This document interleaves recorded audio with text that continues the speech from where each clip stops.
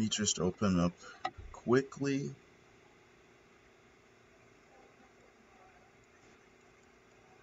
Nani, dude?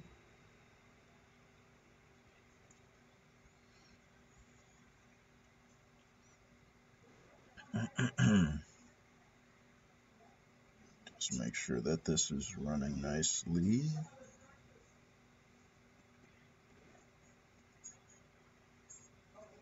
There we go. So, hello. From last stream, I was like, we should probably add in like a boss fight or something. Trouble is that we've got to generate it. And I was kind of cooking on it. I was just like, yeah, so this is going to take probably longer than what I imagined. So we're just going to kind of like go about it that way. Is this stream, there's probably going to be a second part to creating the boss fight and stuff.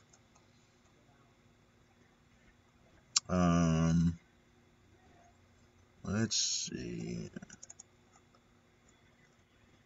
I guess that's just kind of how it's going to have to be.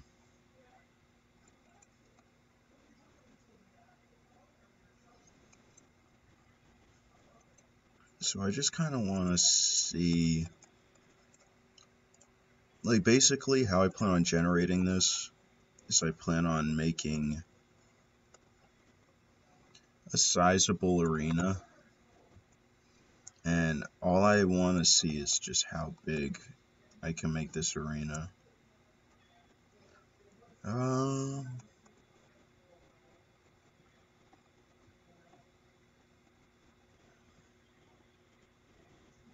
So what if I did like boss arena test?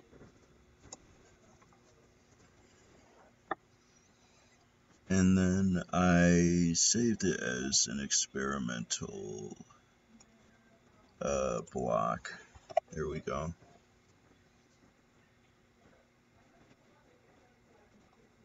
And then I just want to generate.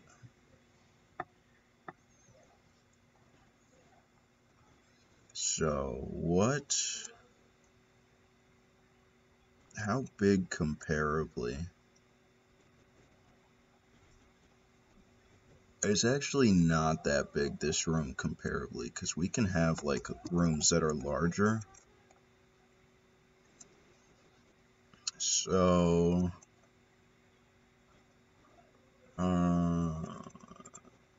scale's 82. What if it was like 100 by like 100?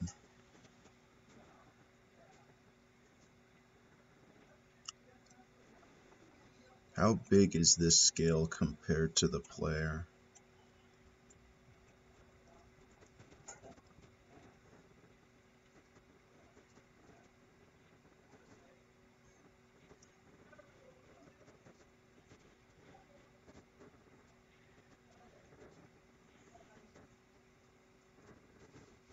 Let me click off so this isn't as laggy.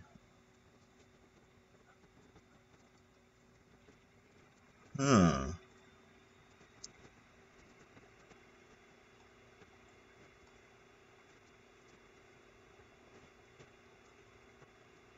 It's not bad. We may allow for that.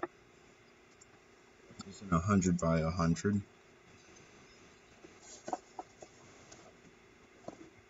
I think that would be best.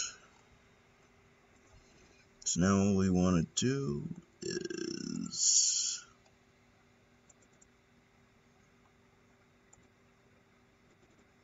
go to this, do an 100x, 100z, save that.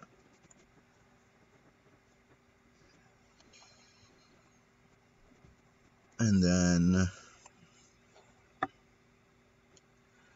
I just want to make a big, like,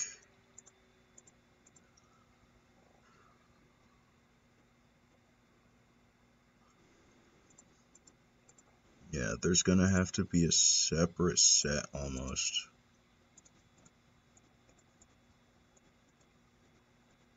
But we'll be able to record it. So this will be called Boss Feeler.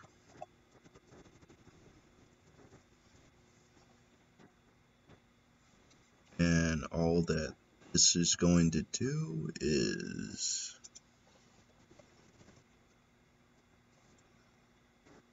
100 by 100 is gigantic for it. But like this is what it would look like.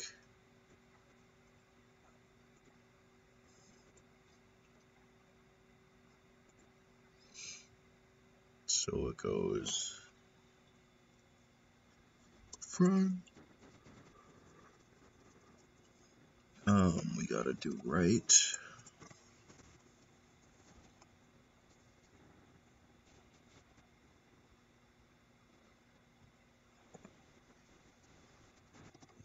Boss feeler right.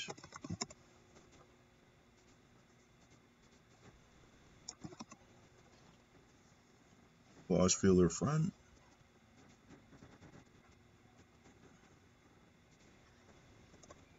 A hundred.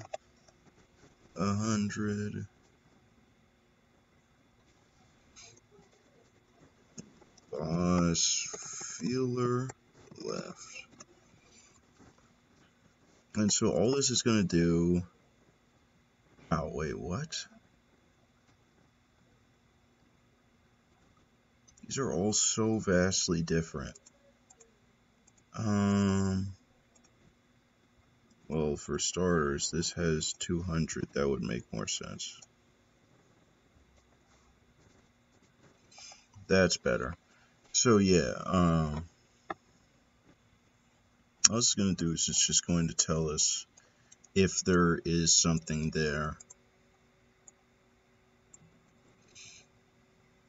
That's literally all that we need to know.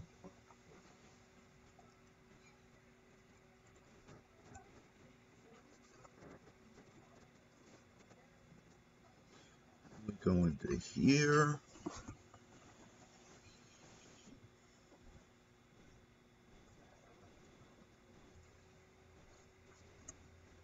Load it on up.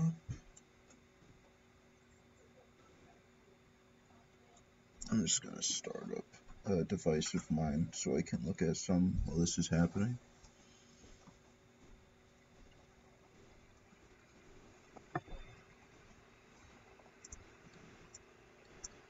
Just so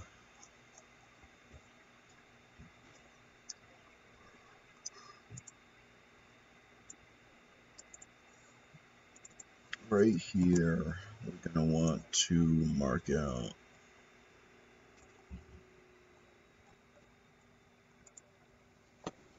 and whatever this is,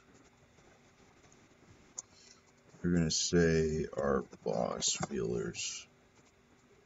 Even though it's not proper camel case, it's fine.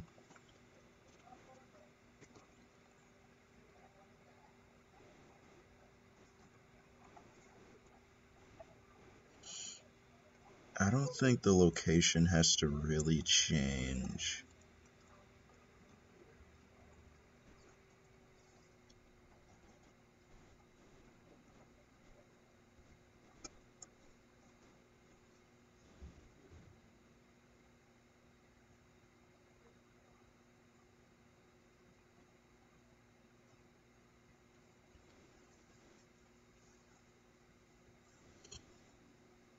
Yeah, because when it's 0. So this is where boss spawn. Otherwise, no boss spawns. That's where that is going to have to be. So this will be the else.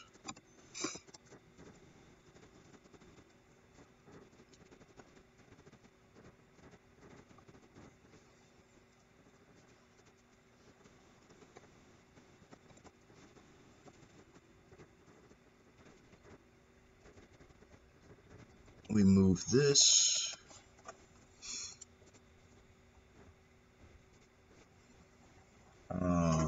We go and we go to,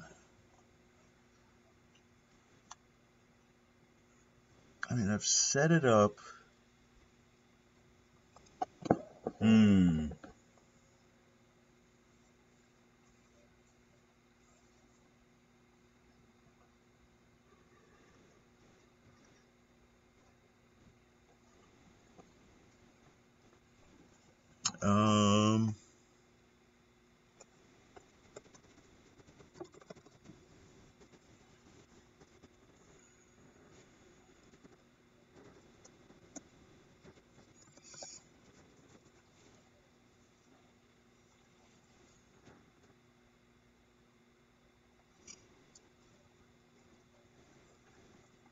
Okay.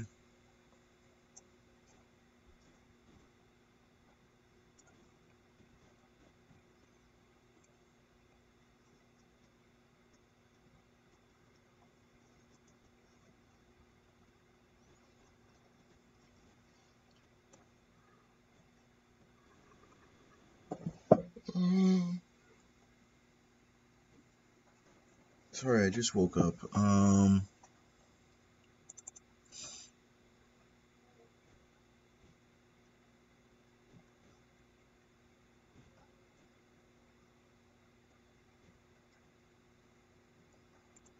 mean, this kind of already is going to decide for us, so we shouldn't have to worry about that.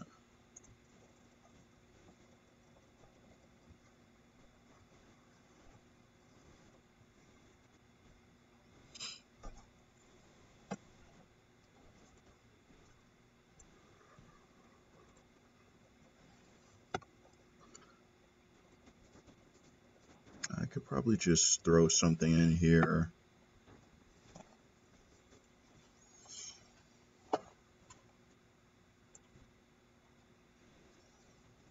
And then for like EX, wow, okay. It could be like this.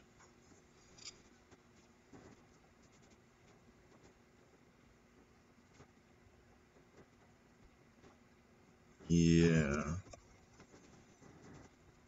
And the Y.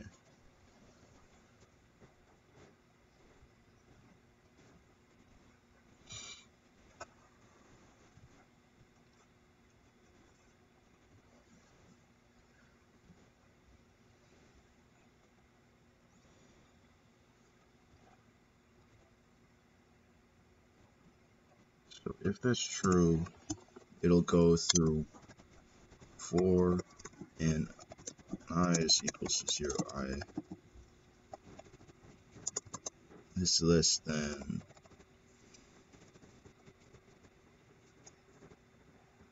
the length, I plus plus, and then the active true. And then we just have to access what the feelers are seeing.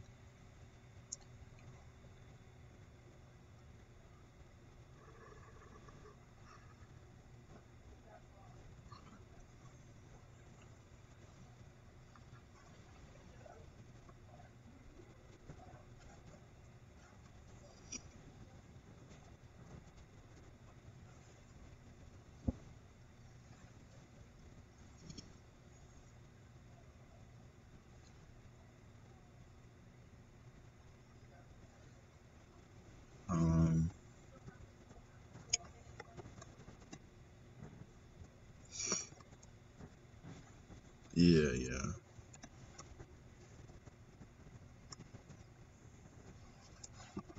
And then I would have to do like, if, no, this would have to happen.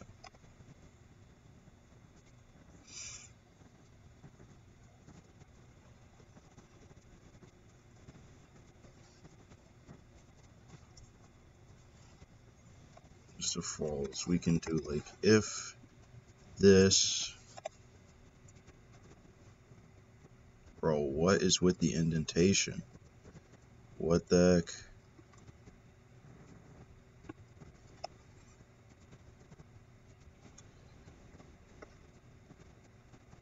If that, then it'll do an if 0 through 5.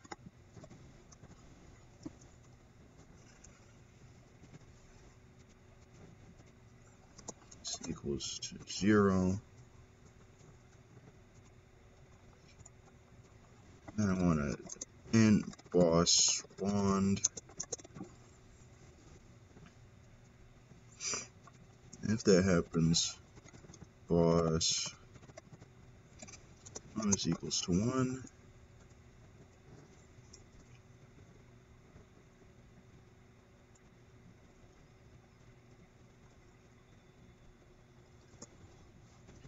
And boss spawned.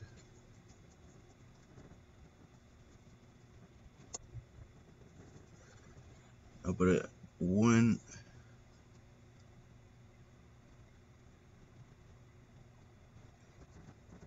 Because technically it goes through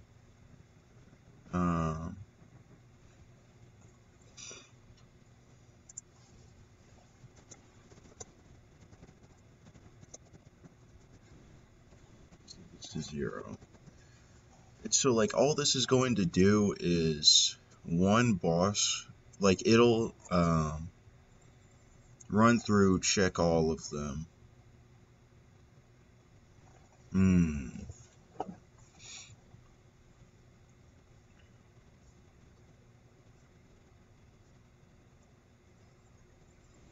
I mean, if not, I'm going to like debug.log here just to see how this would functionally work.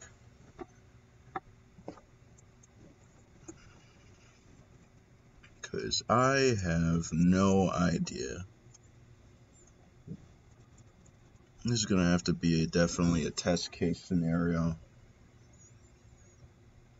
Because I'm trying to process and think about it, but I don't know how it would play into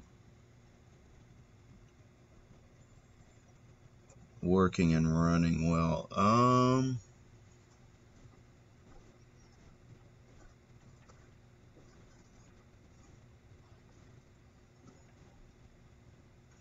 my gosh, every time with this. Give me 1 second.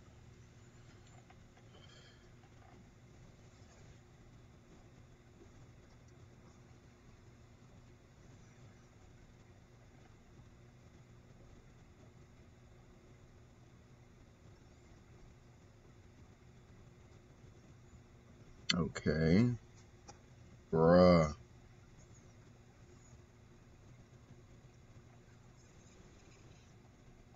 Alright, whatever. I don't know why that's being so specific.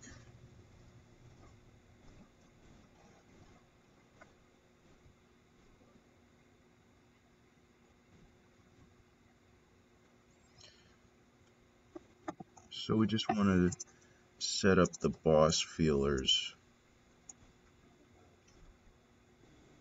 Front. There's right and there's left. Now the only thing that I'm worried about is that it's going to like break.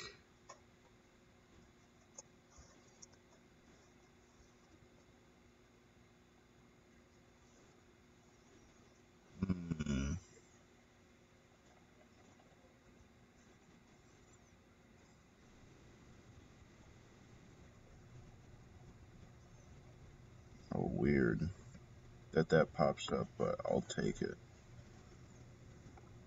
Sorry, it was just on with Twitch.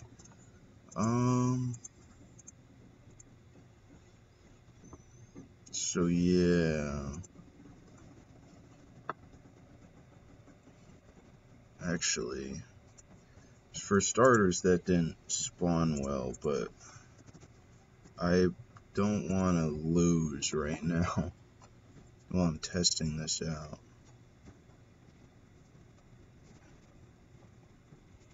Let me click off just to see if this will want to work. There's a glitch that happened there.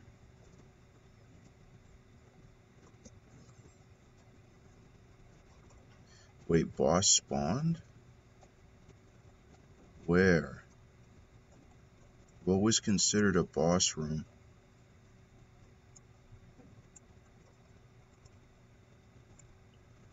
Is this it?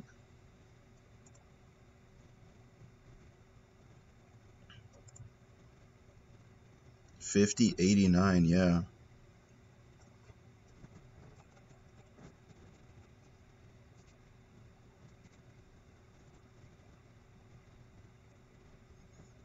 Although, like,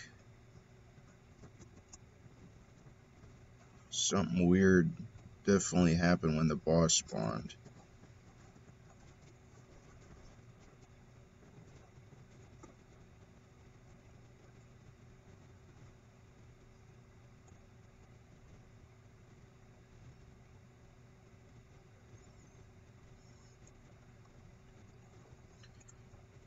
Let me maximize on play and see.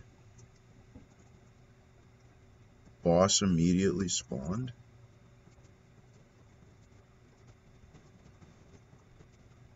Couldn't be.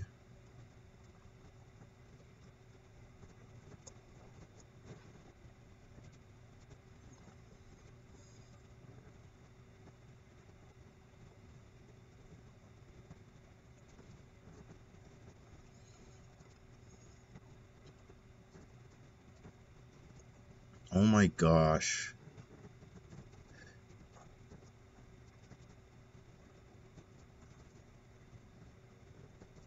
So what I'll do is, first of all, I'll make this a bit harder, but second of all, next I want to grab the material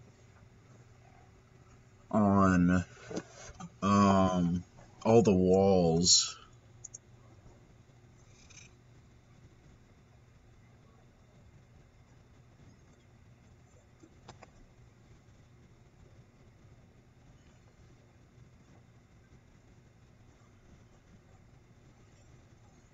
So let me see.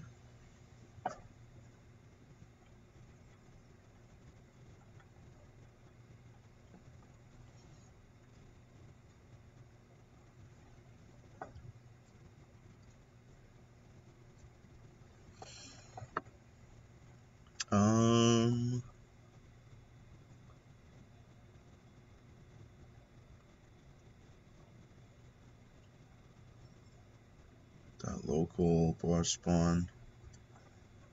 So yeah, I'm just gonna want to grab like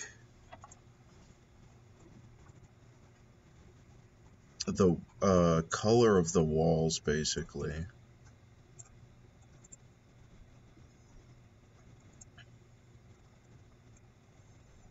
Like this castle brick stuff.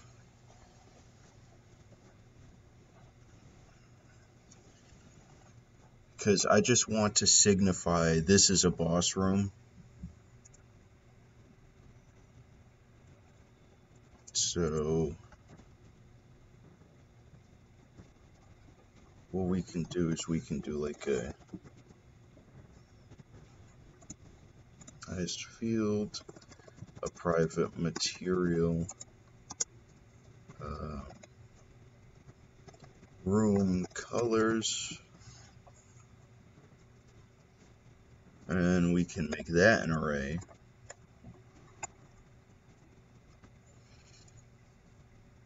And then for now, when this happens, room colors, is equals to 0, I is less than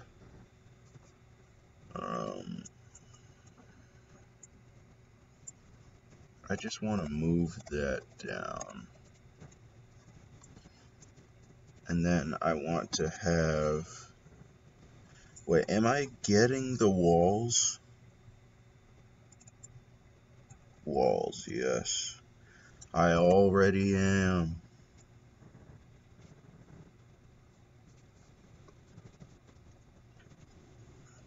I++.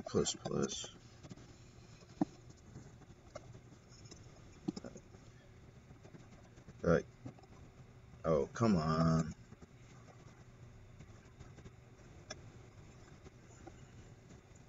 This will have to be J.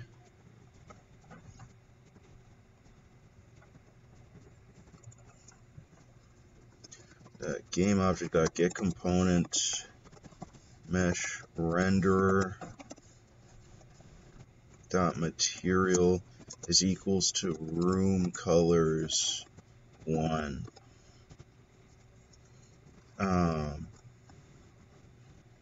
And I can do the same for all the other stuff, like this.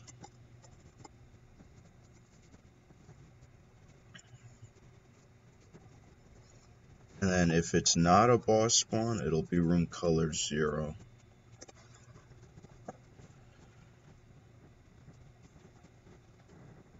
This way, it's just going to basically reset every time. I just need to grab whatever the current room color is, which is Castle Brick 01.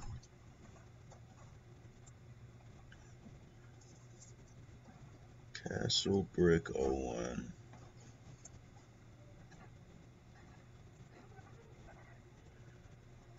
Yeah, nice.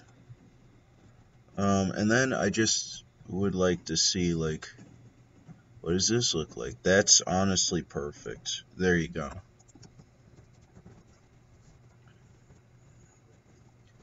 And so now we should know we should know when a boss room is spawned.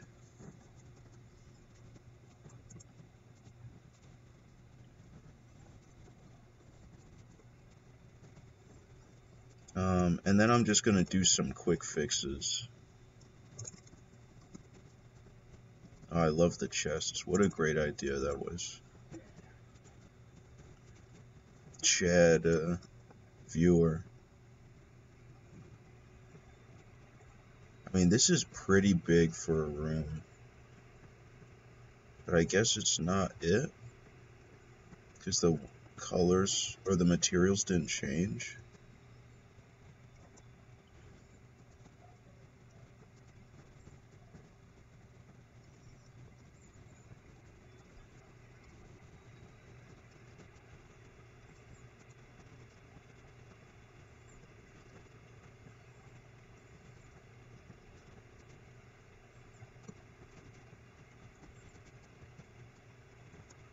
Bro, what is going on? There's like some heavy lag over that way. I mean, so what could be helping to cause this is, first of all, this shouldn't need that, or broken wall. Because that's trying to generate, like, basically, yeah, that's, oh, it actually lights up way better when it's like that. I should still be running the debug, by the way. .log boss spawned. Oops.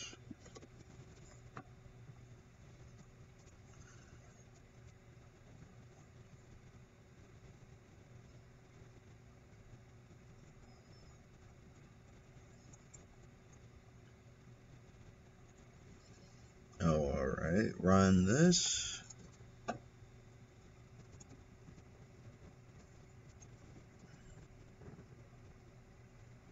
And then tell me when the boss spawns.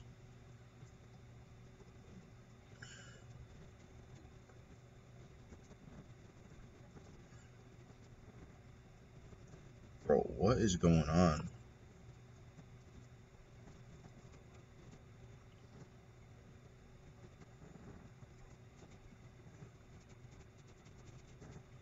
What the heck? Like, the rigid body freaks out at low FPS.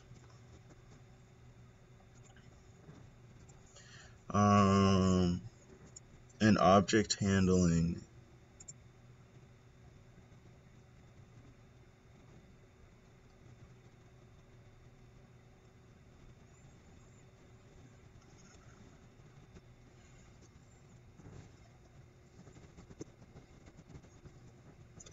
Get component.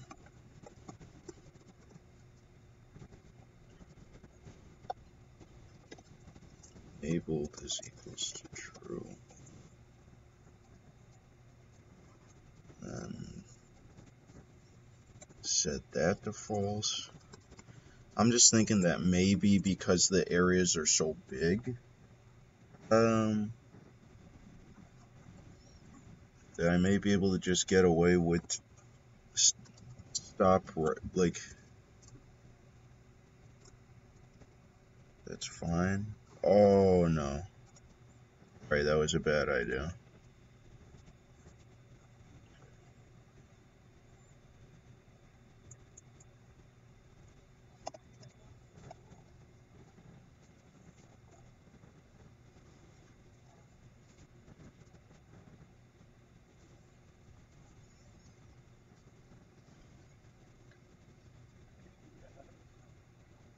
See, I wish. I don't know why the FPS now is taking such a performance hit. It could be this, trying to do like a complex calculation to spawn the boss in. Oh well.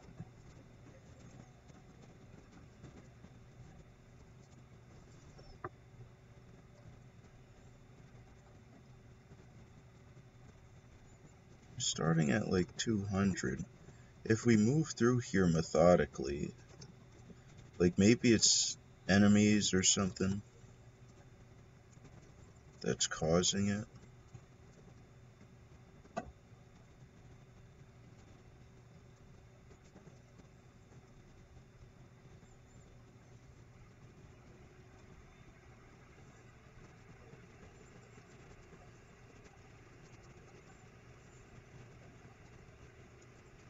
Performance is running fine now.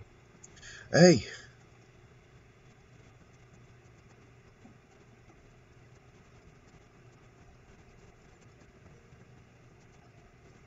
I'm about to get a bunch of health from leveling. Yeah.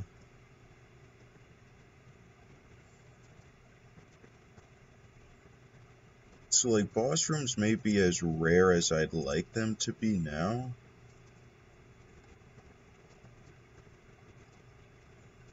But I may have to set it up so that the bosses will... Wait? Oh, weird.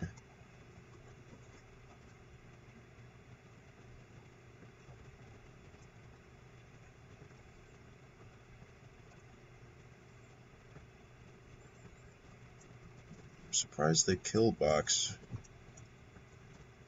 didn't want to grab this.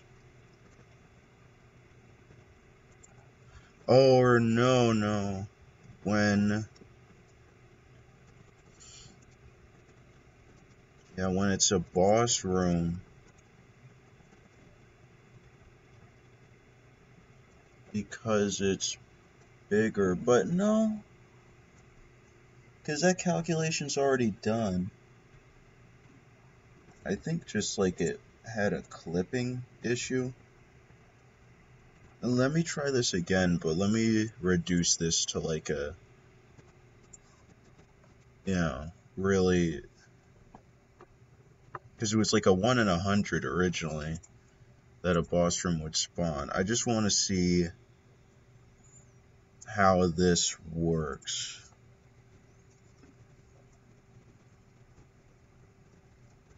Boss spawned already. Okay. Where? Over there?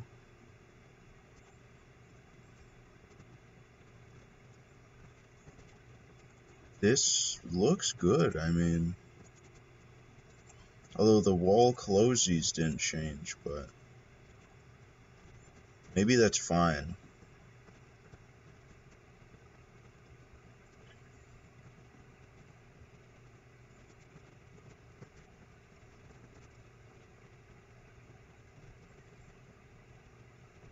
There's a ghost in that chest. So let's see more boss rooms get spawned in. Was that just a coincidence? Yeah, you cannot run around, so enemy handling has gotta be better.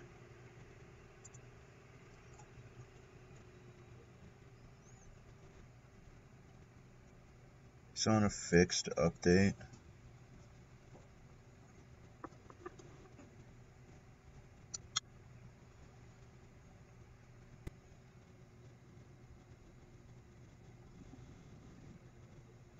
To handle script better. Script? Yeah.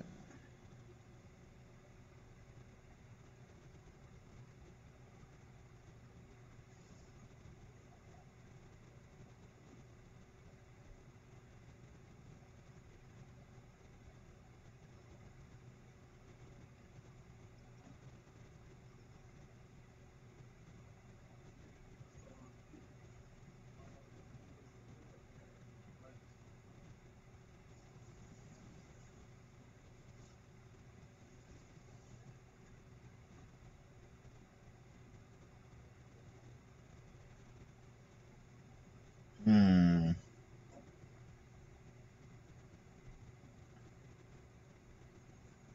The AI is too aggressive otherwise. And I mean, we turn it off when we handle him. And we turn him off. But, I mean,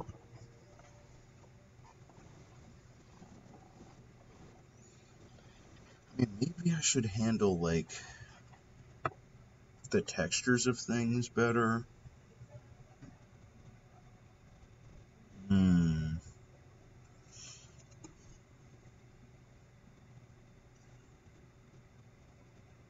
But it shouldn't be there anyways. I know there's some overarching optimization stuff.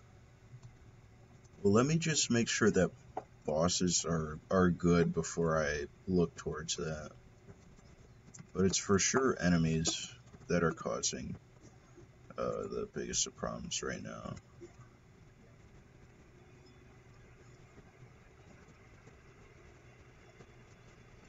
Yeah, this way kind of got screwed up, but unless it came in from another way, which it probably did. Really? I know it's like a 1 in 20 right now for a boss to spawn.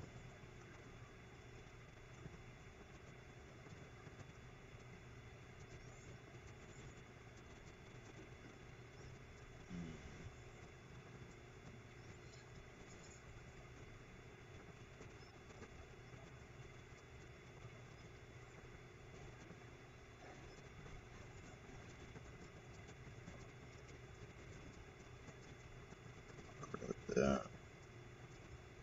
Oh, a boss spawned. Yeah, we're gonna have to make... Let me see if there's an overlap, because the size is not good enough.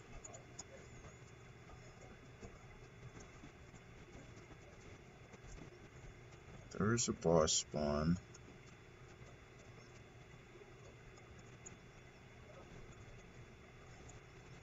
Is this it? That has got to be the boss spawn.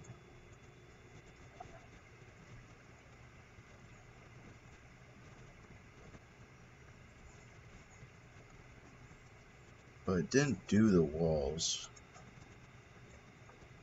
Huh.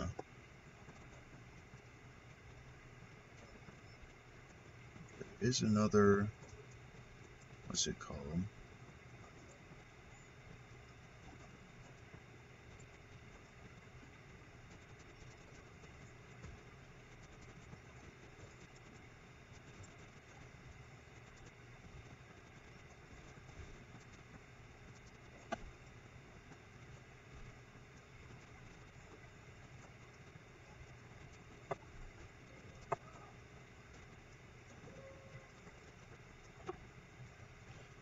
Quick look.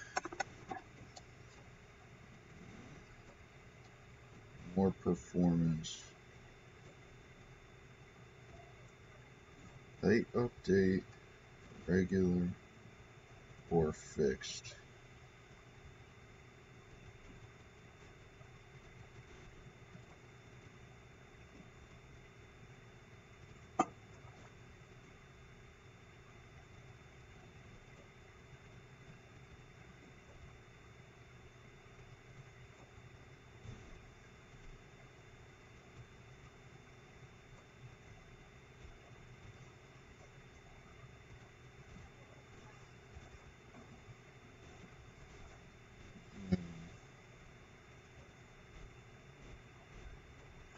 Fixed.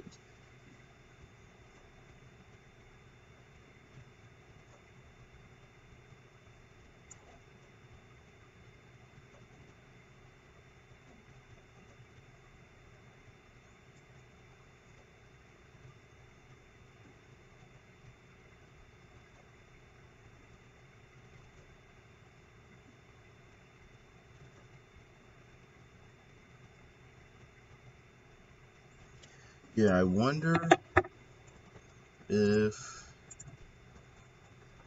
moving the basic enemy to a regular update will increase performance potentially. I know that it shouldn't, but because I think it's just too much processing is going on for enemies.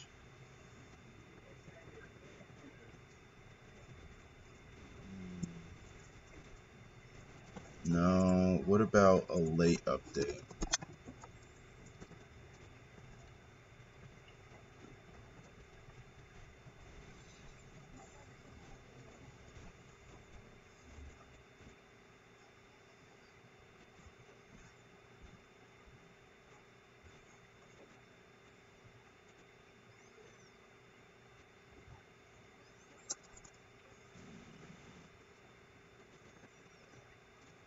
Ooh, definitely not the later update.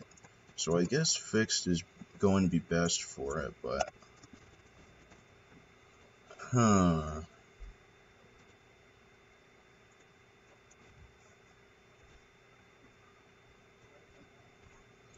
I mean,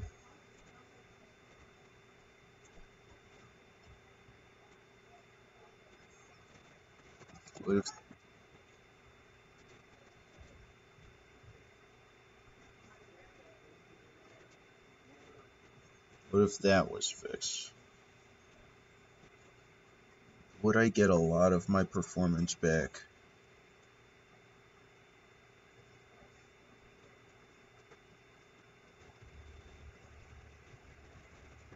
When stuff spawns in, it doesn't like to run.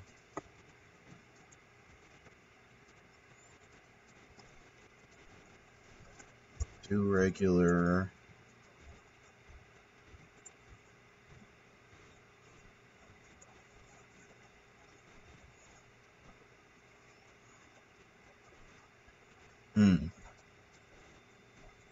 I don't know.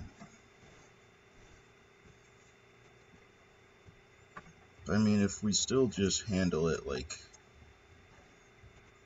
how we've always been handling it, for now we'll be fine, I guess.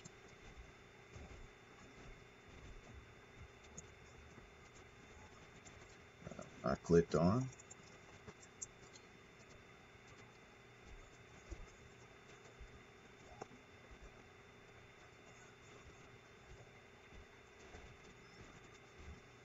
So yeah, we've got a boss. I didn't mean to click.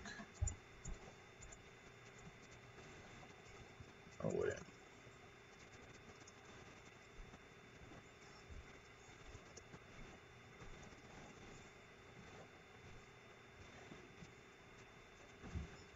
Or is that one the boss?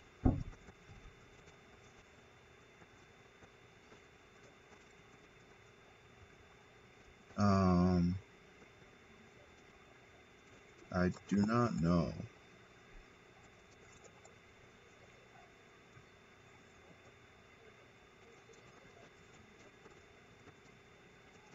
Oh yeah, this would be the boss.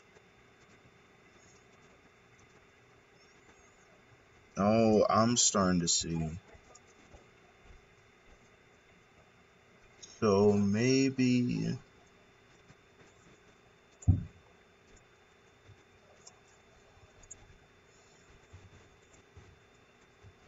when this happens, maybe we do it like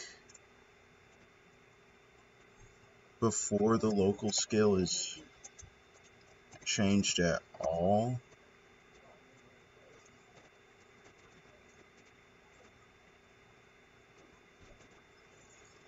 Then maybe it'll change the individual, because I just want the big room to be the boss room. I mean, the room should be already sizable, so I don't know why it's having, like, problems.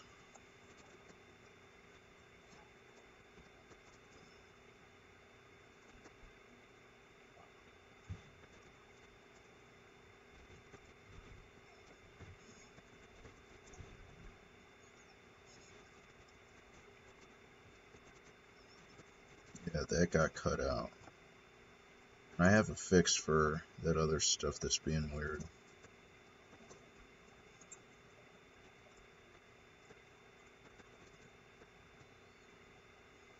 I mean, this FPS is good. I don't understand why it, like, will freak out every now and then. Maybe there's just too many enemy spawns or something.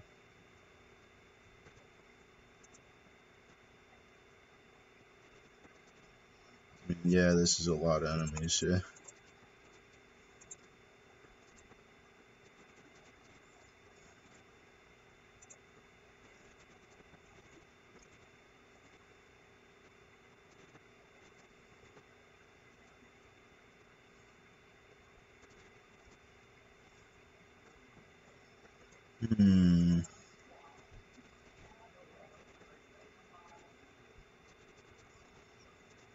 But what's nice is if players are actually handling the enemies,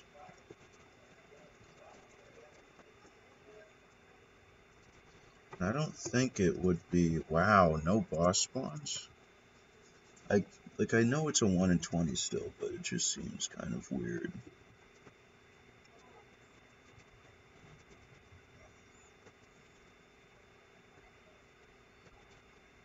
Boss spawn.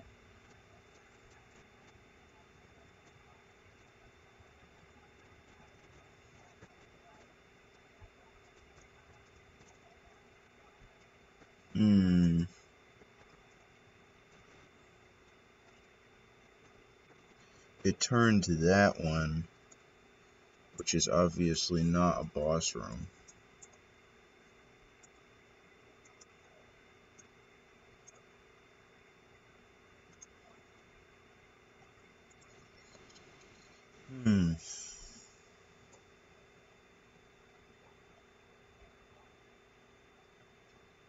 That would be why.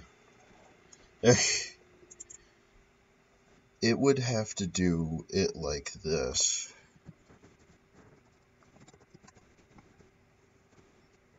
It would have to do spawned dot get component its walls or its size generator, then grab its walls like that, which may be a bit much, but that should always change it. And then this is fine, actually.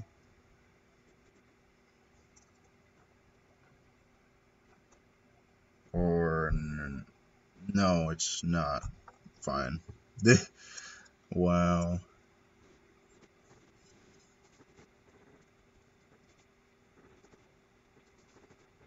Alright. Now, when a boss spawns, the coloring should be fine.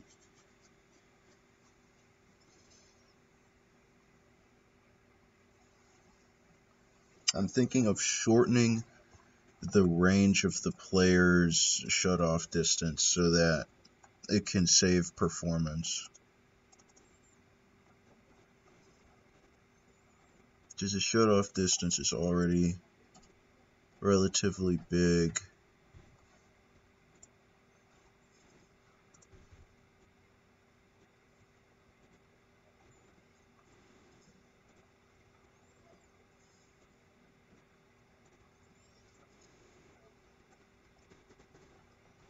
I don't think you should be able to see enemies that are like...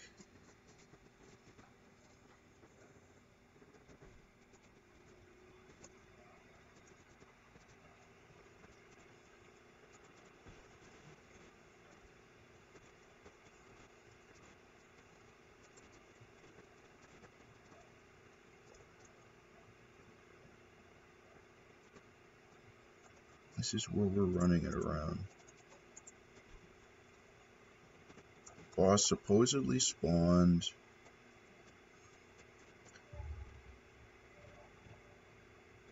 Where and how? I have no idea.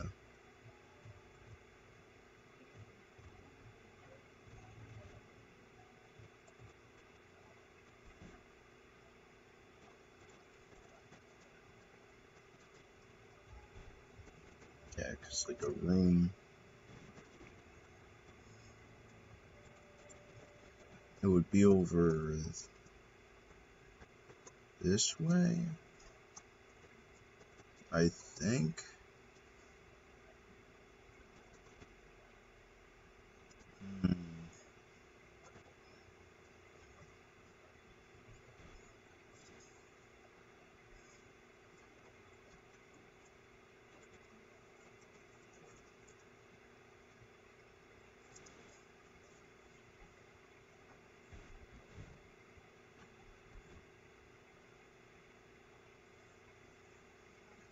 No.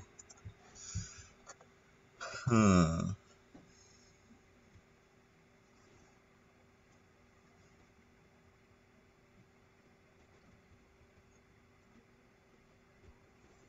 Because that like turns off too much.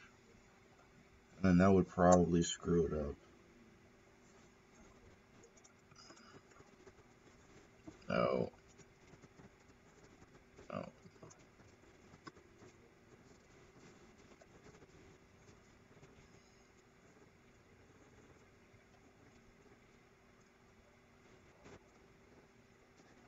Is this straight up the only instance?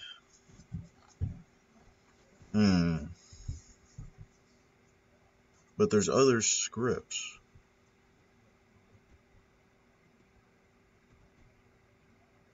Like what I'm thinking of doing is I take everything that's in a current room, what's it called? Put it into like a little space. Oh, hey, how you doing? I'm just trying to get this performance to work now that like boss rooms are spawning and stuff. I'm thinking that I could save performance when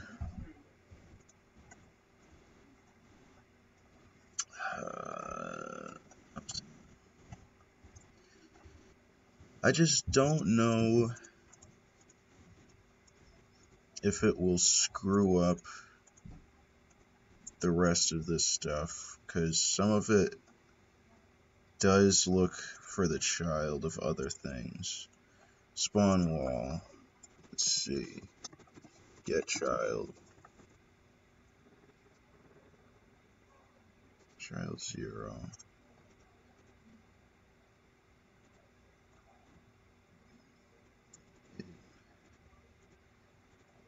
I mean, spawn wall. I just need to know all the scripts that are running in this. Platform destruction. Get child.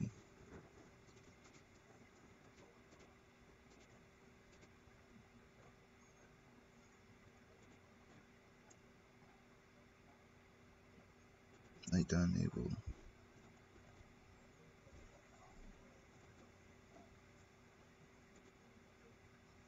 It's the same way, but it just does it for this. How do the feelers feel about it? It may work. Like, if I did, like...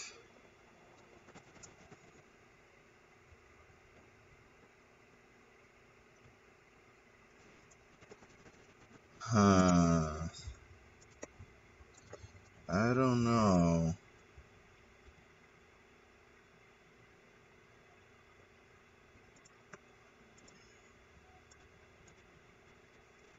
It's just that I would like to take these and put it in there. I would like to take these, put it in there, and then take that and put it in there. Would this generate fine? If it generates fine, it saw nothing. Code still worked for that. If it generates fine, like, everything would be nice.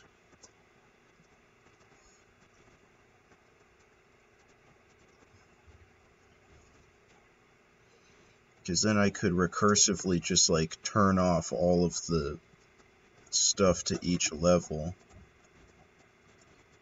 Is it fine? There is a weird, like, overlay there. I don't know. Could be playing with a bit too much fire.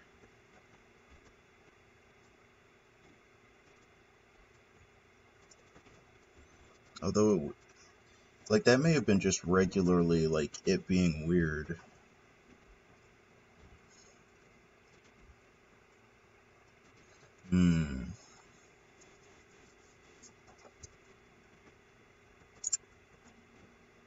Okay. I did not mean to click. Oh no.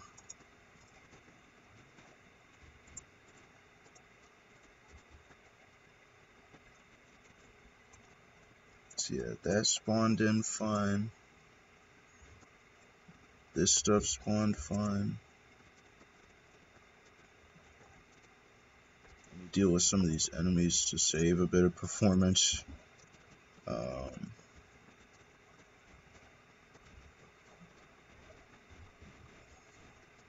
Whoa.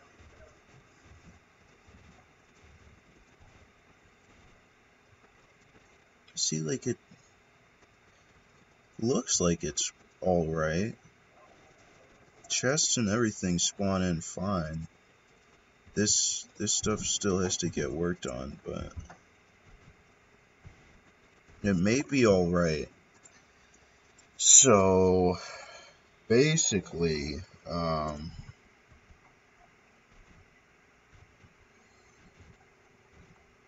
if that is true, then all I have to do is this equals to platform.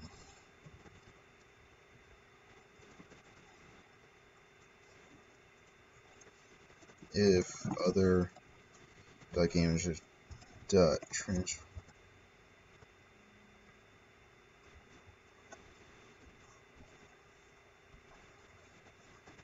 Okay, what about child? Child count is greater than 0.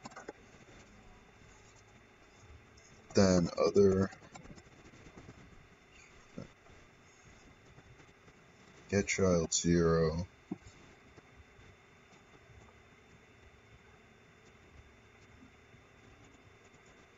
Dot set active. Dot.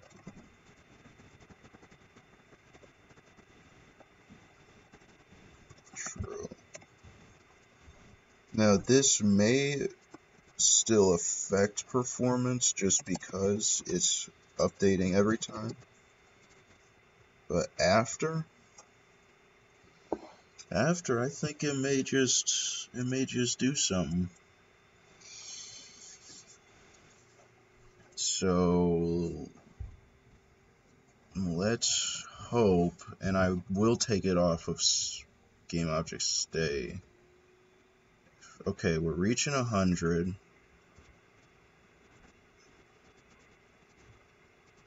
Now, is it running it?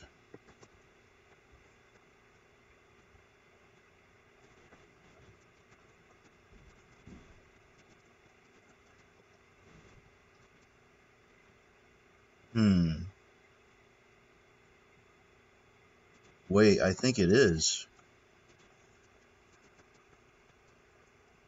Whoa, but if you go back, oh my gosh.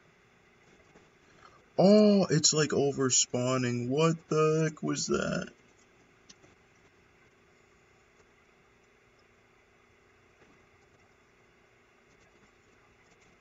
For the little frames, you gotta do a lot of work. I don't know what to say. Only issue with randomizing everything.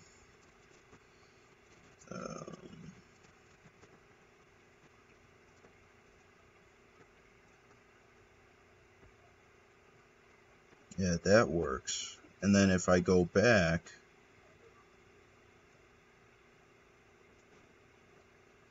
I mean, we're kind of in a weird, stable, I don't know what to call it. Let me max on play and then see how this looks.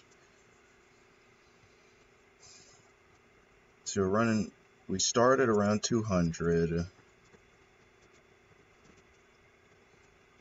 We'll like fight some enemies. Like, I want to have like the natural, how people would be playing this.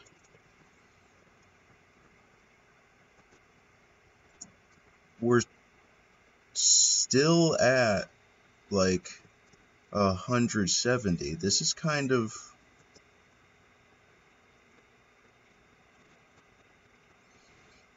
and I could put like a bit of fog because it's, wow. Boss room. I'll change the height of stuff as well when the boss room spawns in. So like it has like the height of what a boss room would be like. And then I will get rid of these gaps. Hello. Yo.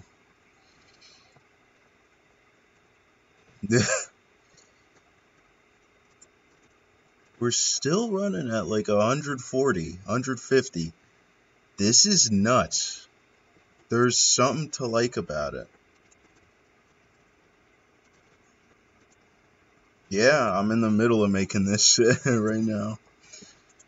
Another boss room spawned. Oh, come on. Yeah, this is my Baldur's Gate 3 clone. Although, like, enemy AI is kind of, like, whacked out right now. Weird. Although now it's, yeah, like, it's an infinite generating dungeon. Where, like, this is like a trap. You can kind of see it, but it's, like, shooting at me and stuff. I'm trying to put in bosses right now. It's weird. Like, they're not finding the target, the enemies. Like, this is going to be a boss room. I'm still trying to fix some stuff up for it, but we go back to like 130, 140. That's nuts.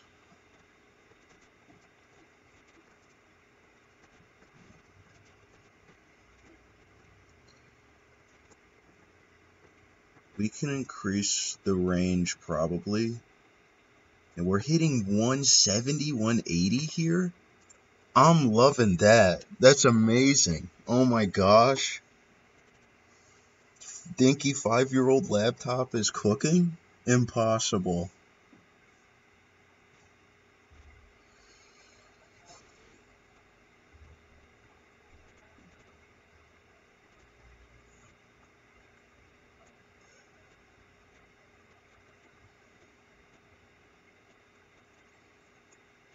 What I'm trying to do here is I'm trying to make it so that when I've got things working, although let me make sure I'm not too far.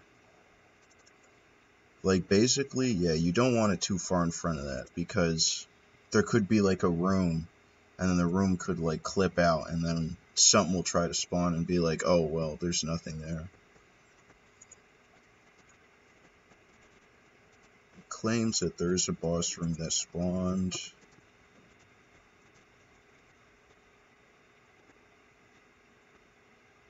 I know there's a room over there.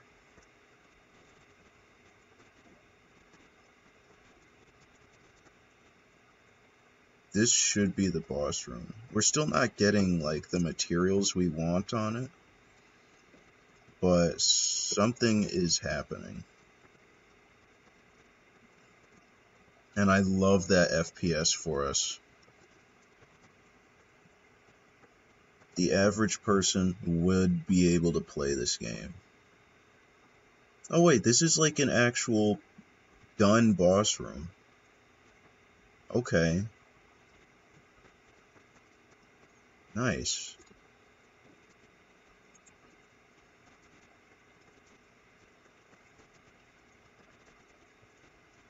So maybe boss rooms are just subjective, I guess, on the materials that they receive. They actually may just be able to build the boss now, and it may actually be just a one-stream thing.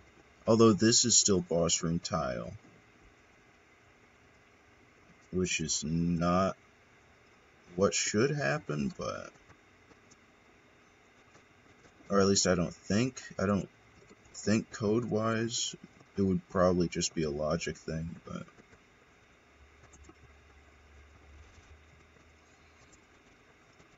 Well, I mean, now that that is looking insane for frames, I mean, like, I'm really liking how that's looking.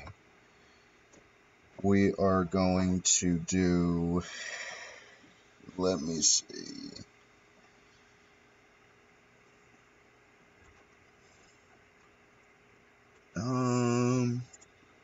Whoa, what is going on here? Sorry, that it's weird.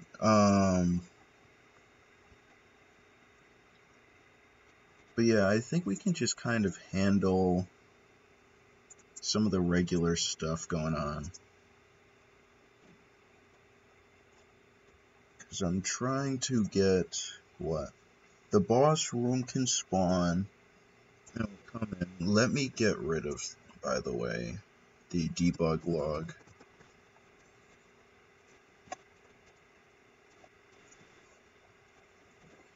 Boss room will spawn. It'll get this stuff with it.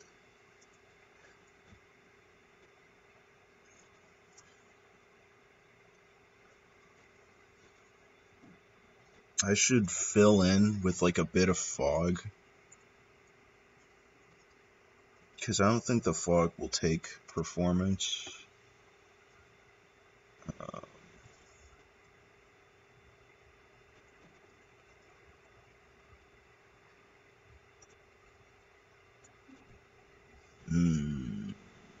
No, there should be like a skybox thing.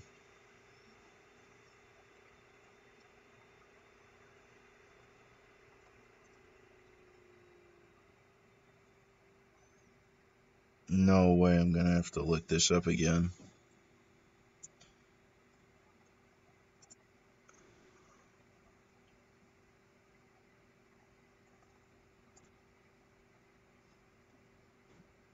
They'll never move as static. Oh yeah.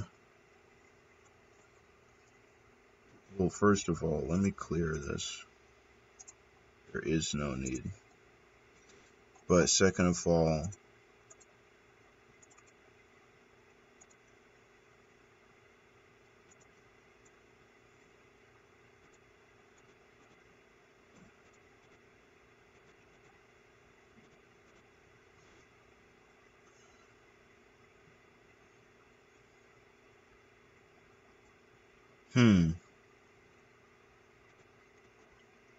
I know there's more that we can do and save even more. Imagine if this was like a 200 FPS game. Have the chance to... It could be the biggest game, but run like the best. It would be amazing. I guess... Let me look it up again. How to add fog in Unity.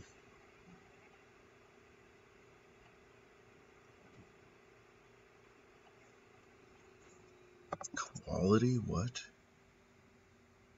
I totally forget.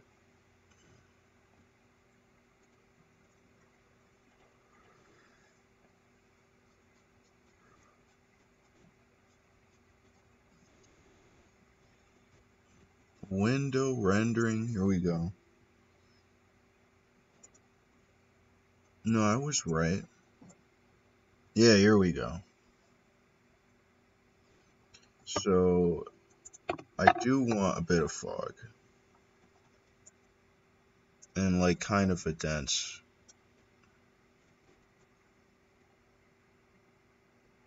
I mean, I don't know.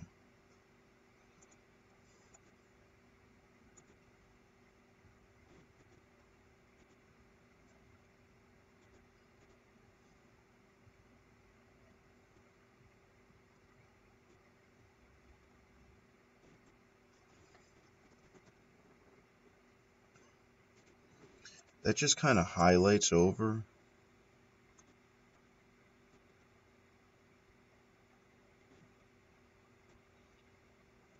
You can try it like that.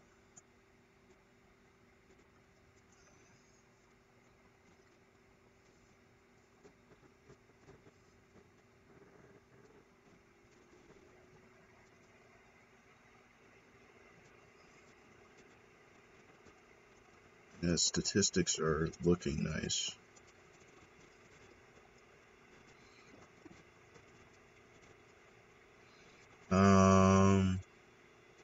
What is it when it's like this? Because this is like the realest fog we can get right now.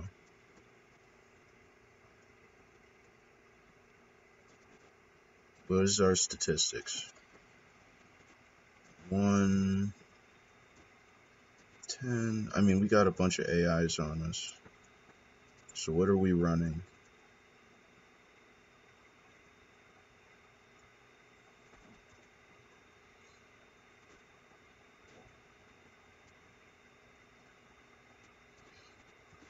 .021.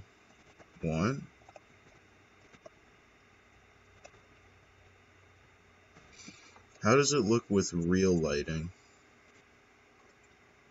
at 0.02?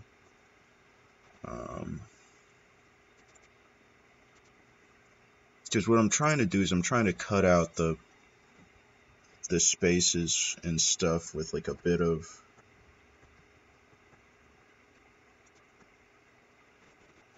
Alright, it didn't give me a nice generation.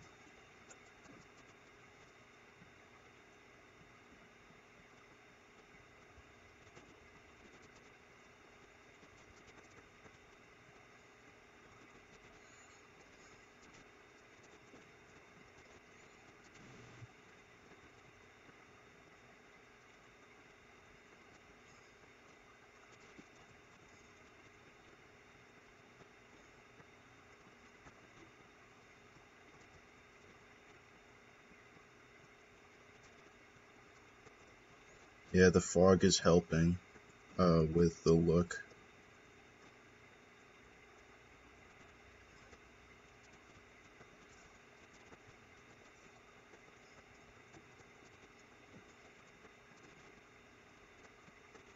but it kind of gives like a gray hue over a lot of stuff, but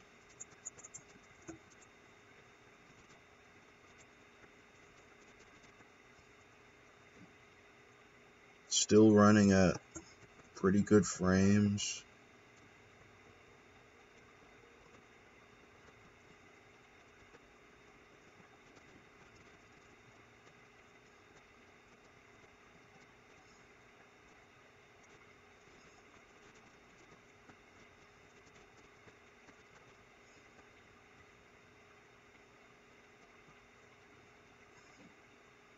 Was this like 2 boss rooms in one? Oh my gosh.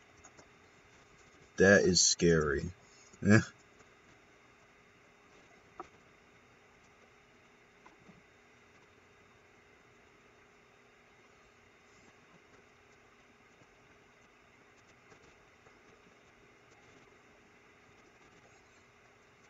then all I want to see is the player's individual torch being brighter than the rest, kind of.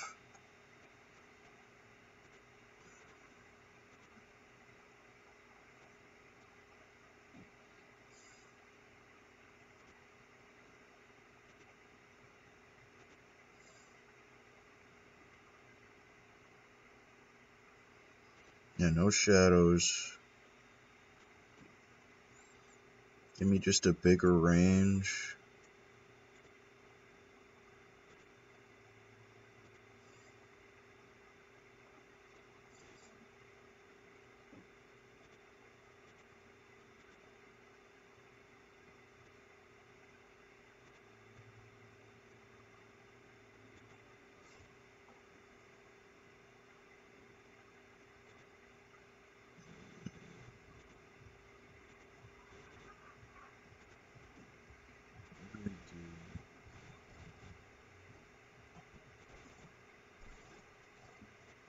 There we go.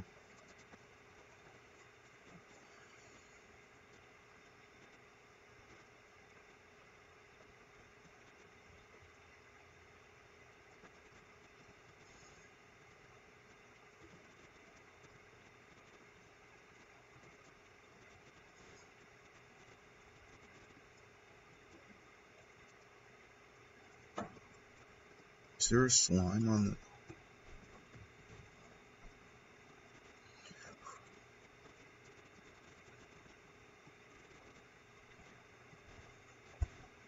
Because of the enhanced lighting, we do hit a bit of frames.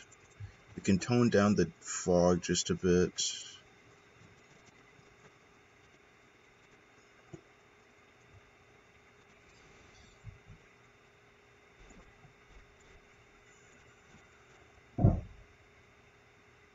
Oh, wait a minute.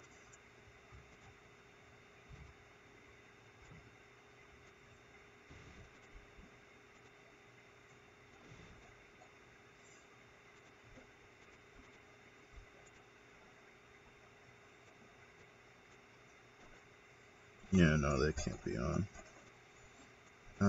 I want to change the...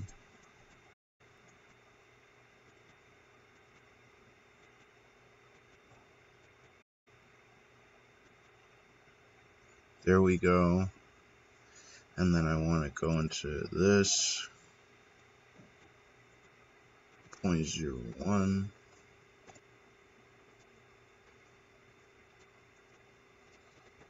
Okay. Maybe now it will kind of... Yeah, fog to be atmospheric. Darken up the areas around. At 150, that's gold.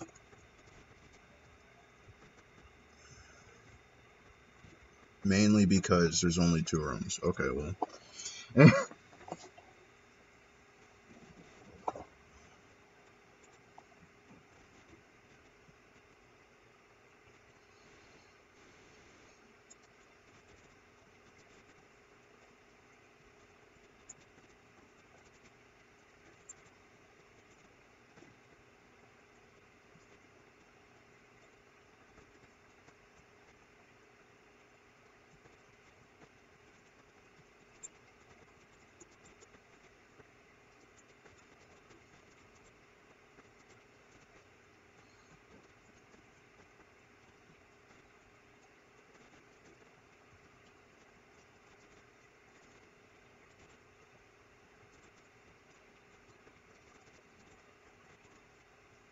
Nice.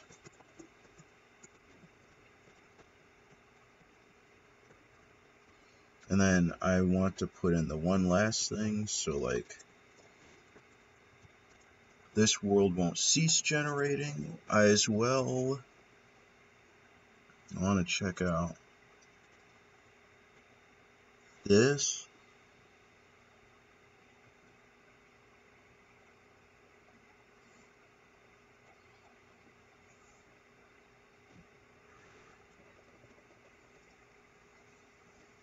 Hmm.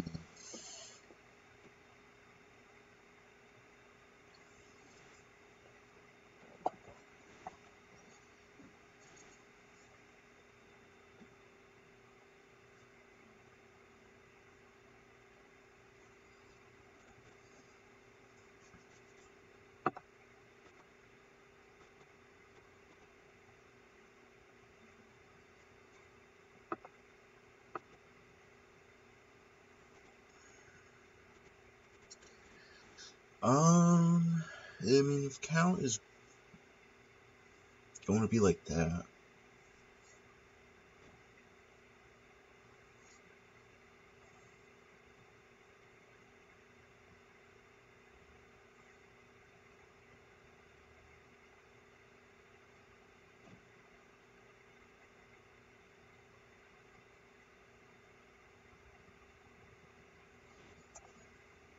Can I do, by the way, like that? Yeah. No.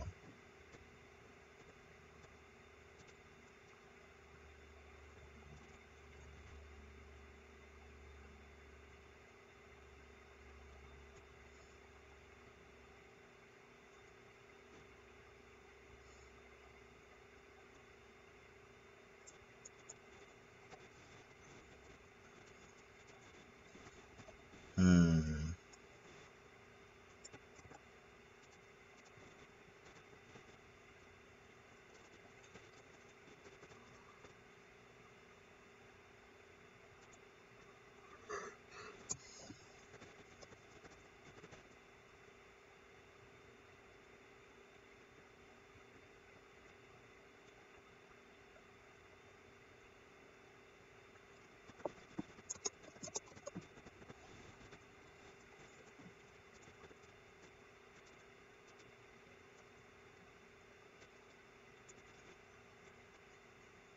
I'm just imagining. This is just what turns off the walls, the four walls, and basically I'm trying to decide, or trying to decipher if it would just work when spawning them in, that it would be like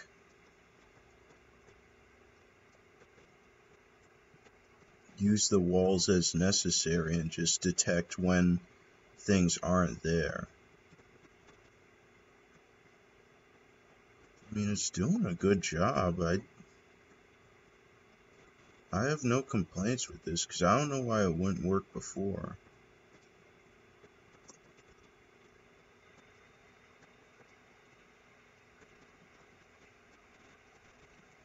No, this seems good.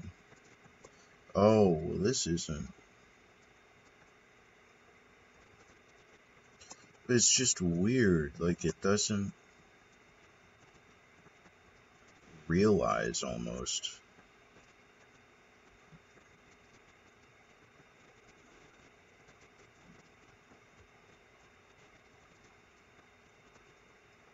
Hmm.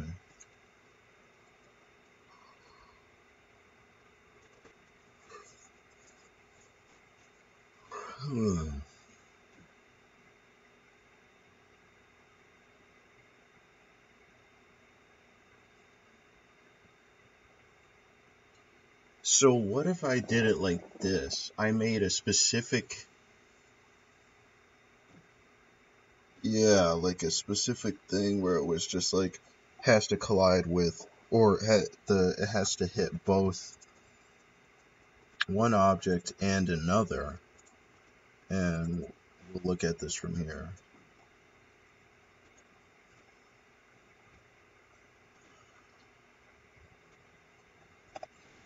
So what if it was like, and Oh, wait.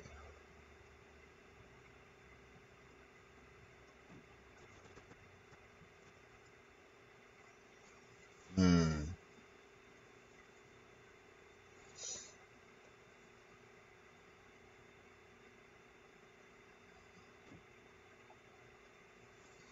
It's just like it needs to know.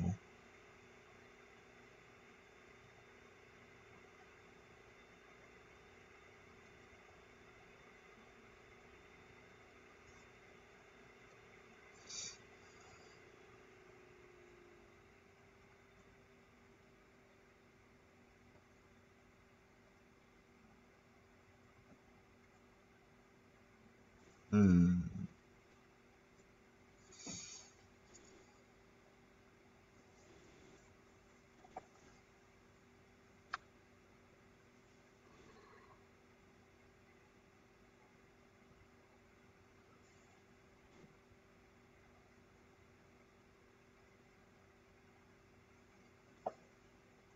Because it spawns it.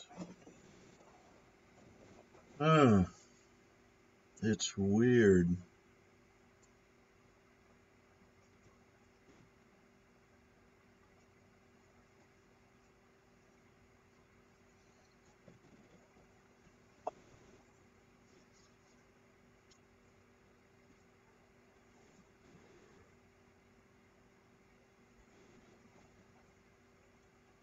Like, I guess.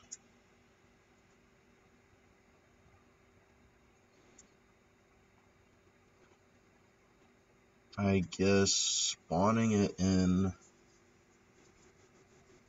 Ah, just why is it so weird?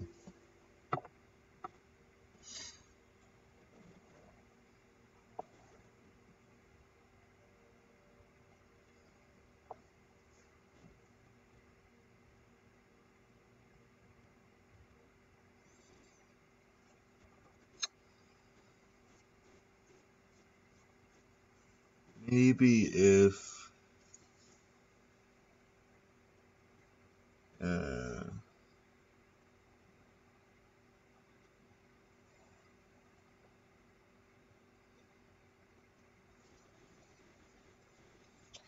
it's just like it. I need this to almost like blip over and over again.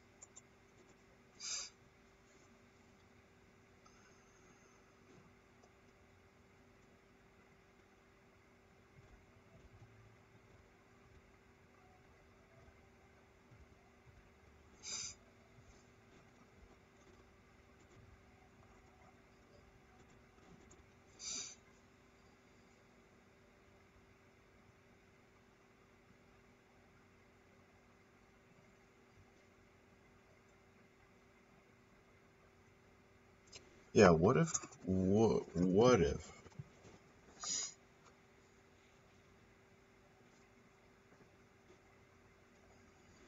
I did it like this?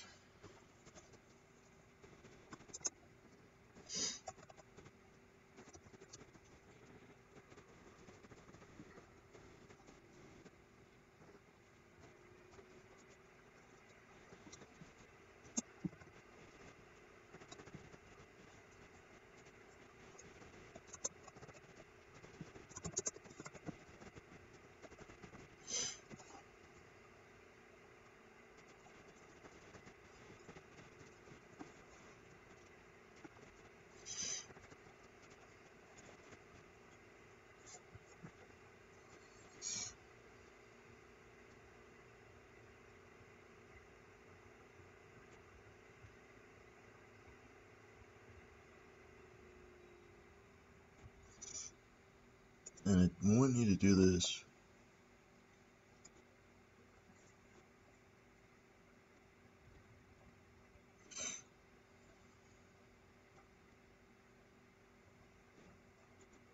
Ah, but it would need to check every time. I don't want to run update for all of them. So that basically.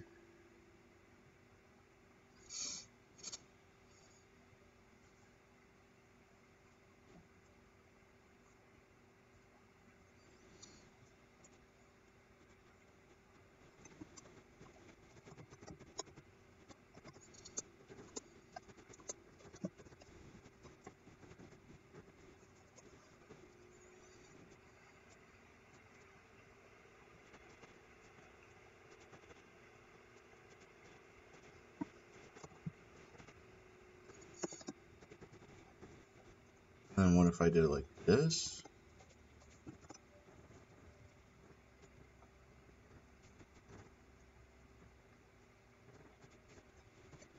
And then if I did it like this, so look at all the collisions.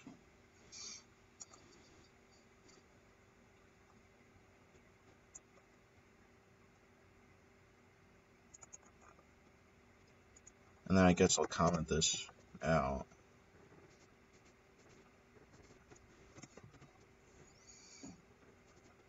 What? Oh.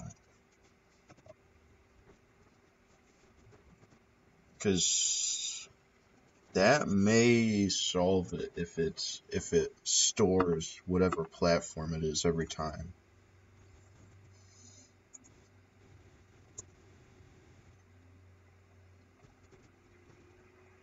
Let's just see if I can run into it now.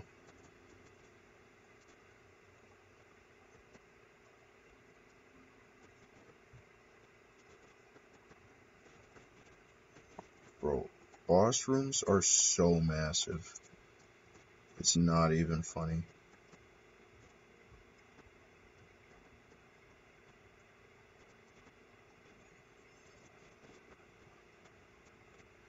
I mean, I'm not seeing a problem, but like if I extend out the generation, maybe we run into one. This is just a nice small little room here. Wait, there's too many enemies? Ah, too many enemies.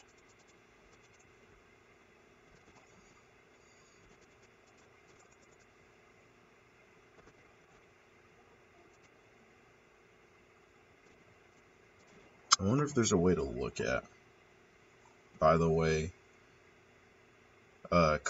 your current frame rate. Because that would be funny if you could just it would be funny if you could just access it and then just cull all the enemies if it starts getting bad at a certain point, so the rigid bodies don't freak out. Although it would be such an exploit if you had like bad, I guess, a bad computer or something. What just happened?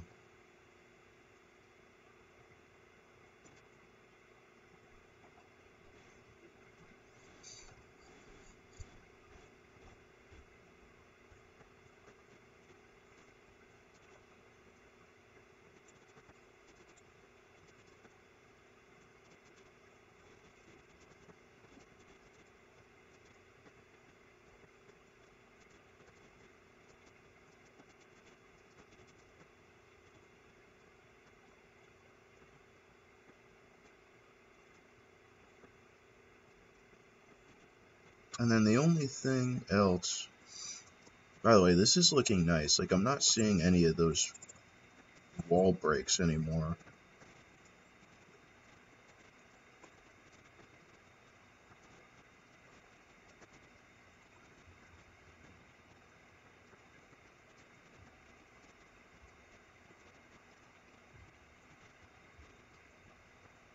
Like, I'm liking how this is looking.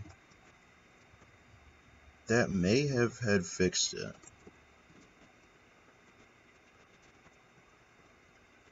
Although you can easily feel a performance drop when enemies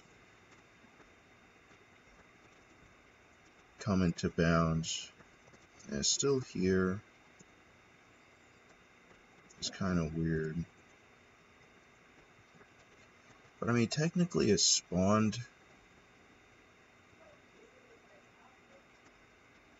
correctly.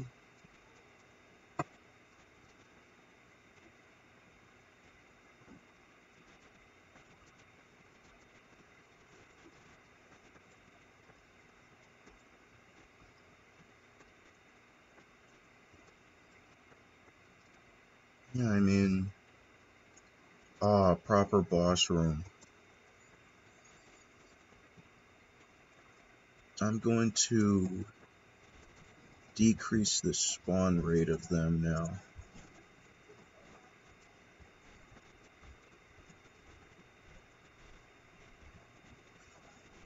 Although,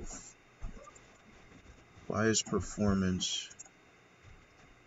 I think there's a point at which, like, a boss room is too big, and it's affecting frame rate. That's gotta be what it is, so... I'm gonna say 75 now for these.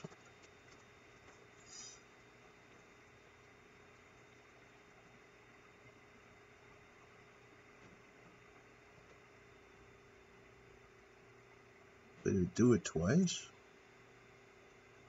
I don't know why I had 2. Yeah, no.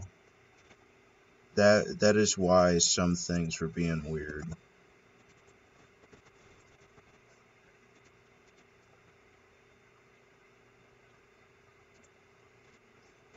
Yeah. That should clear that up. Let me get rid of reflections on some of the other materials as well. Like, that doesn't need reflecting. Is there any other, like, concurrent reflecting materials? Doesn't need it.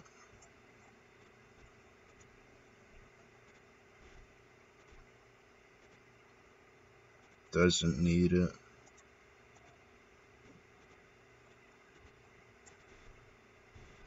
Yeah, that's a torch. That really doesn't need that.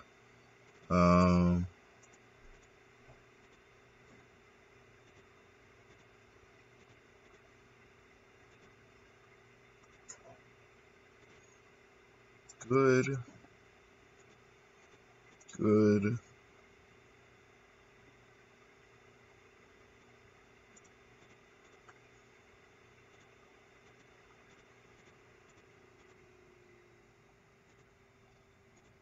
Yeah, that shouldn't already.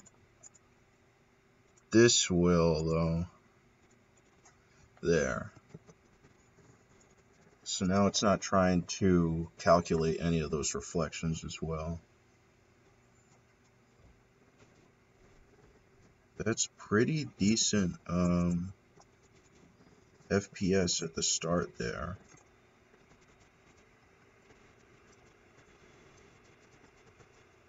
And boss rooms should only be there should only be those giant rooms when it's an actual boss room. Which means that the chance is still pretty low as well.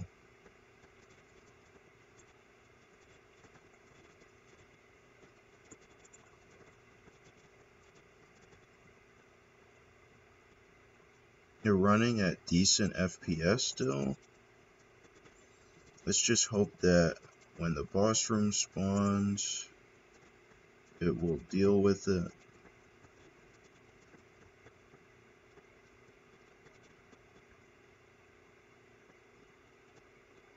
Yeah, no breaks. It's become quite stable, this game. I'm quite astonished.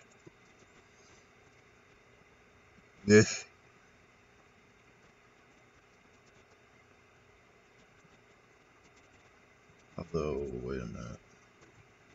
There is like a weird performance drop or something going on here.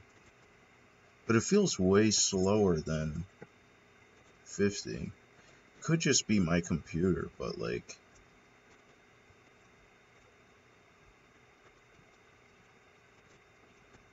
Unless a boss room spawned.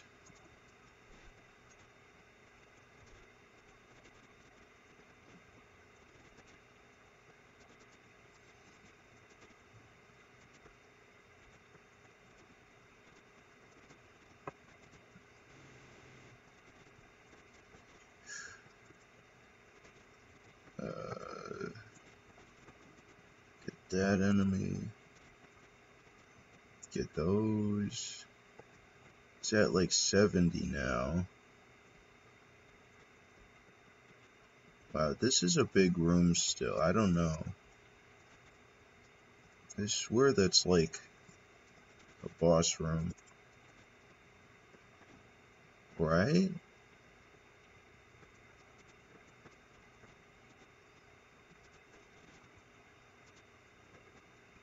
Turns all that off. I may be able to handle turning off.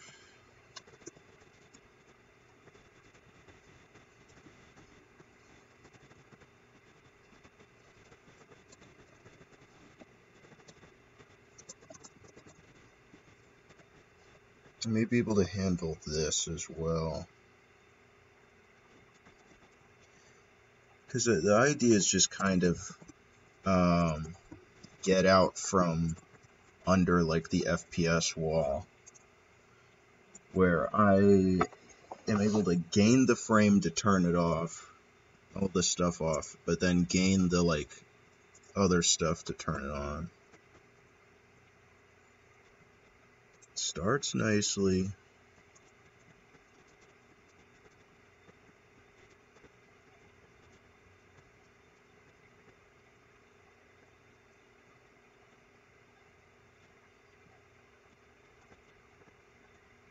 Yeah.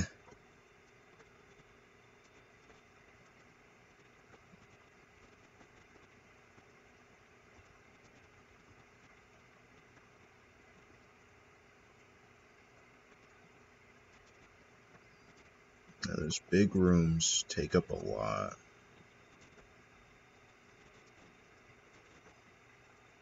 You know what I can do is I can lower the player's distance again.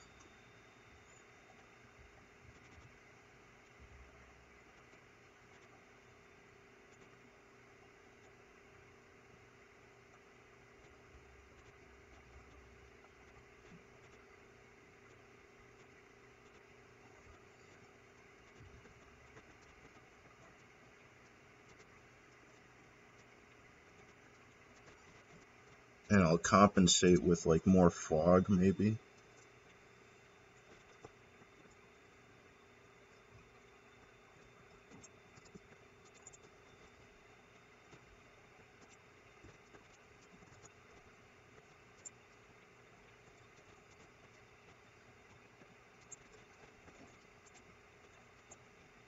Interesting. We're at 160.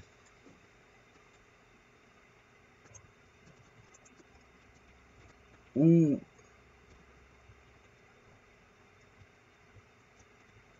So that's good to know, is that you could get kicked out. Or kicked out from under. Well, for starters, this I feel like should be a sphere collider.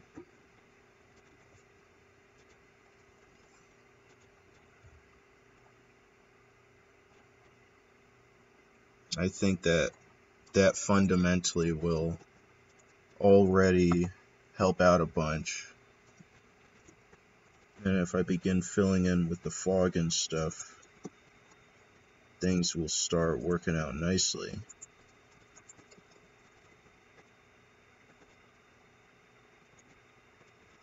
Yeah, what are we looking at? At 120, 30?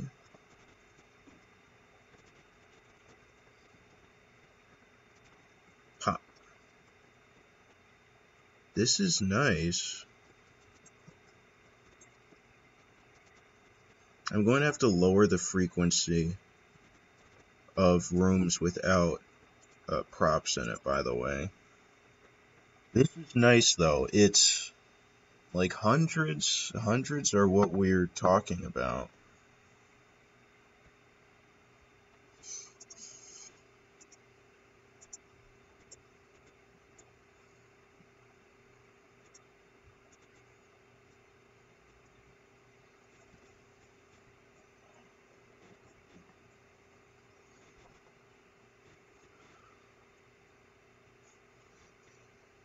Like, enemy spawns are kind of fine.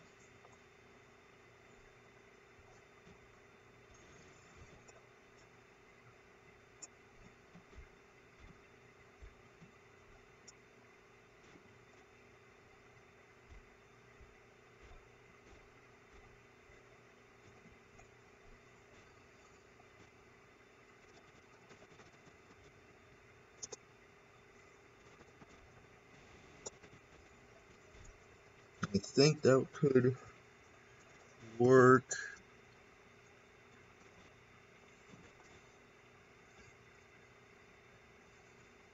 But there'll be a prop per thing. So no.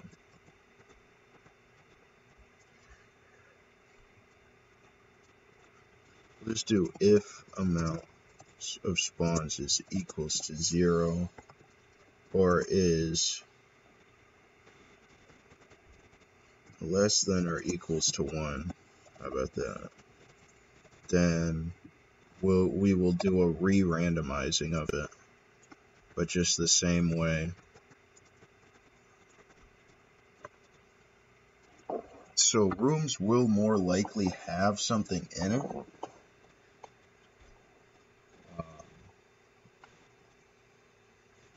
We can like lower the frequency.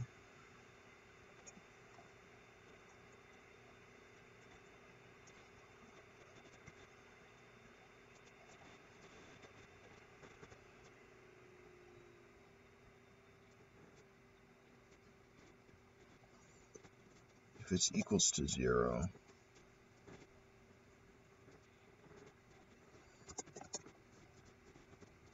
That should be good. So rooms will have something in it, most likely.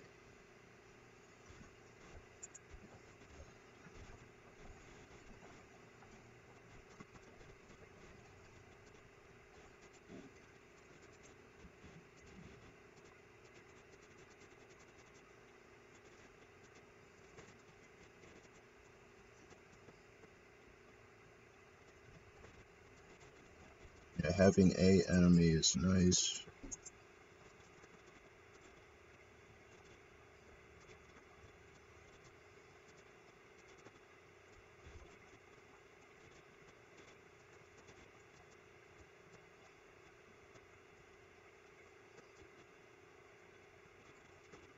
Oh, there was an enemy hiding.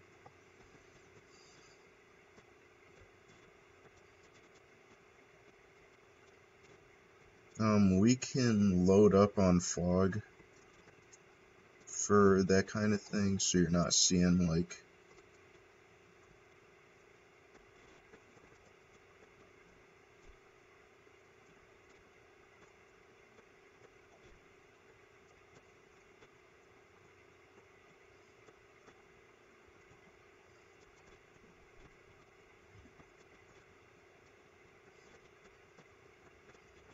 that's interesting how there's 2 different renderers going on.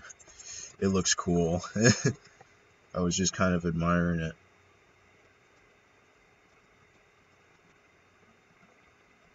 And still, the fact that they randomized with nothing, I think is fine, honestly. Yeah, have something here. It feels like a lot of rooms with nothing.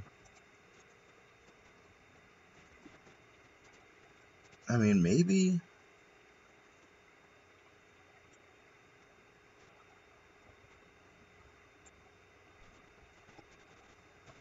I make it even harder.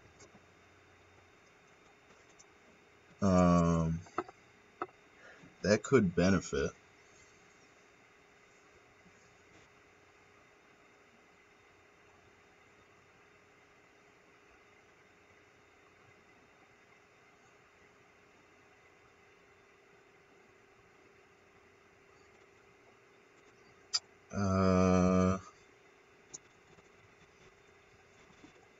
Oh yeah, let me increase fog again by like 0.01.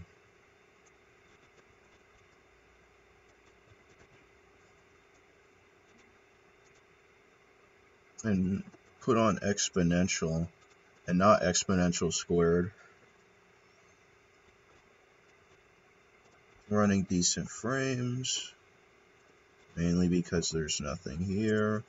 Let me look at real lighting as well, so I'm not overestimating.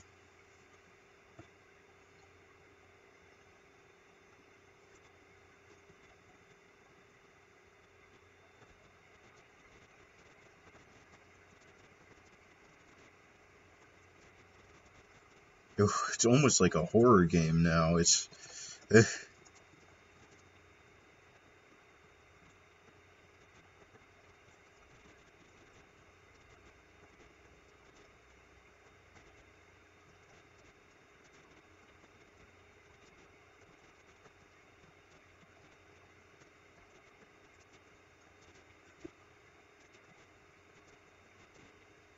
ow.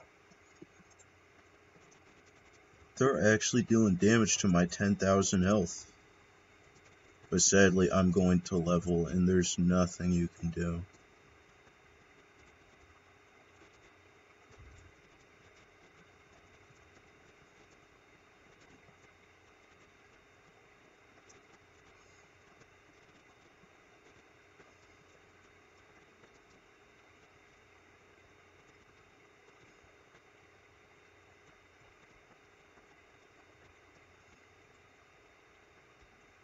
See, it's like strange, because I swear... No, wait, this is the boss room texture.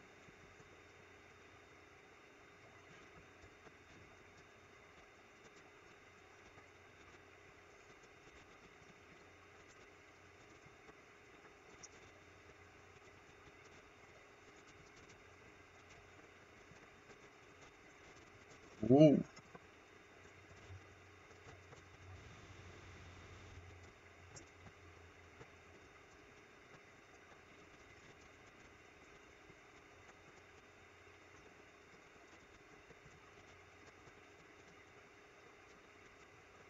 There's a slight bit of an overlap there.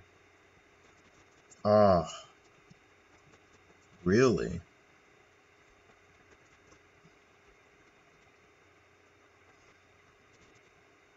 I was doing so well. I think that it's off, though, because of the overlap that happened, maybe. Because we haven't seen anything like that before.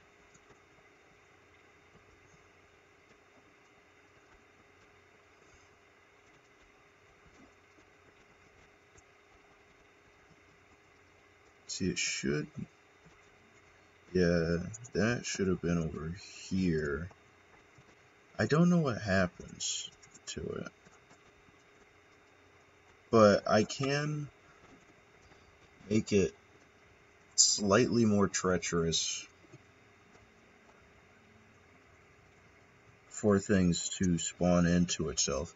Because otherwise, I think it would have just deleted if it naturally was handled. And then just been like, there's no way to go here. So...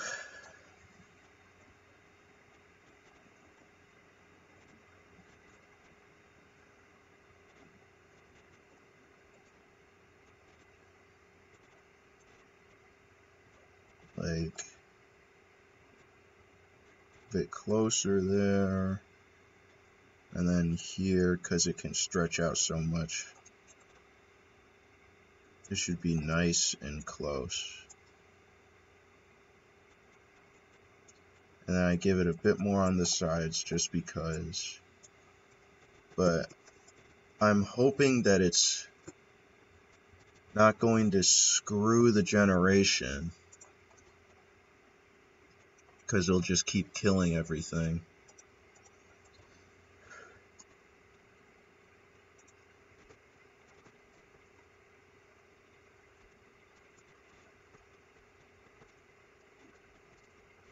Whoa, what is with the lag? It's because the amount of, like, enemies in the area? Probably. It's probably why.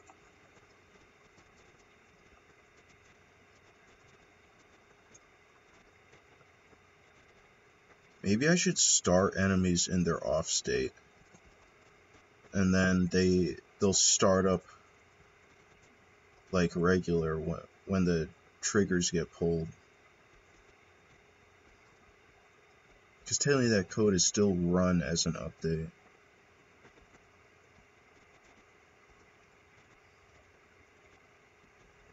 I mean, we're touching 100.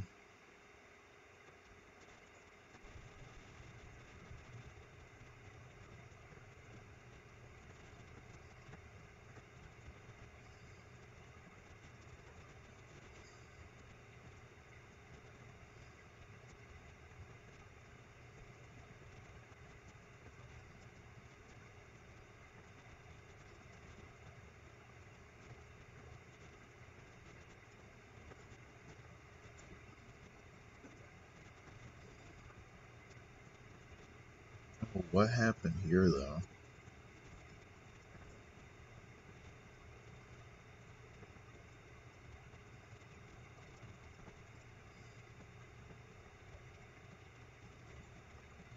That's interesting, because... Really?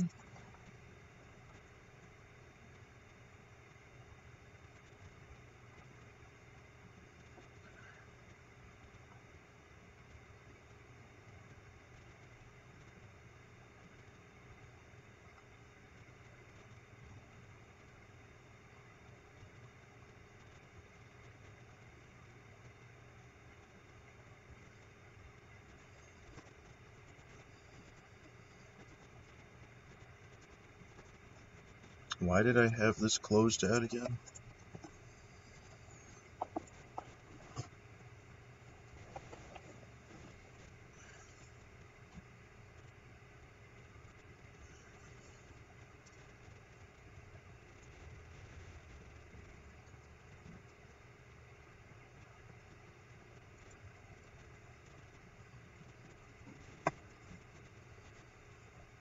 Ouch, ouch. Bro, ghosts are treacherous. Like, what the heck?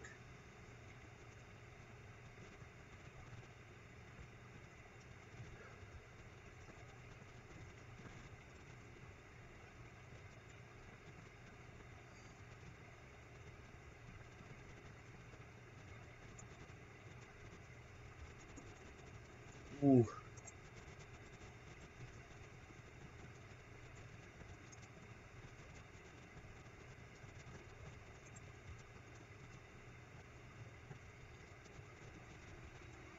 When there's, like, loot...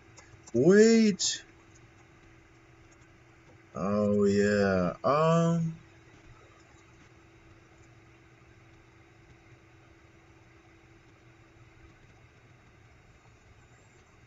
Hmm.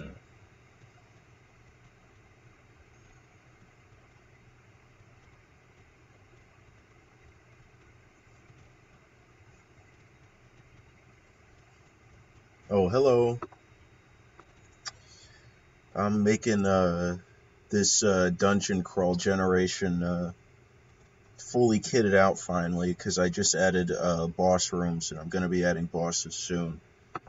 Once I, fix some of this, like, weird generation every now and then. This actually works. I'm just thinking of doing, like, a, probably, like, spawning it in, and then having a script that's just there to see if a collision occurs. Yeah. We could do like an on collision enter here. So let me take world events, experimental. Yeah, we can make an experimental a platform collision.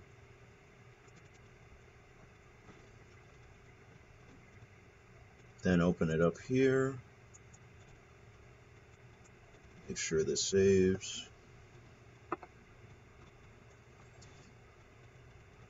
Grab the platform. Throw the collision on top. And then all we want to know is,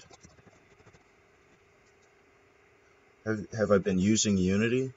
I've been using Unity for like 4 years. Um, Now I think 4 or 5 years. So I'm not like a veteran per se, or at least I would say, anyways. But I have been developing games on it for a bit now. Um, Layer is false. I mean, forgive me for the my design because I'm a programmer. Oh, okay, okay.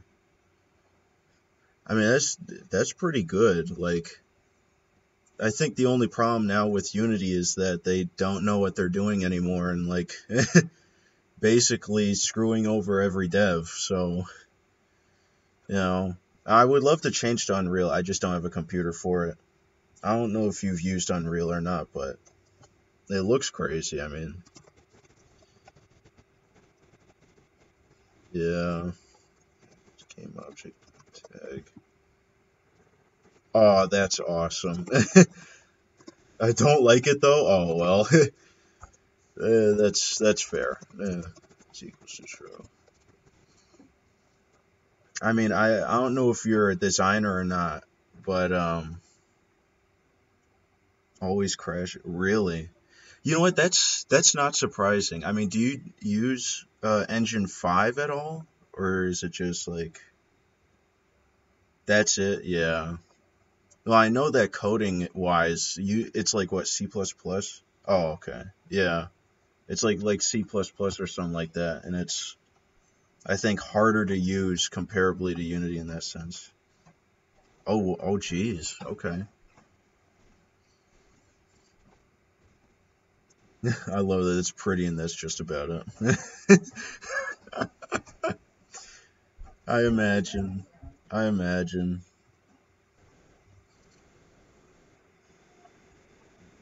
Very weird. That's what I heard too. That's what I heard too, is that Unreal. Uh, yeah, I heard that Unreal is kind of like has a lot of problems when it comes to coding wise. It's trying to be C sharp but failing miserably, bruh. Will you? Does it still? Do you still have to deal with C++'s like what is it called, allocation of space and stuff like that? You still have to use pointers there, or did they at least try to optimize, like the game engine themselves, try to optimize not needing to use too many of them? Because otherwise, that is just pain. Okay, interesting. Uh, they have a. Okay, I mean, still. Oh well. Okay, well. Oh, I guess. Wow. You still have to use pointers, but they garbage collect? Why? What? What's a component on objects? Oh, weird. What? But it's still used for like it is it still used for garbage at all then, or is it just for like what? It's just weird to me cuz the first language I learned was like C++. So so not only used on memory. I know, but I'm saying like in this sense, like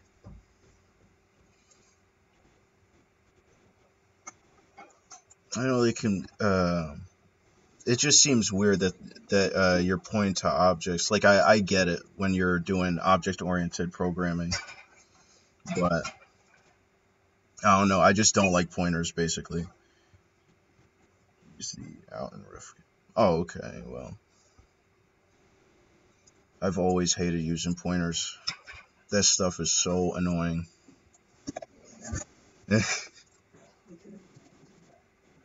Never makes any sense sometimes. And then you gotta point to like the individual keyword of whatever you're looking at. Uh,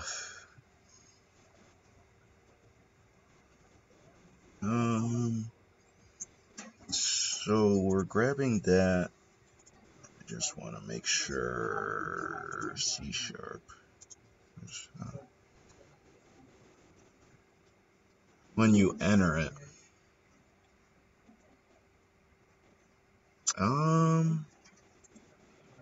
it'd probably say,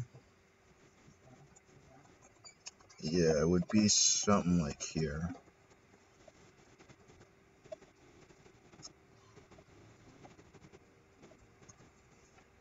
So it would be platform. There we go. Are you using compare tag? I'd use compare tag. I would use like all the compare and stuff, and I would use as well like game object finds for a lot of this. But I had some very annoying experiences before using them.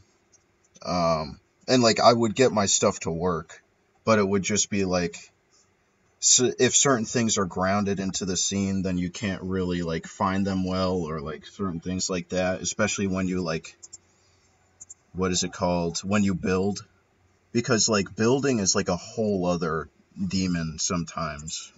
You try and build and like everything works in editor and then it's just terrible. I don't know how it is with like other engines, but like for example, like I had a game before where I had, let me go to Mimia.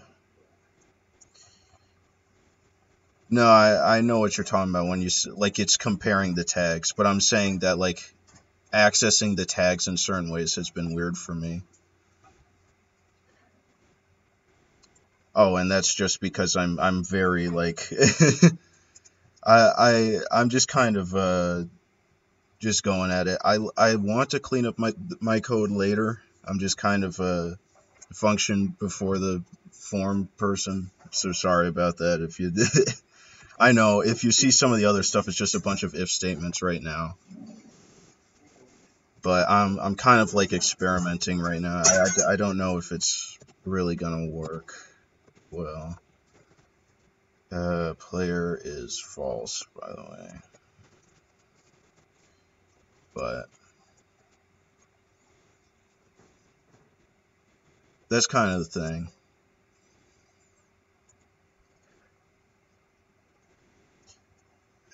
It's funny. I actually had gotten a message before. It was just like, why not just use a bunch of switch statements because you're using so many ifs. And I'm just like, true, and it'd be better, but you know,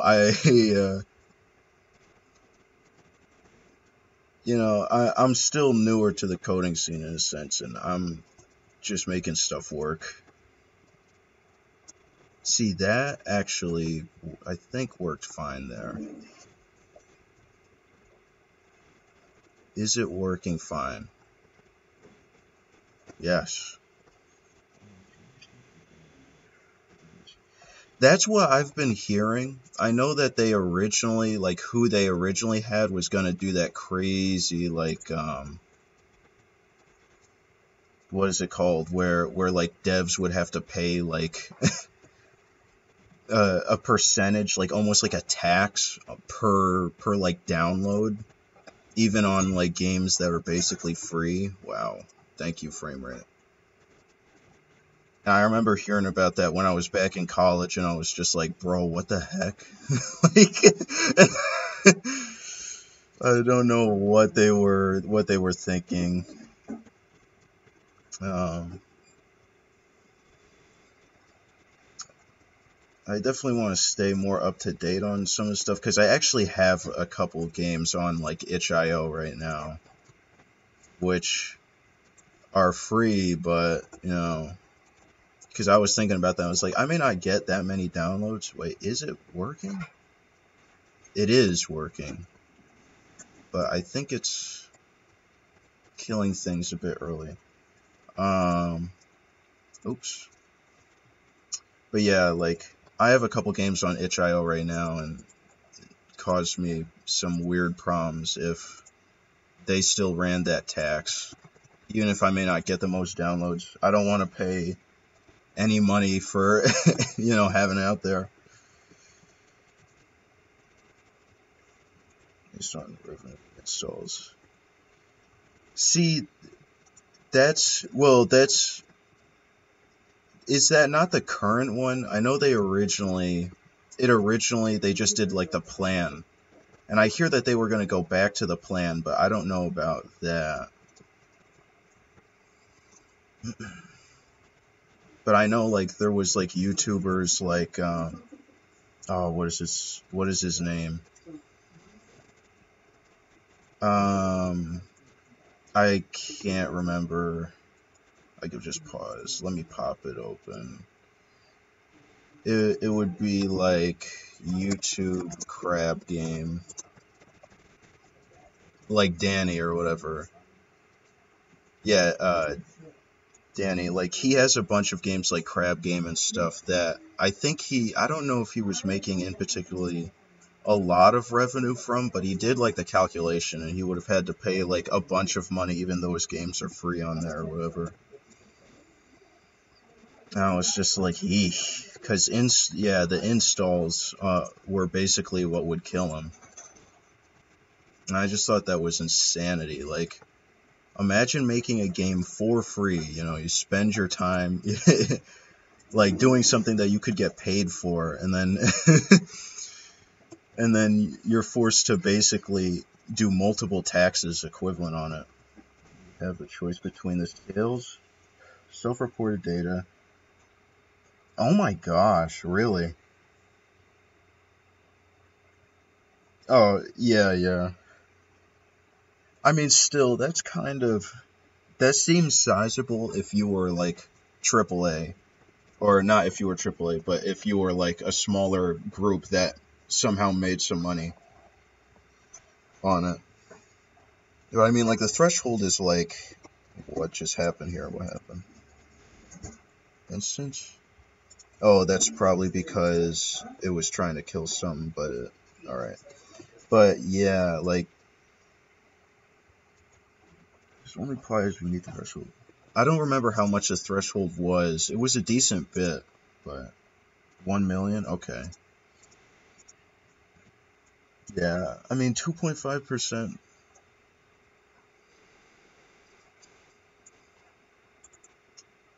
How much does Steam take off a game? How much does Steam take for, I don't know, install or whatever? Supporting customers.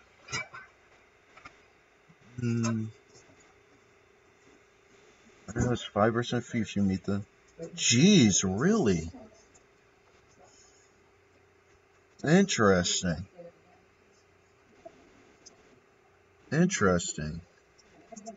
See, it's kind of weird right now because, like, I'm trying to keep up with some of the, like, other devs and stuff. And I know when Unity was talking about doing that crazy thing before, people were going to switch to, like, Godot or whatever. But yeah, it sounds like Unity's cheaper. Still. I mean, so many people use Unreal, though, as well.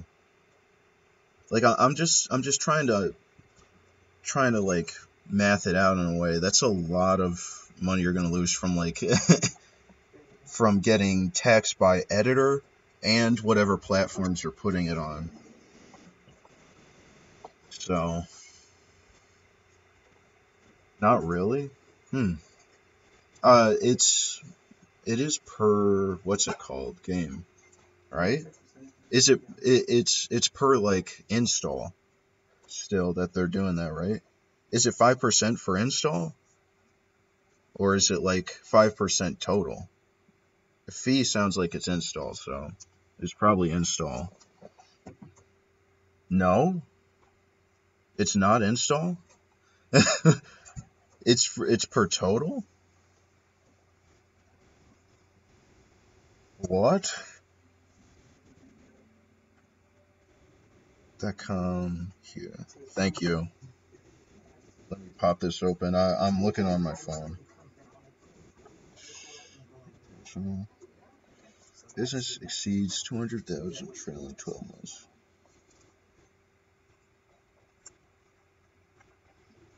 I mean, let's say just yes for like some of this. My game is created.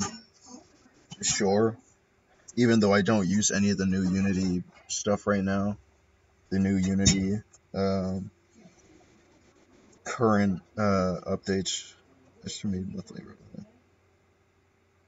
No game created with any currently. This tool to help you preview future. Okay. So they're just doing it runtime. Oh, wow. 2.5%.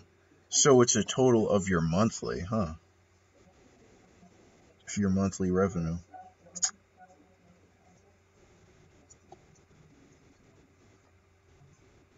I could only see that being like crazy if you were like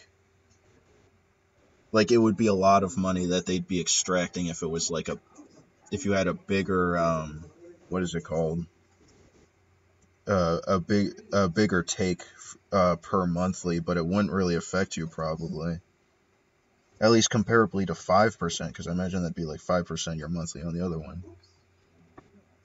That's pretty based, I'm not gonna lie. What? Yeah, thank you.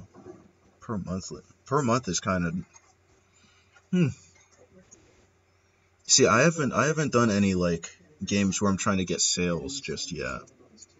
Like right here is an experiment. No, I'm saying 5% for Unreal. Like I'm just saying comparably, if they're doing this like the same method per month, because that's literally just like twice what they'd be taking if that's the case. If an install fee. Really, what do they do it by? Do they do it? Is it just like a monthly earnings type of thing? Or well, no, but it's just about a cut of your total. Wow, okay. Wait, but if that's per month versus, because it's talking about runtime, like is total revenue just like basically like as you gain more, you cut what is equivalent to 5% for them? Then I don't, because like over a game's life cycle, you're still gonna make money. Like after years, your gross. Okay, well, yeah, that does seem sizable. Then, wow. All right. Oh my gosh. If you made more than a year, you pay the fee. Huh. So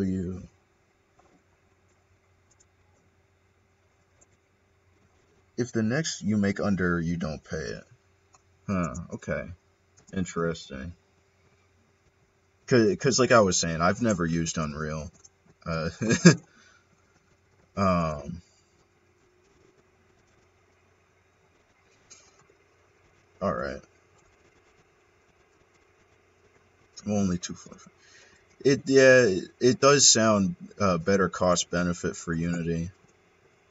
The only thing you don't get with Unity so easily, anyways, is just the like, I guess, design stuff. And even then, like Unity, you could do it. You just have to really know what you're doing.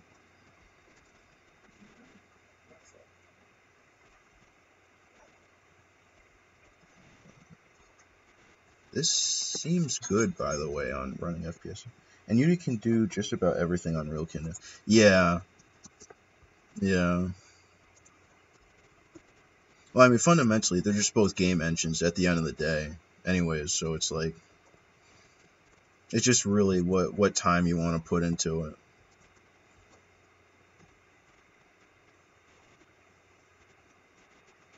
just want if. Okay. How about if other game object? We're just gonna make sure that it has it. Let's try get component.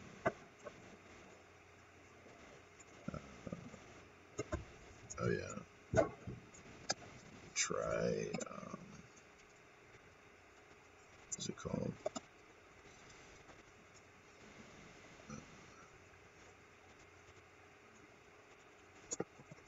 Is there specifics? Sorry, I don't use try so much. Okay. Oh, did you mean just like, oh, trying to see if the component is there? No, that's what I was gonna do here. Oh, try. You can do that? Other dot try. Whoa, I've never seen this. Interesting. Oh, sorry. Or I don't know what the syntax is right now. Try get component, copy. Really? Instead of interesting. And then what? Platform. And then you can just out. Interesting. Get component. Out. Platform component. So let me just pull up the syntax for this, just because I haven't used it.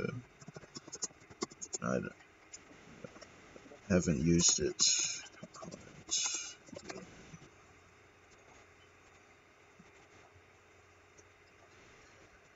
Because you can literally just call out. Oh, interesting. Okay. Wait a minute. That's actually pretty nice.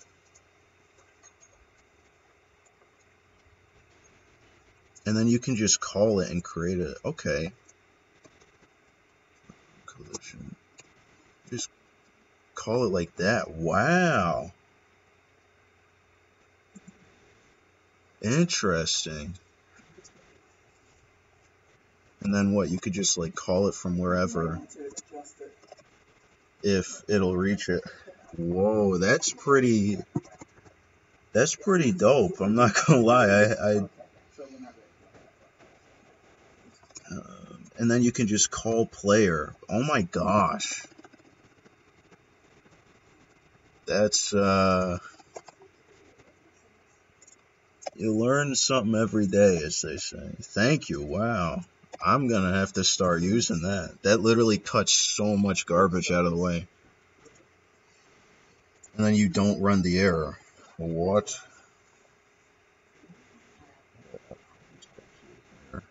Really?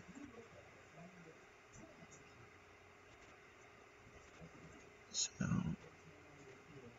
interesting. Okay. Interesting. See, I'm glad they use C# now, because Unity before used like Java or something. And like, well, like I've coded with Java or whatever the original one was, it's not my favorite language, whereas like C# is way easier to traverse because it kind of has the fundamentals of C++, but with like not the pain and suffering of C++. How come you have more experience than me, but I know more stuff? Simply because like I don't know the specific Unity like syntax, because I program basically I do a lot with Unity. I make a lot of games, but I just like do what I've known for a bit, and then like over time I'll like add stuff like, of course, I'll add like regions and things and stuff like that. Learn through that process, but I usually coded on like when I was doing other stuff. Wow, I darkened the screen because of that. But I usually coded on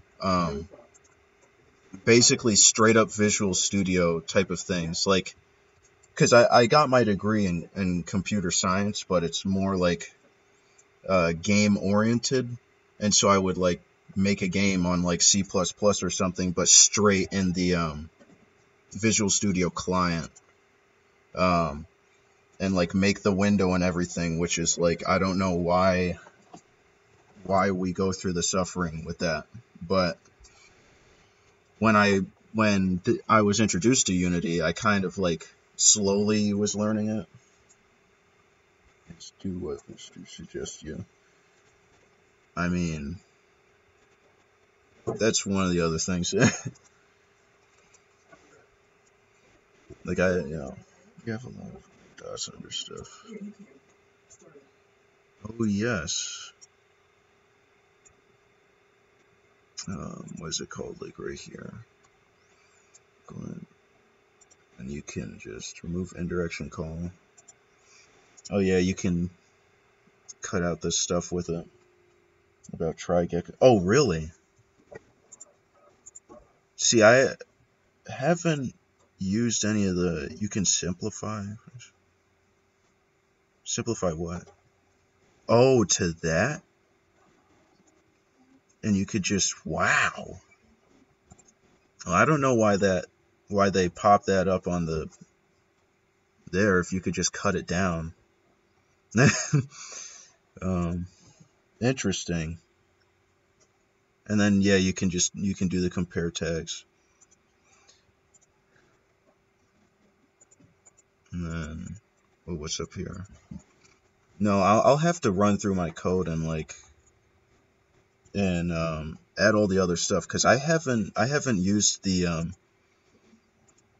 Unity helper so much just because I didn't really know about it. Or well anyways.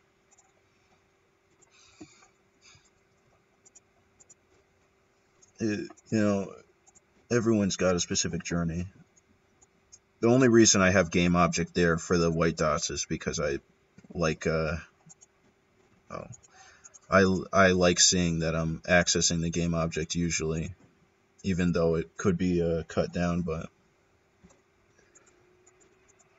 yeah, no, I'm afraid if you looked at the generation script, you would probably vomit. You'd be like, bro, what the heck? It's terrible.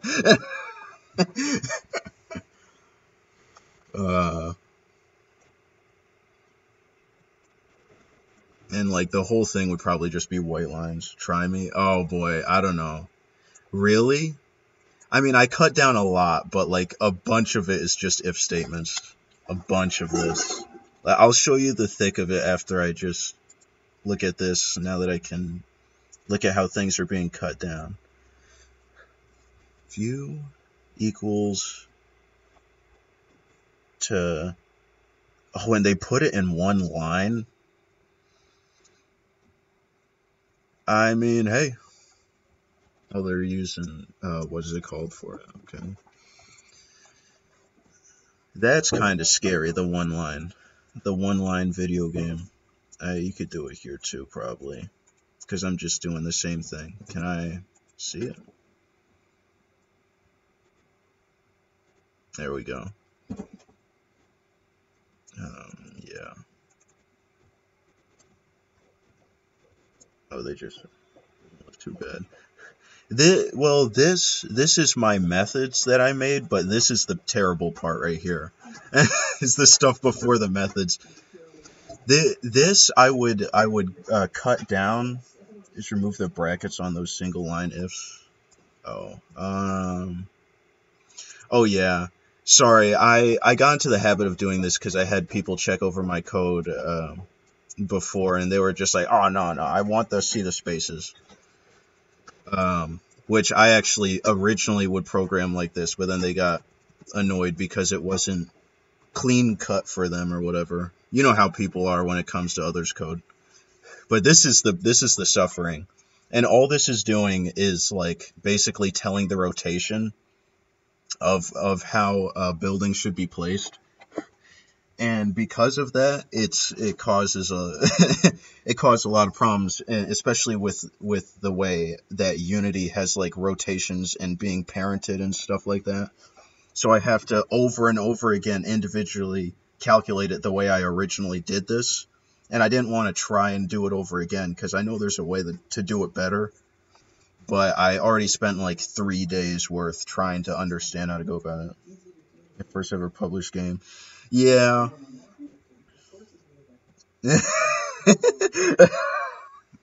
Oh no, I'm gonna get schooled. I mean, I've only been in the industry a couple years, so think of it like that. My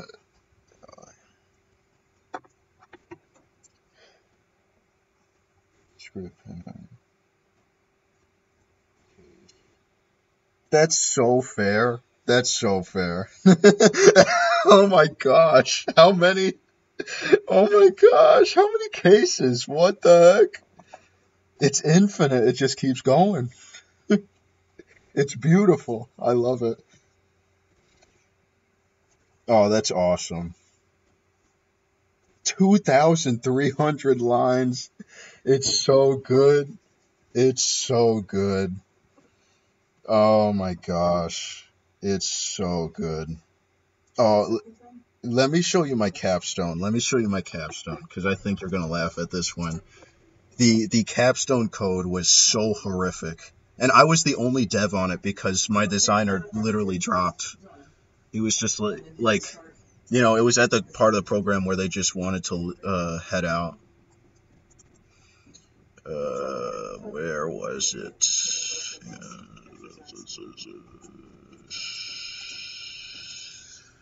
I don't know.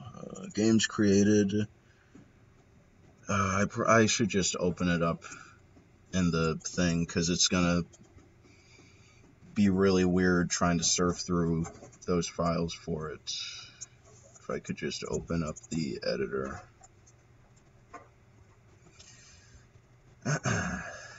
So my first capstone, this is a nightmare, that code.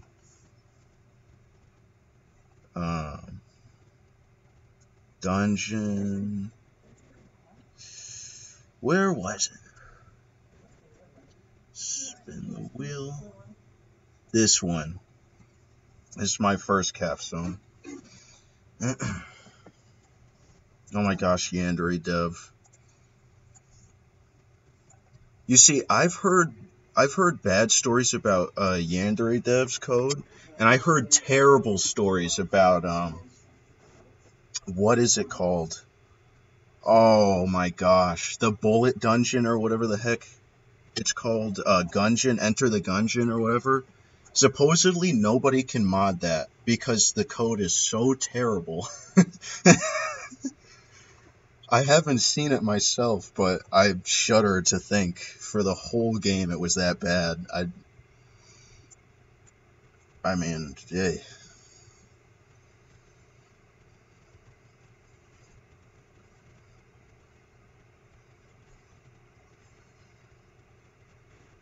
If this will load. I only do older Unity like things. Like I do like 2021 to 2020 because it's the newer ones can be really buggy sometimes. Or it'll take like years to run. It can be terrible. I don't know why it's that way, so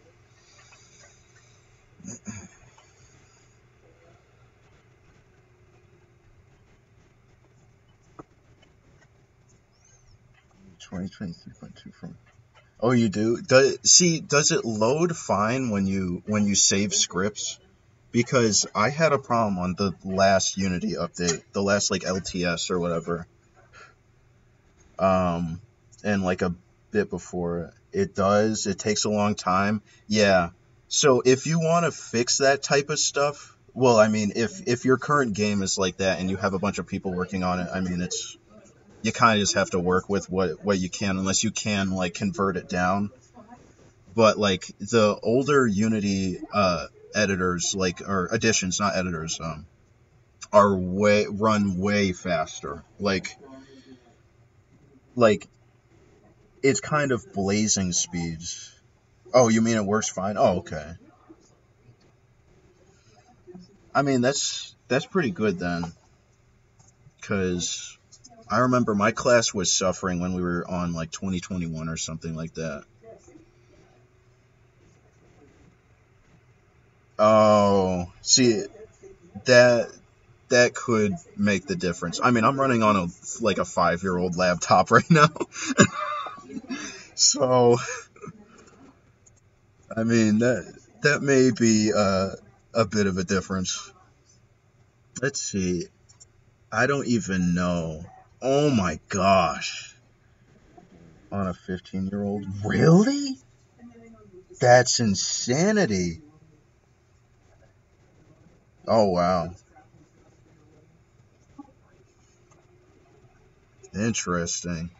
I've never and still shipped. Oh, that's based. Oh, that's awesome, dude. That's awesome. What is going on with this? Um, see, I'm still on the search right now, actually myself, plugging away. But this is some of the original code. Yeah, it's so terrible. Like, this was like a year and a half into me like learning to code, so this is just like it burns my eyes. The indentation is terrible. Like, what is this? It makes me want to scream. It's so bad. And this is like how it is for everything. It's just over and over again. It's just so bad, dude. Like every script is terrible. But I remember I actually in my class, oh my gosh. In my class at the time I had a person that had coded before. And so I was the person that was just like, yes, booleans for everything. And we basically would butt heads because he would always try and make it work like in the best way possible. Oh yeah, I had a high score feature that was terrible, but it worked. Oh my gosh. But all of this so bad. I don't even know why there's so much stuff commented out. I don't. Just the process is Oh, I love that message. Oh my gosh, dude. Alright, well, that's enough of that. I'm sorry. And all these scripts, by the way, are just that. It doesn't get any better. It really doesn't. Oh my gosh. If you want to see my search for editor, let me see. Finally see some nice looking code for once. Instead of my garbage. Attributes. Let's see if it'll just pop up. Is this one it? I think this is it. Let's go to the editor and look at his scripts. I know a Avast virus. Thank you. I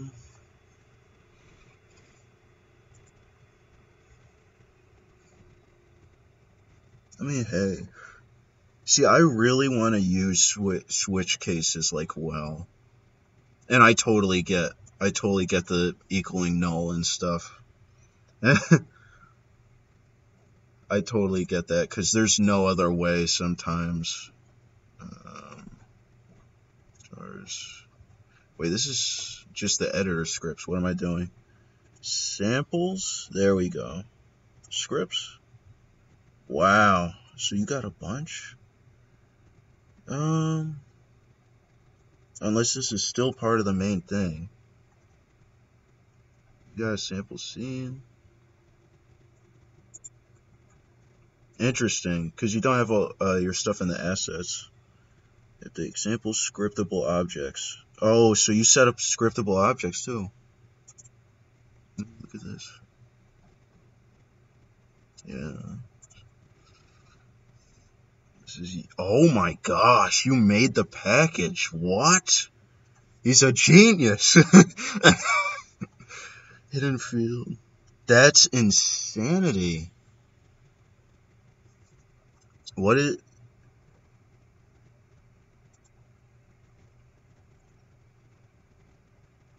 So wait, did you make your own package for like scriptable objects? What is the readme? Oh my gosh, dude. There's a genius in chat. What? What?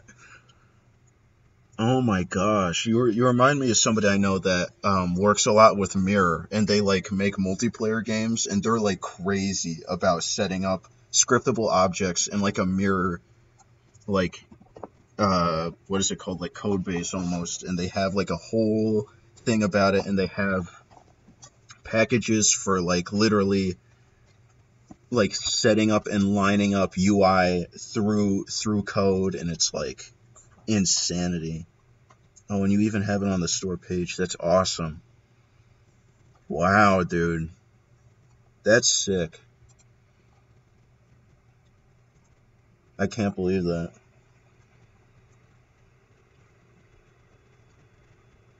How long did this take you to make? Because it must have been a while, right? Scripts. That's crazy.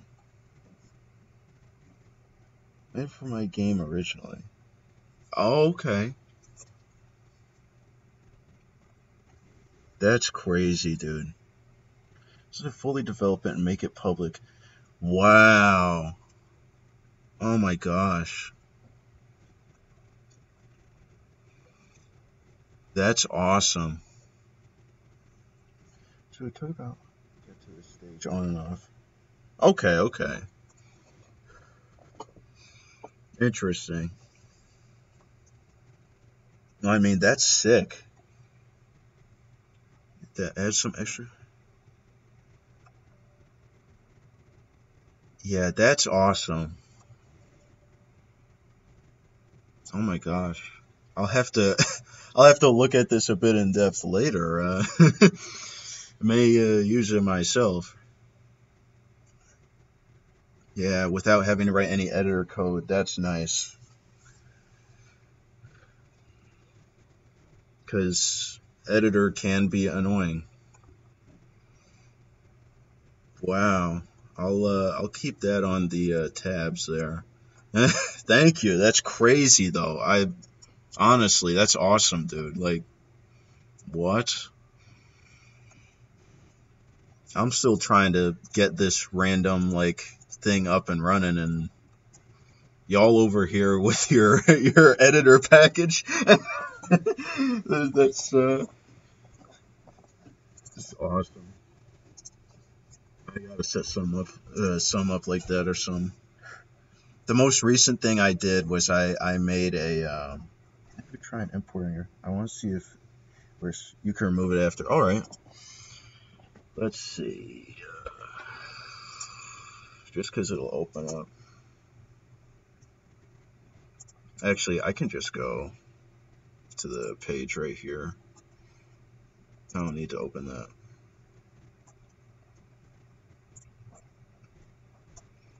Come on. Let's see. Attribute.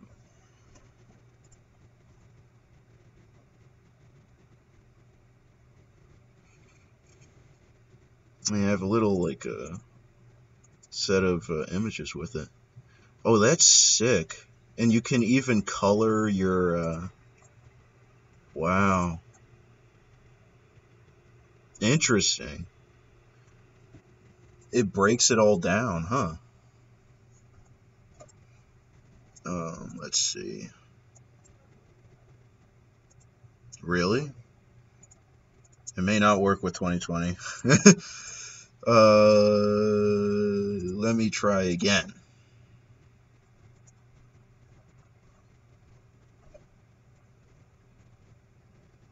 Oh, wait. There we go. Let's see.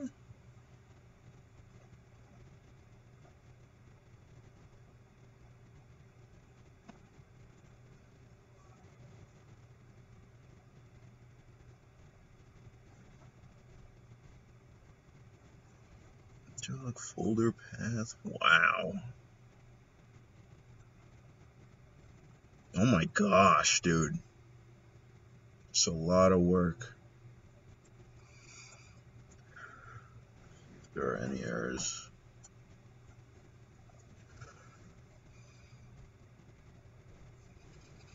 It may take a second for my dinky laptop.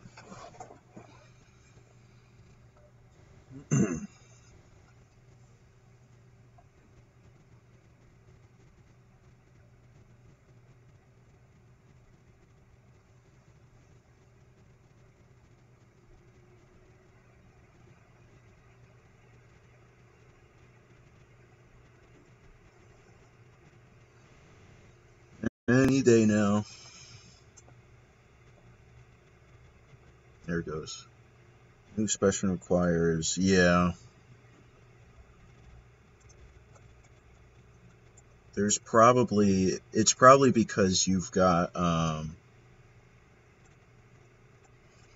or what is it called? It's probably because you got, like, different, doesn't it, like, I mean, I'm opening it up, but I think it's probably because you have, like, either, it says new expression. I just imagine that it can't read.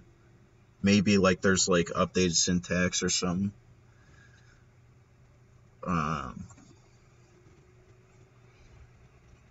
Or it could be that there's, like, a package that it didn't import with it because it may have been, you know.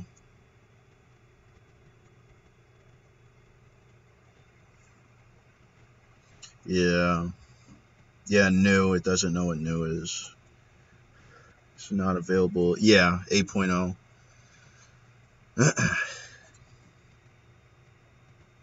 Yeah.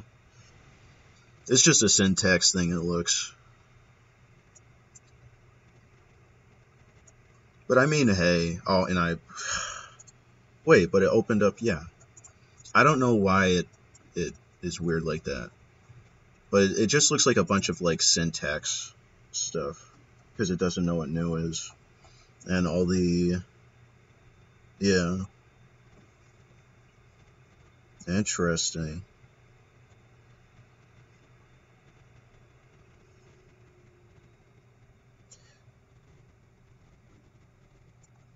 Yeah, it would probably I think the only syntax change that this stuff would probably need is just like an identifier, probably. If it was like new color or whatever for like this. Yeah, that's all it is. Because it just can't tell because 2023 probably has that. Yeah. But that's awesome. I mean, I'll definitely like favorite it if I can. Create new list. I don't know. I don't. I'll definitely favorite it because when I start using 2023, it's made in 2022. You know, it may. I don't know when the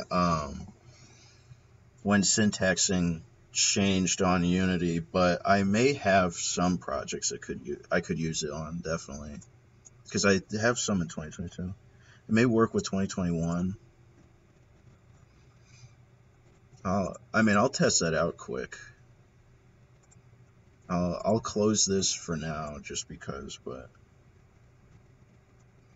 I should have a project in a more recent update.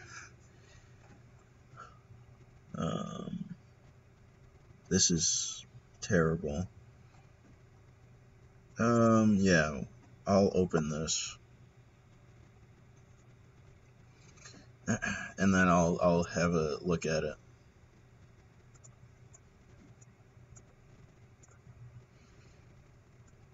It's definitely really cool. setup. I mean, I can't wait to see it in action. Make things way simpler to be able to coordinate all of the stuff in the editor. That was something a friend of mine was geeking about when I was making my senior project with him. Is he was just like, I found this new thing, and it was like a $5 like upgrade to your editor, but made a video on it. Really interesting. Nani? Oh, dude, I should free music. There you go.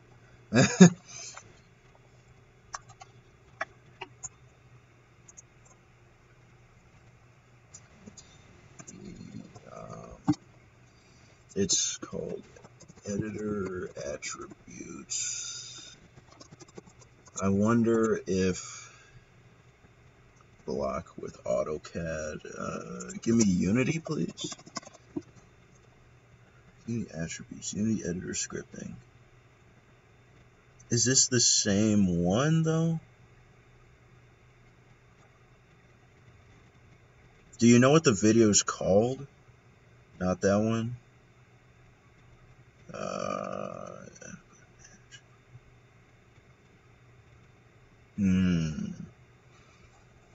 Because if you remember what it's called.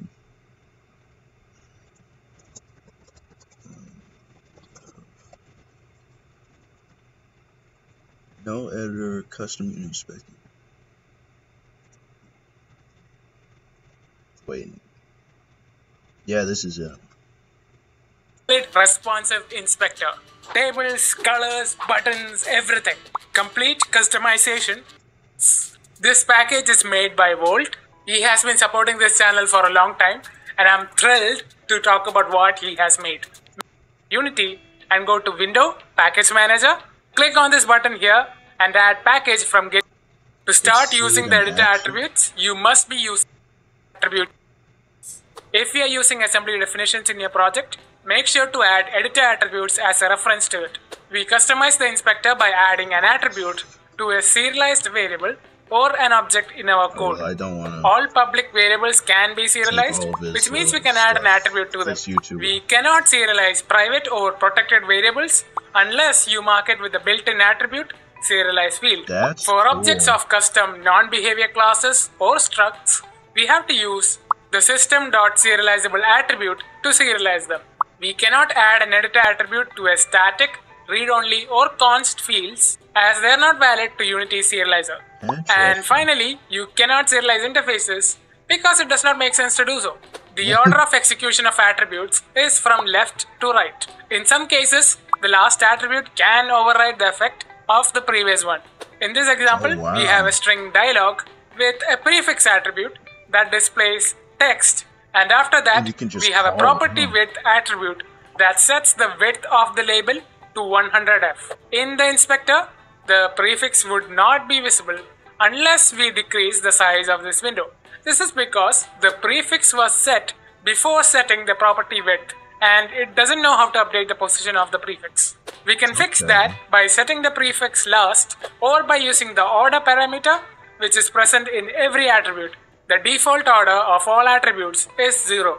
So we can set the order of property width to -1 and get the desired effect. Also, we can put each attribute on a separate line if we want to make things look nicer. Check out the official documentation to read more about this and everything else that is covered in this video. Now let's look at some of the most useful attributes. Starting off with my new favorite, the button attribute. This is awesome. It simply adds a button to a function and basically calls the function on button press inside the editor. We can specify the name of the button and it appears on the button. We can use this function to, let's say, randomly spawn enemies or generate a procedural terrain or anything we want by just clicking on it on the inspector. If your function has parameters, they will be displayed under the button as a foldout. We can also enable or disable a button based off a condition as well. This is what makes editor attribute so powerful. We will come back to this attribute a bit later in the video once we discuss how conditions work. Just in a little bit, we'll talk about coloring this button as well. Let's move on to my second favorite, the required attribute. This shows an error box in the inspector when an object field is not assigned. Oh my god. This is so handy when you want to assign references manually via the inspector. Let's say you have a lot of animations for various types of enemies. You can mark them all required and you can see which one has not been assigned. This doesn't give us an error when we play, just a warning sign. The type filter attribute is very similar to required, but it allows the developer to only assign objects that are or derive from the specified types. This is useful to filter multiple types. In this example, we can assign only sphere colliders and box colliders to the field, and capsule colliders or anything else won't work. It is best used to filter types that implements a certain interface. The read-only attribute simply makes the field read-only in the inspector. Useful to show things that you can't change in the inspector, but be able to read it. The prefix or suffix attribute adds a prefix or a suffix to a field. One example where this could be useful is to indicate units. For example, float speed would have a suffix meter per second. It's great for clarity. The rename attribute renames a field, but only in the inspector. Useful when you want 2 or more fields to have the same name in the inspector. This also has an optional case type parameter, which just formats the string on different case types. The title attribute allows us to draw a fully customizable header. We can pass in a string for the title, an optional integer for the size, and an optional bool to draw a line under it. We can also add a text anchor and align the title with the inspector. This attribute supports rich text as well. The hide label attribute hides the label of a serialized variable which it is attached to. This becomes really useful once we talk about void struct later in the video. The property width allows us to adjust the width of labels, not the fields. It gives us more space when used effectively with Unity's multi-line attribute. The GUI color attribute can be used to color the GUI. This means that it can color all labels and fields below it. Here we have assigned 3 colors in 3 ways to 3 groups of variables. We can use GUI color.colorName or specify 3 float values or pass in the hex value as a string to modify the default color, which is white. The color field attribute instead can be used to color a specific field in the inspector. This overrides the GUI color attribute, so it can be useful in many cases. Quick tip, the attributes GUI color and color field can be attached to button functions as well. The line attribute is used to draw a line in the inspector. We can also specify a float for the opacity. The min-max slider attribute is used to draw a min-max slider. We can specify the minimum and the maximum range of the slider and assign it to a vector2 or a vector2 int. The asset preview attribute can be used to preview an asset in the inspector. We can also specify the preview width and height. Similarly, the image attributes draws an image in the inspector. Use this while working in a company to prove your dominance and possibly get fired. I love that. Let's talk about more buttons. The inline button attribute adds a button next to a property. You can pass in the name of a function using the name of expression and it will appear right next to the field. In this example, I added an inline button to an integer called lives and connected it to a function that just increments it by 1. We can provide an optional label for the button and a float for the width as well. As of recording this video, the function cannot have parameters. The selection buttons attribute displays a bunch of values in toggleable buttons. This can be used with enums and collections, and this draws the values as buttons. You can use this directly on enum variables, but you would need to provide a name of the collection if you're using a collection. You can specify float for the height and a bool to show label or not. We can add the built-in flags attribute to the enum. This allows us to toggle multiple buttons just like how you can select multiple values from the dropdown. Speaking of dropdowns, the dropdown attribute can be used to create a drop-down menu of elements. We just specify the name of the array or list and it will give a drop-down of that. Very cool. You can take this to the next level with the scene dropdown attribute. It makes a dropdown containing all the scenes in the build settings of your project, which means no more manual typing of scene names, which is prone to errors. If this attribute is attached to a string, it will get the scene name. If it is attached to an integer, it will get the scene index. Really game changing. Wow. Tag dropdown attribute simply makes the dropdown of all available tags. This can only be attached to a string. This completely eliminates the chance of errors when it comes to tags. Wow. Sorting layer dropdown attribute does a similar thing, but it makes a dropdown of sorting layers. This can only be attached to an integer, and we can select a sorting layer. The help box attribute draws a help box in the inspector with a custom message. You can specify 4 message modes. None displays a simple text box. Log is great for logging things. Warning displays a warning message. And error displays a red error box in the inspector. The help box also supports rich text. There are more general attributes that I have not included in this video that are simple but with less use cases. You can find them all from the official docs of this package. Up until now, we discussed some general and decorative attributes. Now, what makes editor attributes a powerful tool is the ability to work with conditions. Before we get into that, we need to talk about the coolest part of this video, void struct. There is a struct inside the editor attributes namespace called void. And we can use this like an empty field, just blank, which means we can add our attributes to it and the field is not rendered in the inspector. Does that make sense? It means we can use this struct to create a structure type variable that works as a holder property for a group of variables. This is how we can make complex tables and conditions work very easily. Yeah, because let's see them in action. Have, like, the message box attribute. Wow, with this attribute, we can add a custom message and pass in the name of a condition using the name of expression, which could be the name of a simple Boolean variable. And now if the variable is true, the message box appears. The condition could also be the name of a custom function which returns a bool. In this example, we can have a list attached to an empty holder, and we need a condition, a function that simply checks if another list has a duplicate with the help of the distinct function and returns a bool. Now if you assign duplicates, the message box appears. We can pass in a boolean to the attribute to draw the label of the field which it is attached. This is the void holder. You know what? I will put on the closed captions. But what I was saying is, like, that void, like, it basically will make it, if you wanted to, if you were crazy enough, you could just, like, it would be very similar to just programming like Python. Oh yeah, you're right. You're right. Sorry, I've never done reactions live. Field. The field will remain disabled by default until the condition becomes true. Once again, you can use a function to represent a condition and make this thing a lot more flexible. You can also use enums as a condition like this. You pass the name of the enum variable and then pass which state you want to check for. Cool. Remember the button attribute? We can add conditions to it as well. We pass the name of a bool variable or the name of a function that... Just take off that. I'm just trying to... You can have conditional buttons.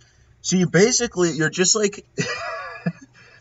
like, not only have you made everything just way easier, but you as well, like... You could almost, like, convert this into just basically being like Python at this point. Like, having void before everything just seems so broken. You could just be like, yeah, it's just a variable, and you're not like, it's not like you're calling var. Like, I'm sorry, but, like, you're basically just cutting so much out of it. That returns a bool. In this case, we need to specify a condition result. Condition result.enable disable will enable or disable the button based on the condition. Condition result.showHide will show or hide the button instead. You can also pass in an enum as a condition as well, just like the previous ones. Show field and hide field attributes can be used to show and hide a field, again based on a condition. What? What? No. And it changes both, too? No way, dude. What? What? I could only imagine what that would be like. You wouldn't need all of this freaking garbage, dude. What? That's ridiculous. Oh my gosh. You could just change it and then you'd literally just... Yeah, you could access the main movement speed and then like, oh my gosh. You would cut so much out just doing that. Every single script of mine would have that. Literally, when you would go into the editor, you would just click through it. That would be it. I wouldn't have any of this pain, dude. What? In the case of show field, the field will remain hidden by default until the condition becomes true. You can also use enums with this as well. The conditional field attribute is pretty powerful. With this, we can show or hide a field, but based on a bunch of conditions. We can specify a condition type, in this case condition type.and, and give the names to the booleans to evaluate, which could be bool functions as well, and it will show the field only when both the conditions are satisfied. We have condition types of and, or, nand, and nor. They work similar to the corresponding logic gates. We can specify a condition we want to negate from this by creating a bool array. So if we add new bool false true in this order, it will negate the second condition because it is true and won't negate the first condition. True means it will basically evaluate something similar to using the not operator on the corresponding condition. The foldout group attribute lets us display the specified fields in a foldout. This is where void comes in handy. We can specify some fields, use a serialized void group holder, and use this attribute. We can give it a name and then pass the name of all the fields manually. We can pass in two floats after the group name to specify the width of the label and the field. We can also pass in a bool to draw the group inside a box. We would also have to hide all the fields manually using the hide in inspector attribute. This is done to avoid duplicating the fields. Toggle group attribute allows us to display the specified groups in a toggleable group instead of a foldout. This is straightforward. The horizontal group attribute draws all specified fields. Oh, bro. You know what this would go great with, actually? So, like, I'm just losing my mind looking at the stuff before. Like, you basically could just paste in new whole, like, full kitted out objects, like a whole player, just like that, instantaneously. That was, like, ridiculous. But, this would go great with, like, something like SQL, almost. Like, if you hooked up SQL somehow to Unity, I could see this as, like, literally, yeah, you just do the ID, the amount, and everything like that, and then you could just push it back in, and then easily database that way. Like, that's just ridiculous. Oh, that would be awesome. Instead of having to do it all in code, too. Horizontally, we have to use a void holder and simply group them together. The fields need to be serialized, but we shouldn't want them to show in the inspector. Therefore, we have to use hide in inspector to avoid duplicating the fields. Vertical group attribute does the same thing, but displays all fields vertically. This is best used alongside horizontal groups to display fields in tabs. Really cool. The final attribute for today is the data table attribute. It draws the members. I was literally about to say that the vertical right there would be great for tables, and then you set up a table for it, and then you have your data tables, and then you're like, it could just break everything down and easily just upload it back. It's 1-to-1, no problems. Of a serialized struct or a class in a table. This is so simple and straightforward. Whatever struct or class we have, display all its members on a table. You can also use this on arrays, which is pretty cool. You can also use a boolean to draw in a box and another boolean to show labels as parameters in the data table attribute.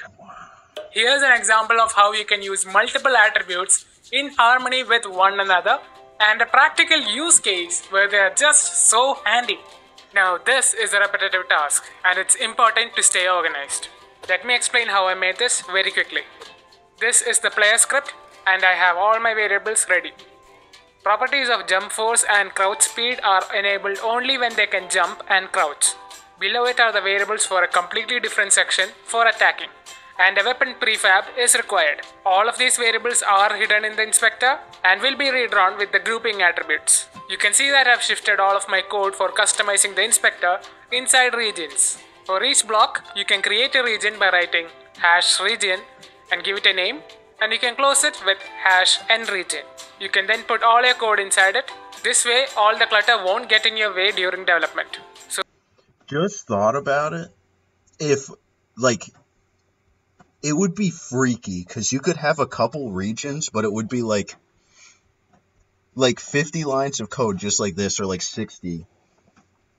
And then it would you would be like, but this whole script is like literally checking and running all this other garbage. And then you'd be like, yeah, it is.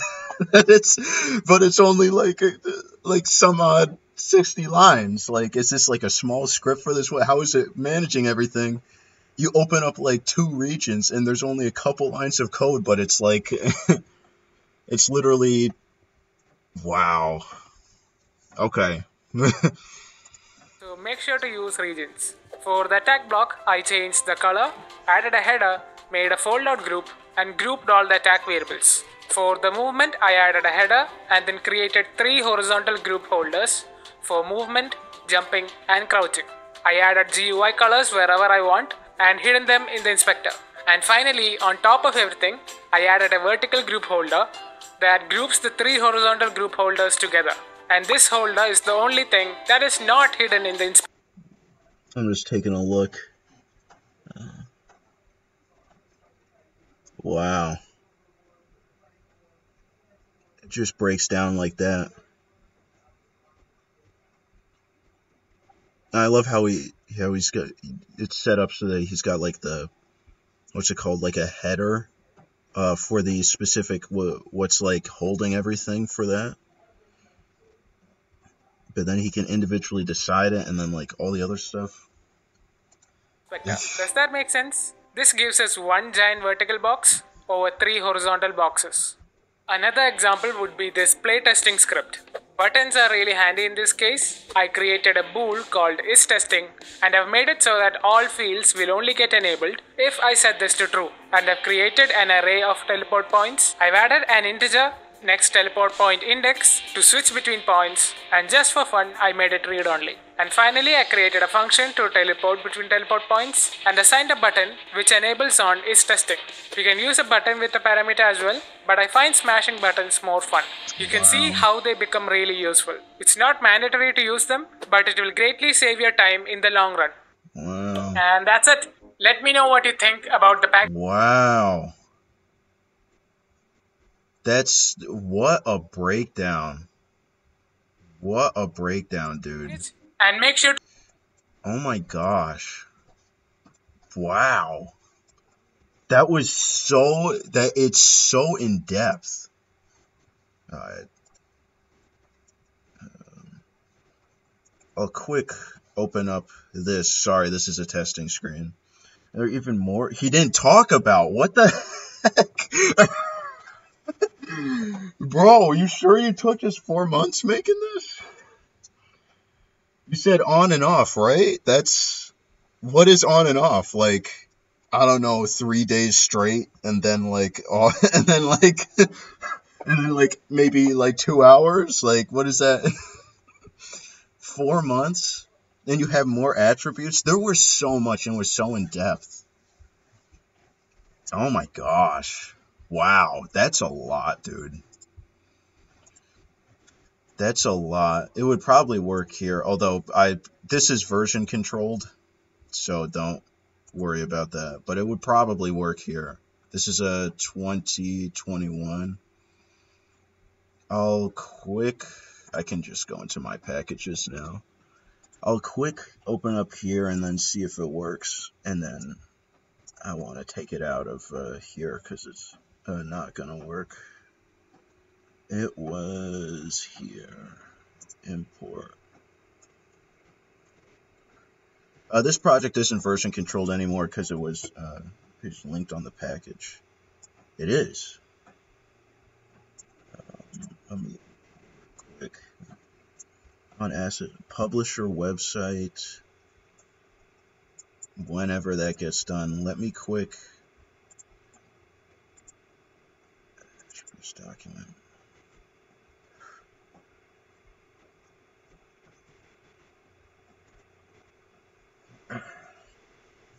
This is just crazy. Have all this set up. Editor attributes.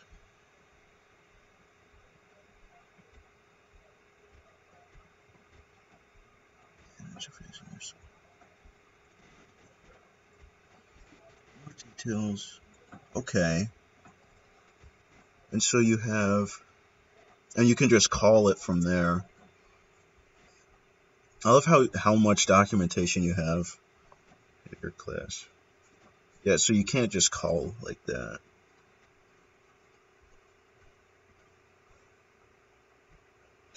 Oh yeah. It's weird. Inspector. Private fields are not serialized by default. Oh yeah. Well, I always hated how they have some of the weird stuff. Because some things don't, what's it called? Like, yeah, if you were gonna run, like, some things just like you want to serialize it, it won't come in. Sometimes it's weird. Private infield.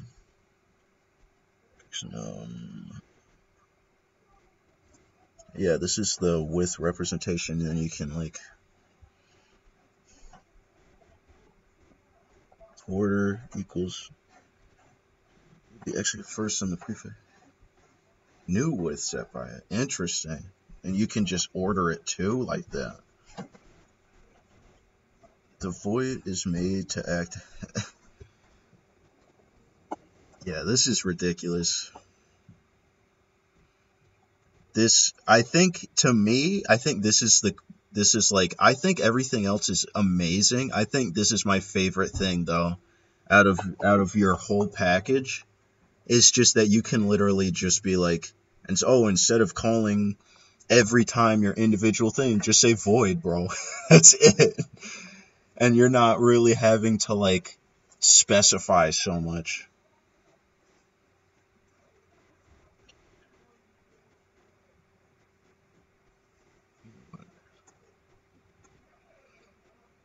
You see, does it? Wait a minute. Conditional expression.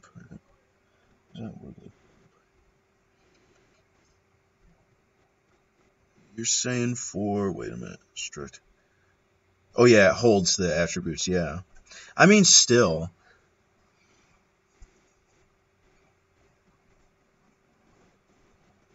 Yeah.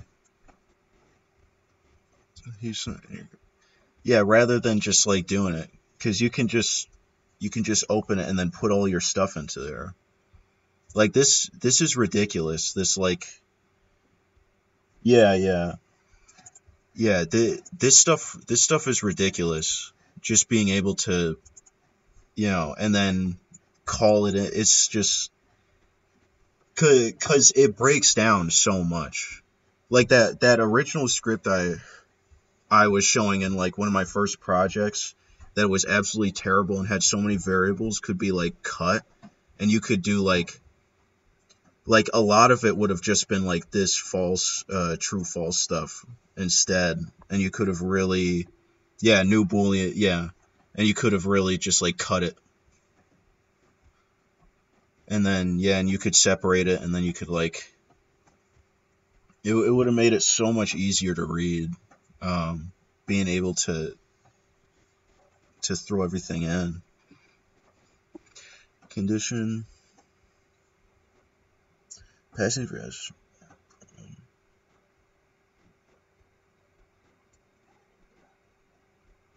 Interesting.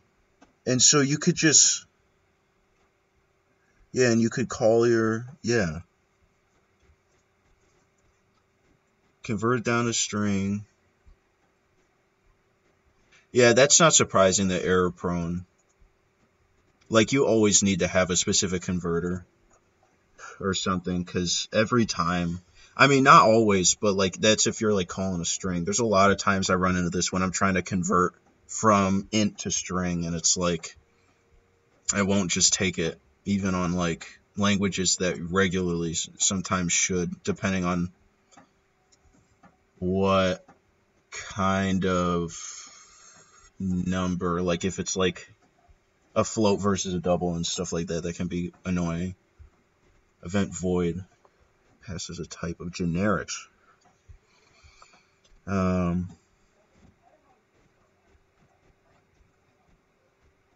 Oh, interesting. And you can call it in from, okay.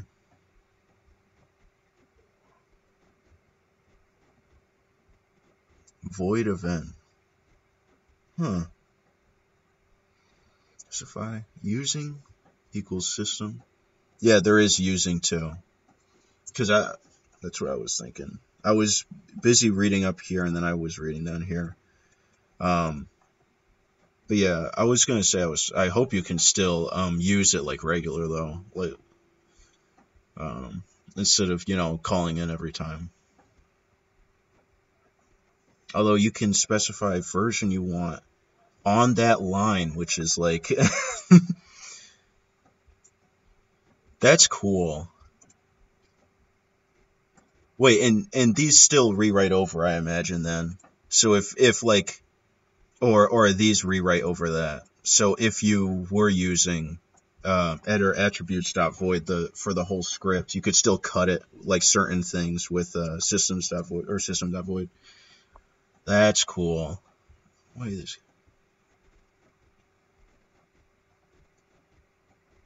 That line will throw an error. Yeah, because you're not bringing it in, I guess. Yeah, that would make sense. Error by either adding, yeah, or using.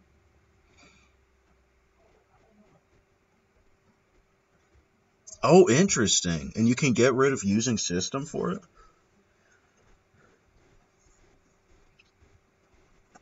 And you could make that field serializable too from there. Interesting. I love how you have error cases as well thrown in here, so people know. See how each. Yeah, I love how you have like error cases, so when something is thrown, people will know what's going on. There, some packages that I've seen that people have made don't do well. Like, I was an intern at a place, and I was doing like data science stuff, and we were working with like animal genetics, basically. And one of the things that we had to use was this package called like OBTools. I'll show you. It was for like Python or Python Linux systems, if it'll come up. Yeah. And like there's documentation on it, but like they didn't have many good representations for their error cases. Which was annoying because you would run into like, you would try to parse a set of DNA, and then it would be like, oh, well, sorry, but only a biologist with a PhD can understand what the error output is. And then you're like, well, thanks. All right. That sucked. But this is sick. I love it. That's awesome. And this should be done. Did it import? It should be up here. Excuse the amount of packages. I was working with multiple people, so they were using the other ones. But yeah, it works. It works 2021. Confirmed, so. Um, I just want to get rid of it here because it's going to cause me errors. Yeah. So I guess when they popped over to 2021, they started using the newer a newer syntax, which is all right. I mean, like, but that's awesome. I can't believe that. And you can just literally like cut so much stuff.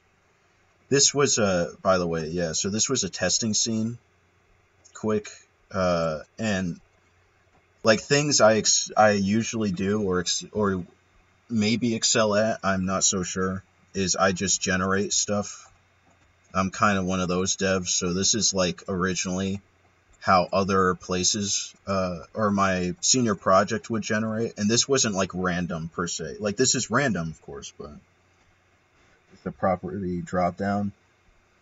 Honestly, listen, you had so much cool stuff in there. It's just kind of mesmerizing, especially looking at like how you broke down all the individual things. Property drop down, that's nice. Just the ability to access certain what is it called? Like certain functionalities without having to individually go out of your way every time to do that. Instancing, those were all nice. He didn't talk about them. Let me see. That after the video was out? Oh, you did? See, there was so much it was hard for me to follow. Let's see. It should be property drop down. Let's just open up this script quick to look at what you're cooking with here. Oh, you've got the samples too. I forgot. And it's... Alright, well. Taking its time. That's insanity. Let me see, please. I would like to see the visual too, other than just the code.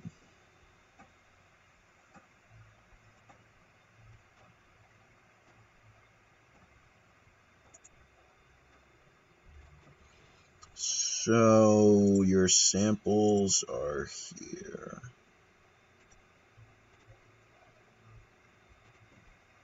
You have and you have the sample for it too.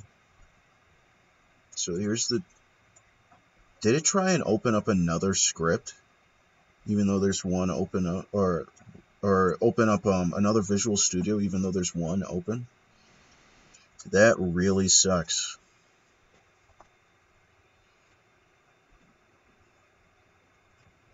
I see how you're accessing the, what's it called, NVertical? And are you still working on this? Or are you like done? Box Collider, scriptable objects. Oh, so you're done or you're working on it?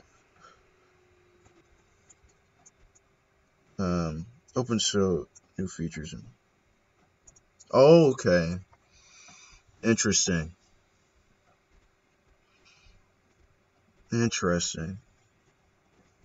So you would take your Box Collider, it's serialized, and then it would drop down. I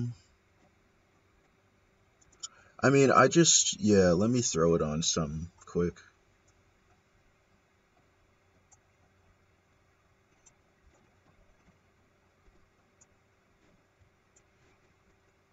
Oh, that's so cool. And it could do like every... Oh, there's a sample scene. Okay. Remove.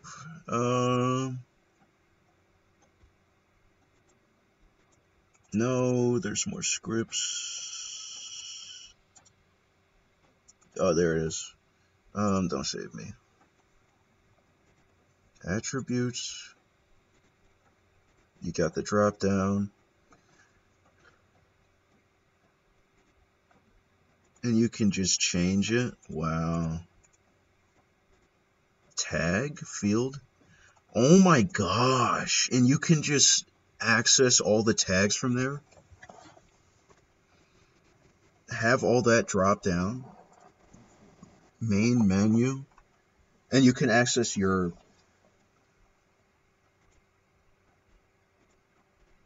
See, I'm afraid because this is going to just become just being in the editor the whole time.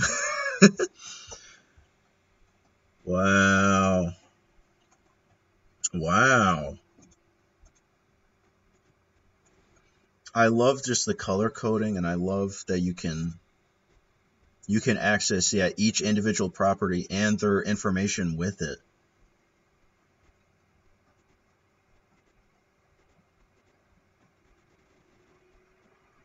That seems kind of busted. Is that what I think it is? Okay. I hope this doesn't break it. Will it take that? No. It's only going to take the specific property. I don't know. Let me make something random and then just like throw in like a box collider or something.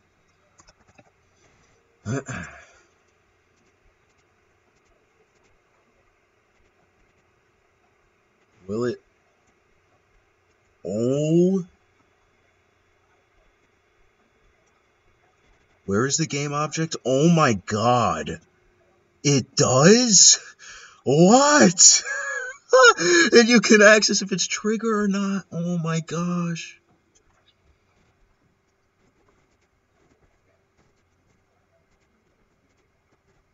You definitely... I don't know how they get so you can see the outline, but if you had that on here too, that would be insanity. Dude, because this basically automates other objects in your game. Like you could literally have like an object property manager and then manage each individual property from it. And I love how it accesses like the scriptable objects like info too, and it can go to the scripts and stuff. That's really cool.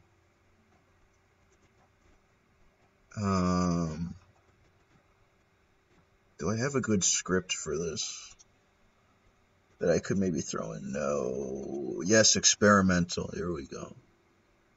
I don't know. Yeah. Would it take that? Or no? Wait. Does it take scripts? Maybe it has to be higher in the layer. Or is it just colliders and things? It makes sense. Just need to type in code to your script. Oh.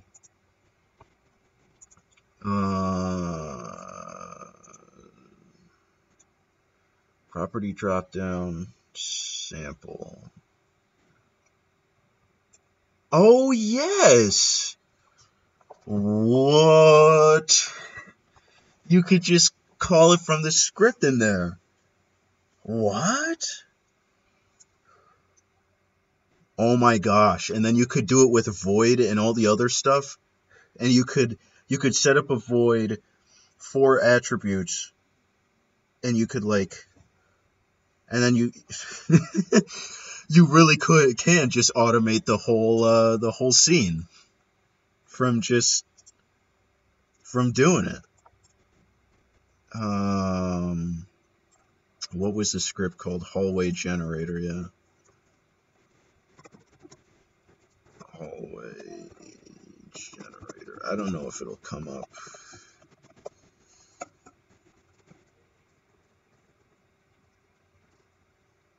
Yeah, I don't know if it's gonna come up. I forget how you grab the script in. Oh, because you're not using... Oh. Yeah, another namespace. I mean, either way, because I imagine that I can just change the script from there if I put it on. That's so cool. Use Alt-Enter on it? Oh, okay. Let me Control-Y, generator. Alt... Wait a minute. In new file, nested class. Interesting. Let's just say generate a new. I'm using assembly definitions. I'm using like what it comes in. Hallway generator is like I'm not looking through in there. That's too much. Hallway generator is going to be like whatever level manage is, unless it's a network behavior. Wait a minute. Yeah, it's still a mono behavior, or not a mono behavior. Wow, sorry. It is. Can I please see? Oh, it's not underneath a specific namespace. Is what it'll be. When I pop it up, if it will. Listen, I code with magic, man. I don't know what to tell you. It just works, okay? I think it's the same way here too. Yeah, I don't open up any specific namespace or anything for these. Yeah, hallway generator will be the same. Windows sound jump scare. Yeah, terrifying. Absolutely horrifying. I'm getting rid of the assembly in the sample folder. Okay. And it's gone. Thank you. Magic. Scripts.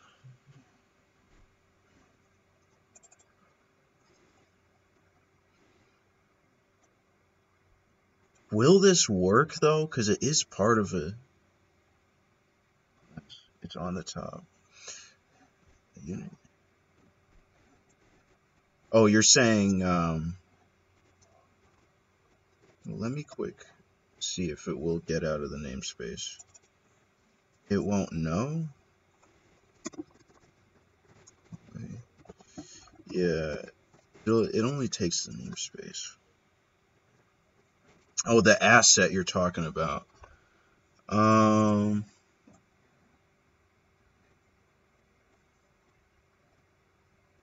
Definition asset. I'm sorry, I'm drawing a blank. I'm still on that wake up mind right now. Near the top. Oh. It has a puzzle icon.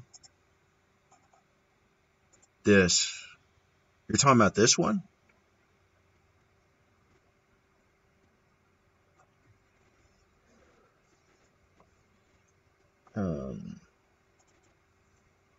I'll open.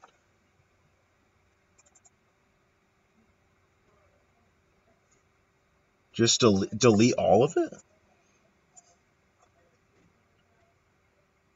Just get rid of all of it.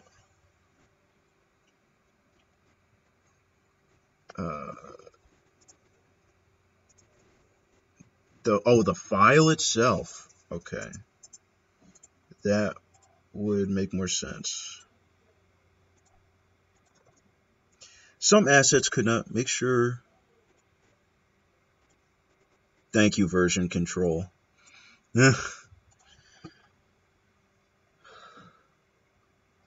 Yeah, let me open up.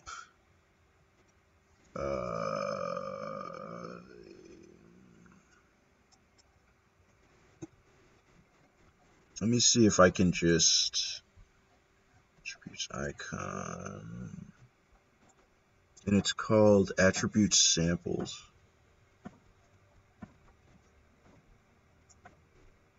Preview samples. Yeah, that's the meta. I think this is it.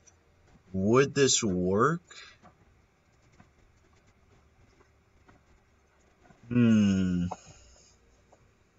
Questioning.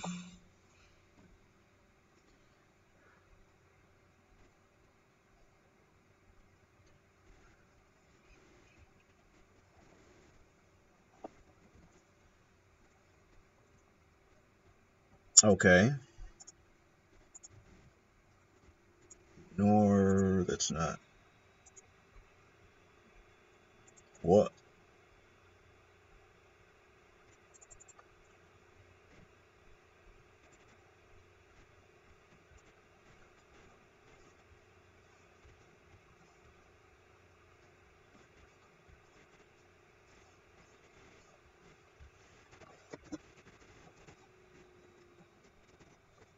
Would would it work?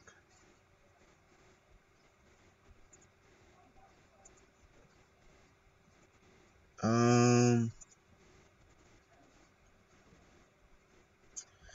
Let me try another file. This is your class. I know, I know. Yeah, well, I was just gonna try another one because it did create another one. I was just gonna try another one of my scripts and see if it would attach then, because I don't really care about the, yeah, that could work.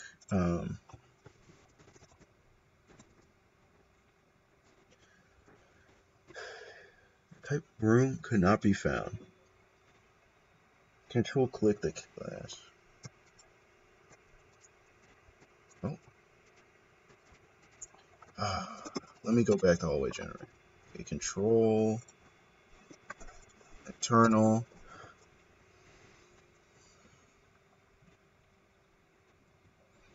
Weird how it opens up. I don't know.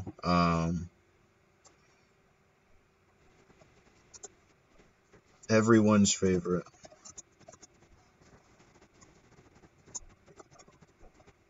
or something.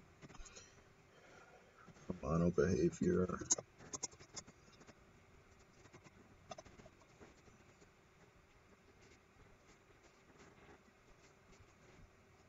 Of course.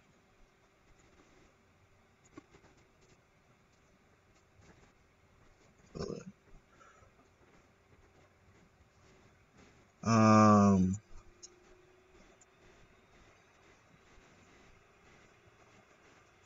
yeah, you're right.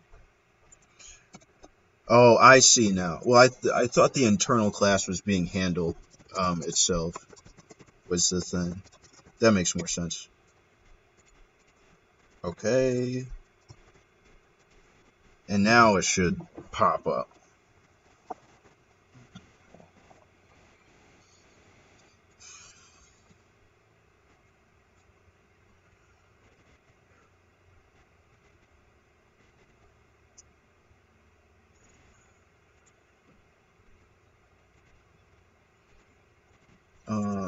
I don't know. Yeah, I won't take that. Can you clear it? Oh, sorry about that. Oh, yeah.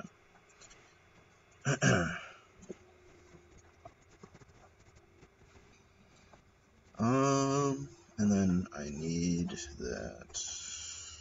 Let me remove that, and then let me put on.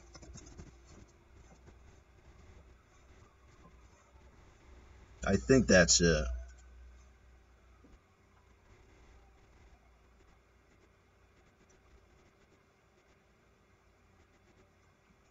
And then it's not because it's like that, or you could still serialize it private, but I just want to see right now if that will come up.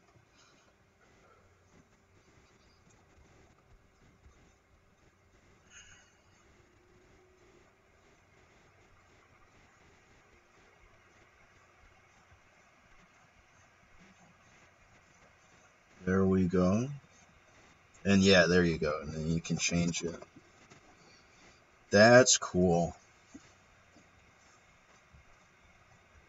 I love that.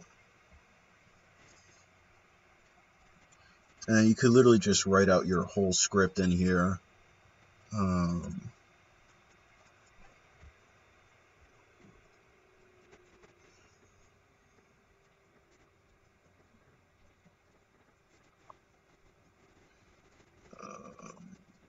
Yeah, you could write out your whole script. There's going to be some errors. Oh, yeah, because... So I see. So, yeah, you would have to bring in everyone and make it part of, like, the namespace and internal class. But that's sick. Just delete the function?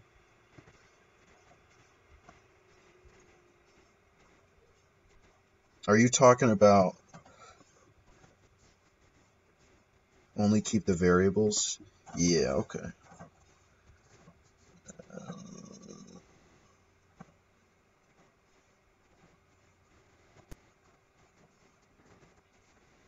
Sorry for the indentation. I will clear that up in a second. Size of feelers. There we go. And then...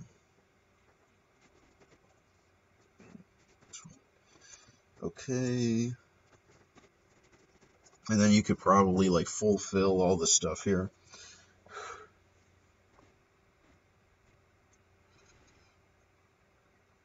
If it will load. One of these days.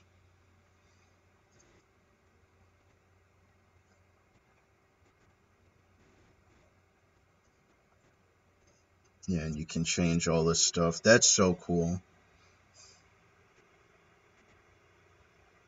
Oh, and then you can throw in your prefabs.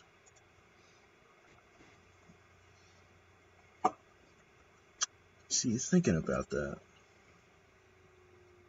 Yeah, could you? I just want to try some out. I don't know if... Hopefully this won't make a virus.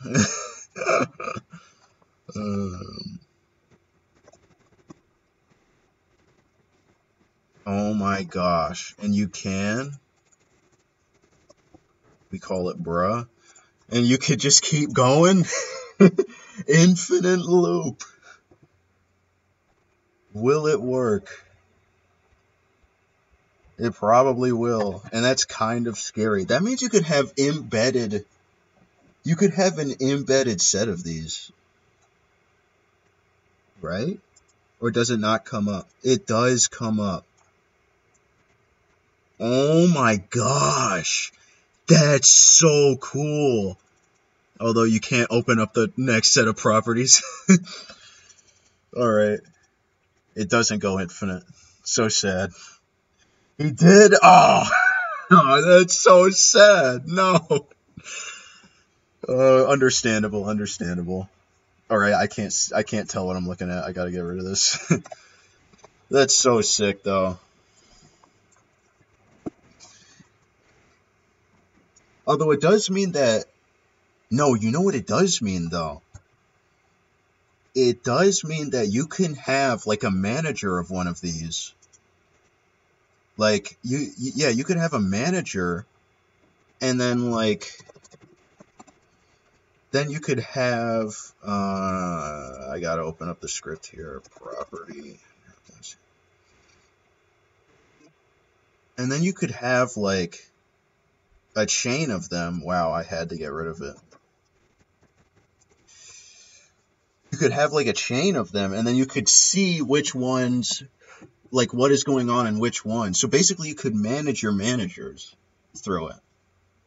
And that's pretty sick. Just never ending. You could not do that. You could do this, and then you could see like, oh, this has this. And you can still change it too. So you can manage your managers. You can manage your manager managing your stuff, basically. That's awesome. Although it would get really convoluted, like it would be hard to see. So you'd have to use your other stuff that you have set up so you could break down everything. So you could be like, oh, open this up, open this up. That's a lot of recursion. Yeah. You could literally, like, you could basically have one key manager in your game, like, or at least in a current scene, and then you could just run everything through it. Or not run everything through it, but you could run everything separately, but manage that stuff from that one thing, and you wouldn't have to go into each individual object.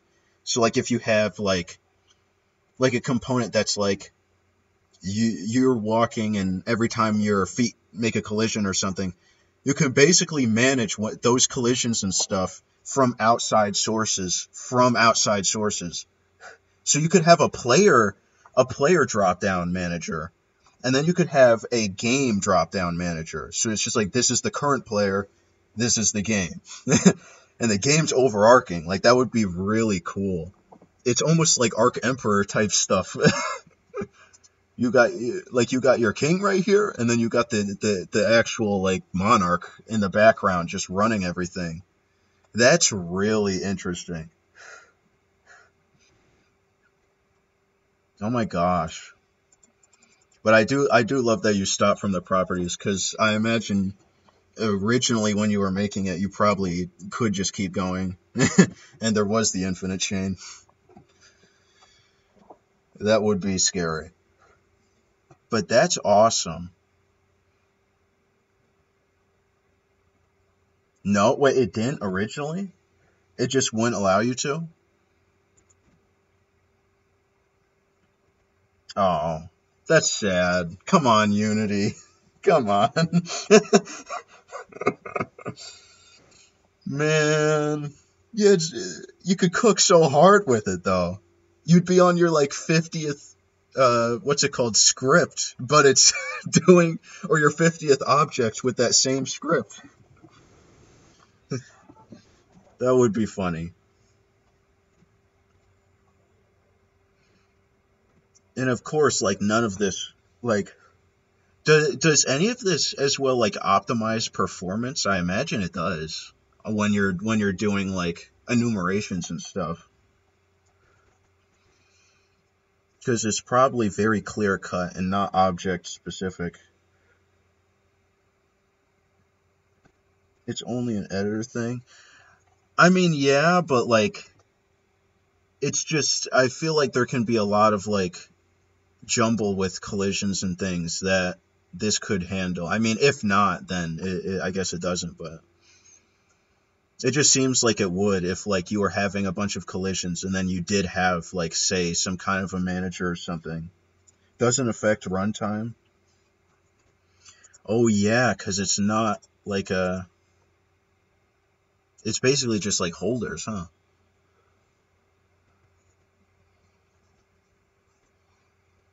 Wow.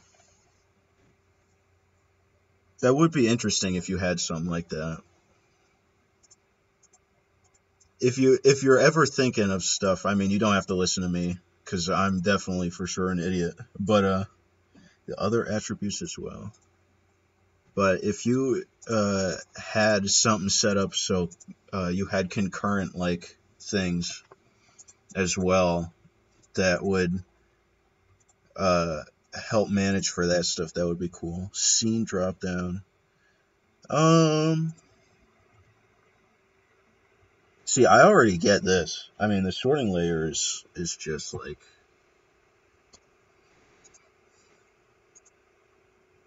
I want to see what this is, though. Or wait, was it the same? Yeah. I want to see what this is.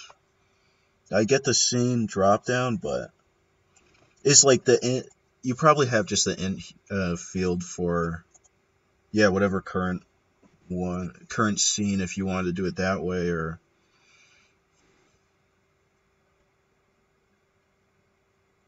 That's interesting. Field tag. And that's the tags.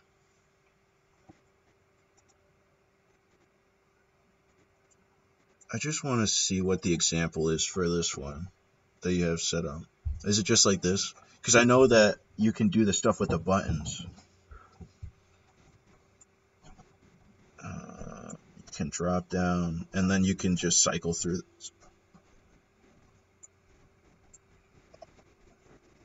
And that still works.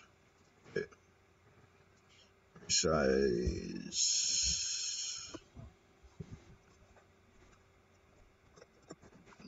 Because you're making one. but that is to be expected because that would be way too difficult. You can use properties and functions with dropdowns.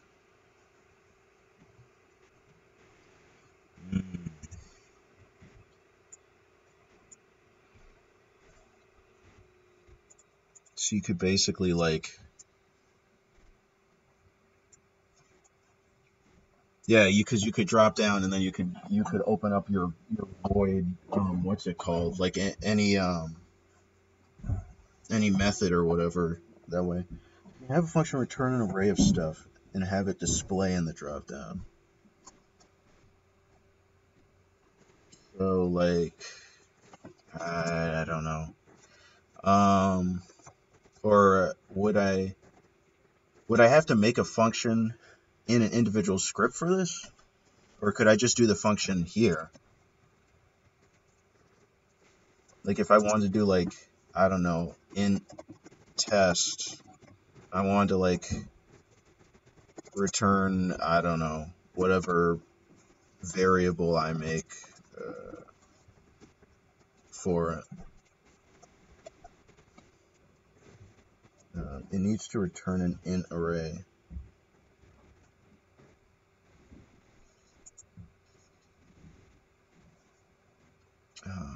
Oh yeah.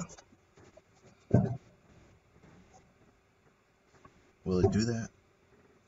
Oh my gosh. It's been so long since I made it. What's it called? Because that's returning the regular thing. Wait, let me pull it up quick, sorry.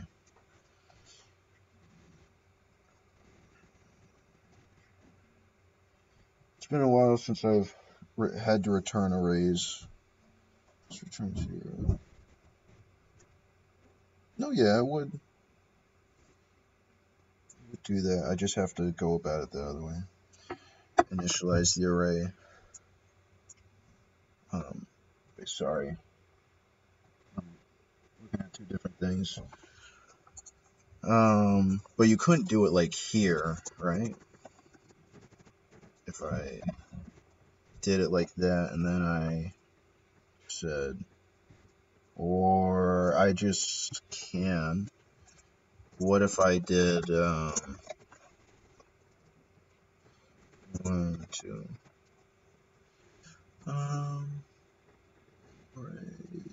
oh my gosh. I'm sorry, I get so jumbled on arrays sometimes.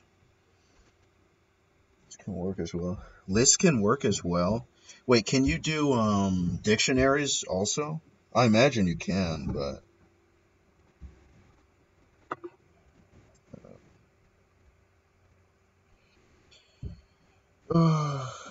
why am I drawing so many blanks?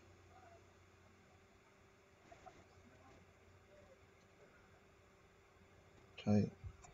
Yeah, you can just do it like that, and then you can do it like,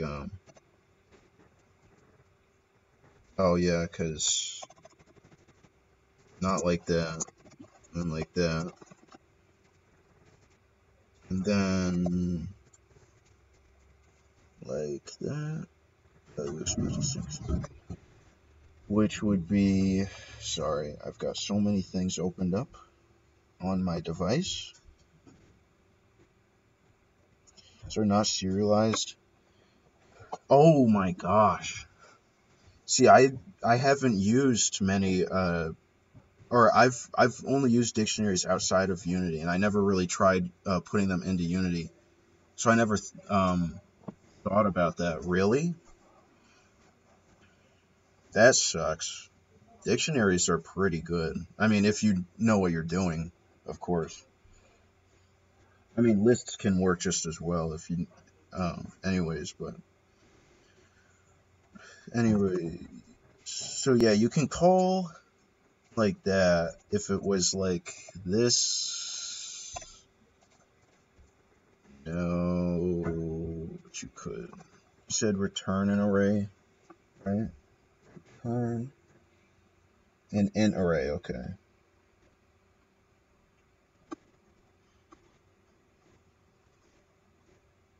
Then it should be just, there we go. It's the little things. You have an example of initialize in above.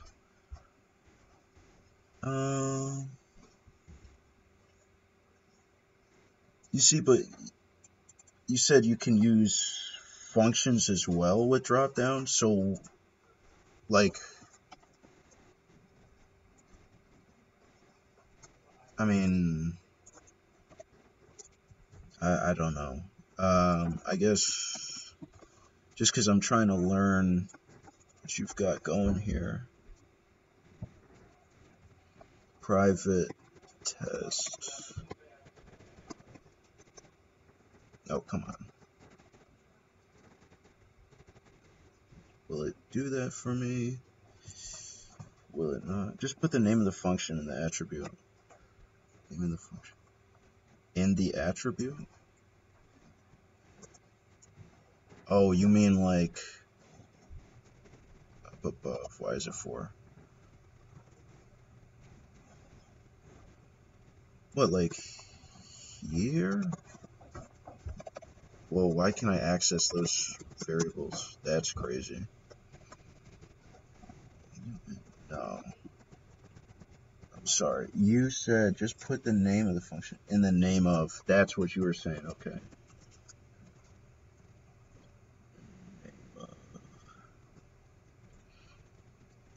Int values, and you can just call it like that.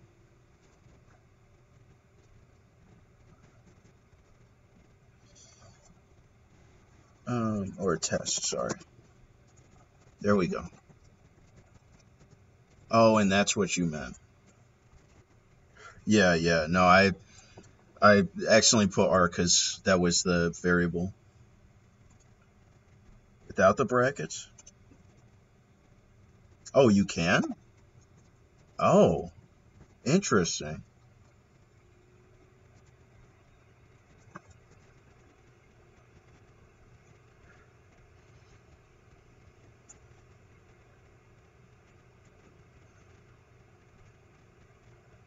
Please load.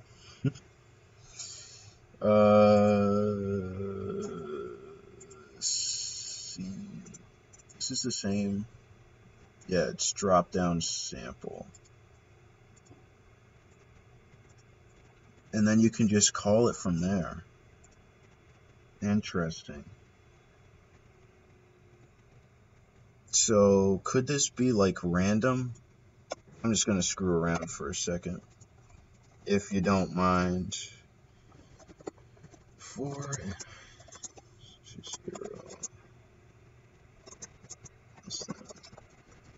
No. Let's go, I don't know, to 15. I just want to see if this will work. R.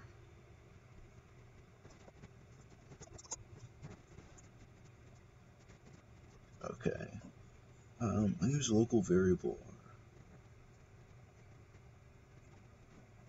What? I don't know. Since it doesn't have like a specification, can I do... I can't. Use a list instead? Alright.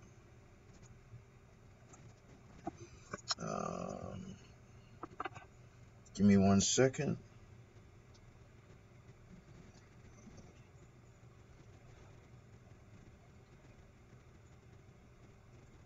Will it come up for me? I just want to look at how I would go about doing this.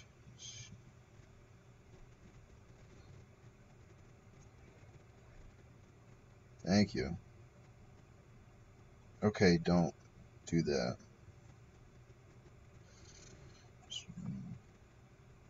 Yeah, and then so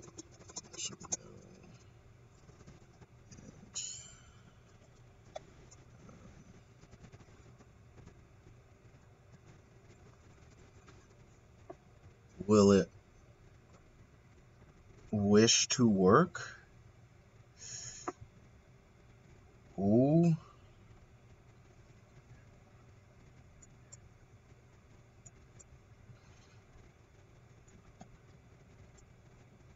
And then we'll try it that way too. It's causing just errors. Ah, it just works. So, you were saying like that.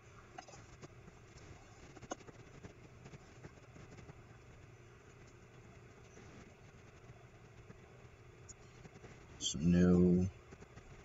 Oh, and just new like that. List. Oh, because we don't have collections or whatever.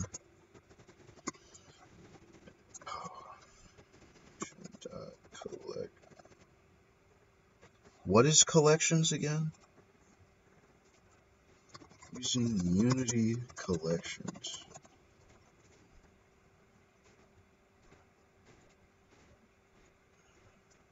Wait. System.collections.generic. Thank you.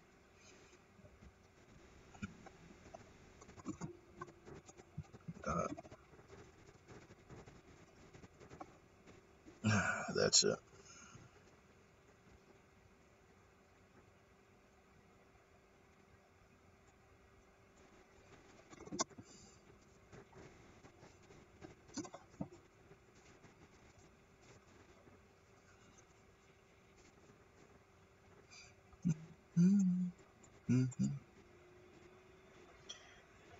R.add. Oh, true. I forgot that you have to add. Like, all I want to test here, and I'll do that. All I want to test here is I'm not trying to take up any performance or anything, but I just want to understand, or not performance, you know what I mean. I'm not trying to specifically break it. I just want to know if it'll be free floating for like technically unknown variables, because that's what I really work with. 6. Every time you open it up, oh, but it's just a 0 every time. Interesting. Wait, is that to 2 there?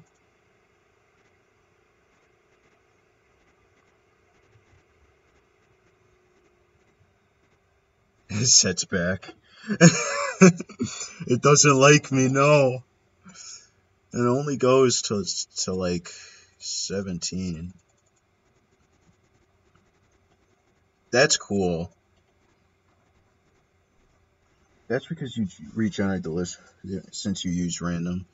Yeah, well, I use random because I was wondering how it would work if it's going to be like drop down every time to whatever stuff you already set, but we don't know what we're going to set it to specifically, because I deal with a lot of like variables like that when I and stuff like that when I generate structures and things like that. Like every time I do the generation in my game here, and I like make a whole new what is it called, room, and I make another room, like everything about it is different than the prior room in a sense. Like even the height of the walls are like, you know. And so I was just wondering if it would take those variable like an unknown variable basically. And I bet you could like, I bet there is like a way to go over it, but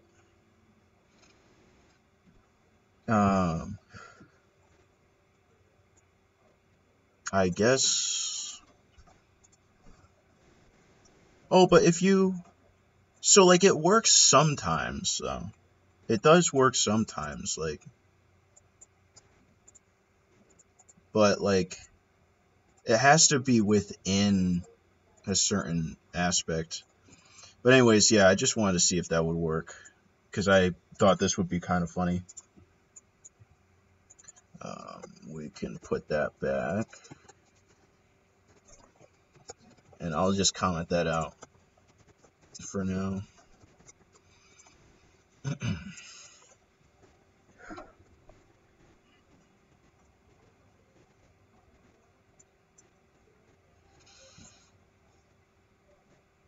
I want to see the button attributes next. Quick.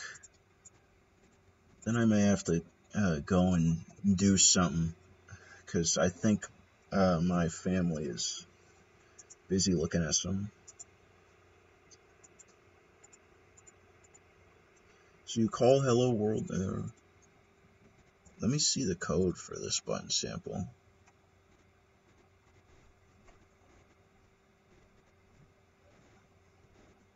You call the button. Oh, and then you just... Okay, interesting.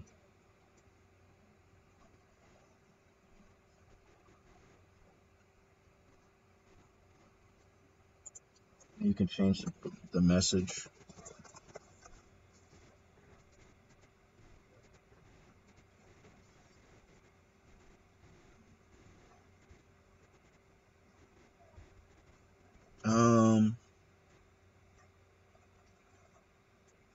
Oh, because you didn't put on the, like...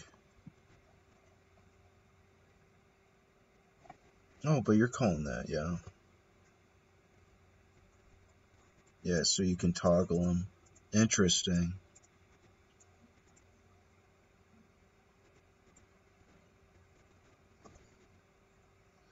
And you said you can do enumeration too with it.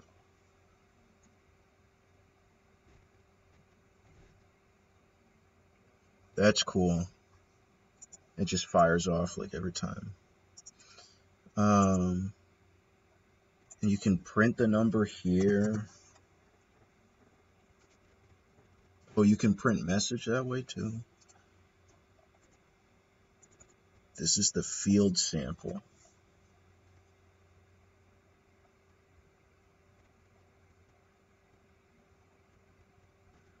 Huh. Print number. Cool. And you're calling the void here.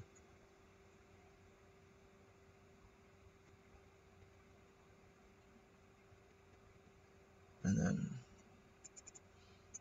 you call group holder.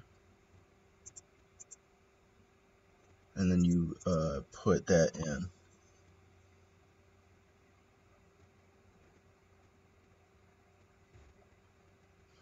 Interesting. See, there's a lot of cool stuff you can do. I bet people have like crazy layouts with your program where they like enter into any of the what is it called? They're like able to enter into the zone almost and just do from their, what's it called? Don't have to open up the scripts too much. Ouch.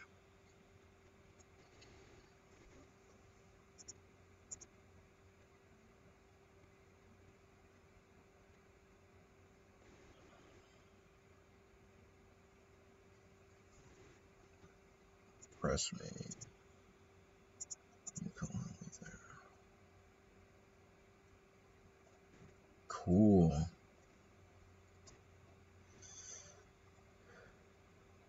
And you, interesting. Basically made it here, but it was already a part of the thing. Like, I haven't dealt with a lot of UI stuff, so seeing how it's like worked together might cause the weird indentation. Oh yeah. What's it called? I usually I used to like have my current view right here like gigantic all the time, and I still usually do, and so it causes problems with the inspector and stuff. Oh, and this is the flags. So you set each flag as an enum.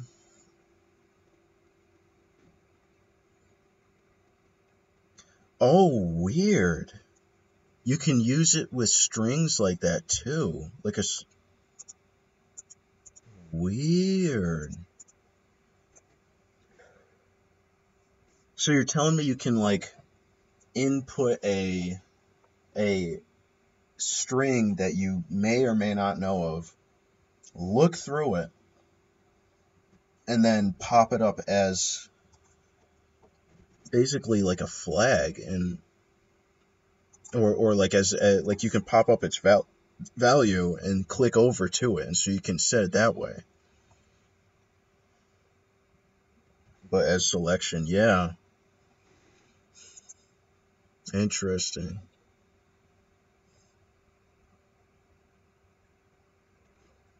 I mean, I see why you really like the drop downs, because the drop downs make basically everything 50 billion times like easier to do and literally allow you to like manage everything from the comfort of one game object basically.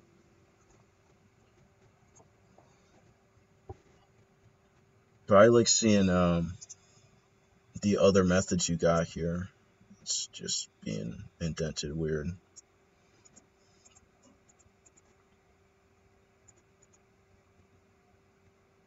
Hello.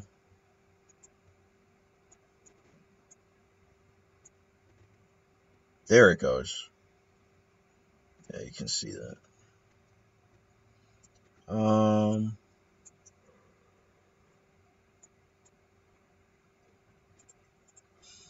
Let's look at these numerical attributes. So you've got your sliders, self-explanatory, int field, no field. What is that? Field, no field. Just call it vector2. Oh, so that's just like in general. Huh. Interesting. And then vector2 int field, no field.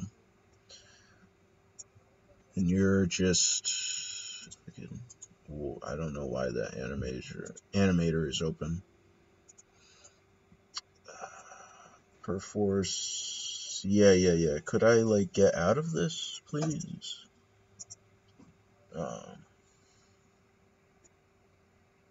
Interesting. And so you can lock it out so people don't know, but then you can.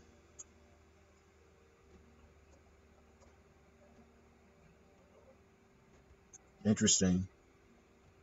You can tell either side, or you can just tell by like a difference of like 1.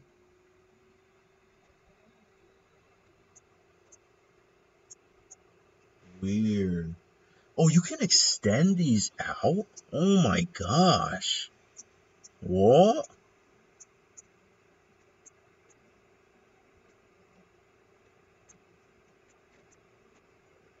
Although it's like resizing, weirdly.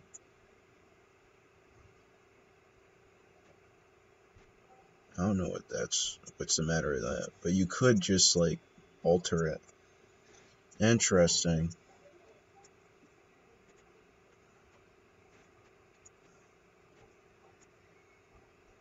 Because of the resize. Well, that's what I imagine. Like I imagine that you had it set to specifically be these sizes or whatever, and then just it freaks out because it wasn't made for that. Float field. You have a max and a min because you set. What is the code for this? I want to see how this works. You did. Wait a minute. There we go. So you did -10, 10. So between those, you set the max and min with a clamp, as you know, expected, because you're doing clamps here, but you're as well able to use it like for controlling all X, Y, and Z. X, Y, the individuals of X and Y, so any number within the rotation. And I imagine you could hypothetically use it for like quaternions as well too, or something like that. Although it would be like, no, it wouldn't be that bad if you're breaking it down using like Euler angles. That's pretty sick. You would be able to force a clamp on it, and then you wouldn't have to deal with it. But then, no, you can't use. Oh no, no, I know. That's why I was saying use it with the Euler angles, because the Euler angles will just transfer itself into the quaternion. Like if it was the same way for this vector too, the Euler angles will just be -10 equivalent. Although if you are going negative actually with Euler angles, it can be a bit shoddy. But I mean, if you're gonna clamp it, if it's gonna be clamped to that, like as long as you're not rotating whole like 360, I think you could be fine. I think you could be. You know what? We can test that out if I drag the inspector back over to... Wow. Thank you, inspector. If I drag the inspector back over, we could test it out if we made like a cube and see if the Euler angles work. This is a dark scene because there's no directional light.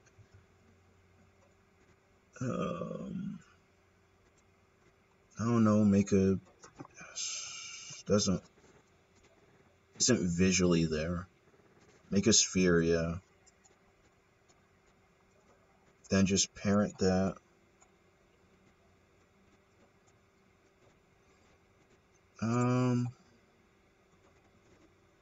Do I have at least some form of... I should have a material in here that I could just throw.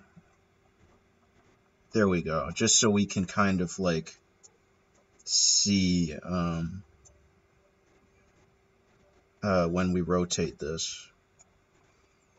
So there's this, and then we want to do like... Or, well, I don't want to have to code all that out. Vector 3. I mean, we could call it up, and it's like the same thing. So if you click the question mark, it sends you to the docs. Where?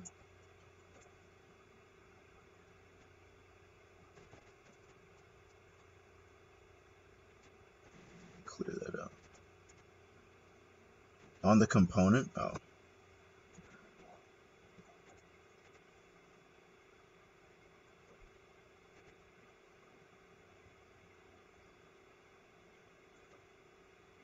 Really?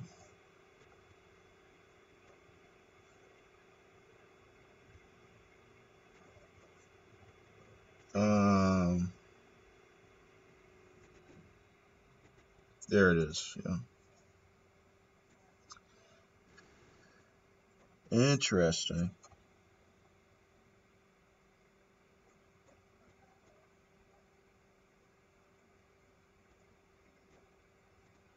See, what I'm wondering is, in this, could I take a public game object of test, and then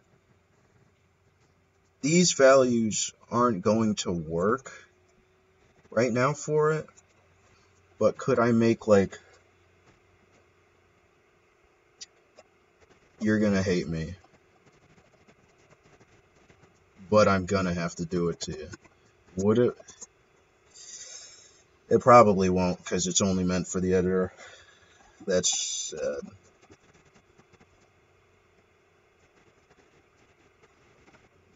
Is equals to vector 3 field. Like, it would just be that, but it's just an editor thing, like you were saying. So it wouldn't work with it, but it would be cool if it could, because you could just clamp the rotations to whatever those are.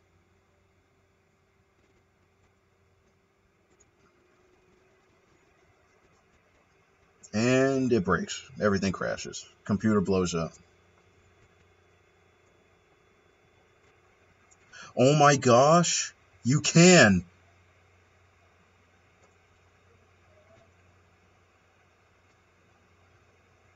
Execute in edit mode? Oh, that's... I should do that. But you can, and it does clamp, like I was thinking if you did with the Euler angles. That's awesome.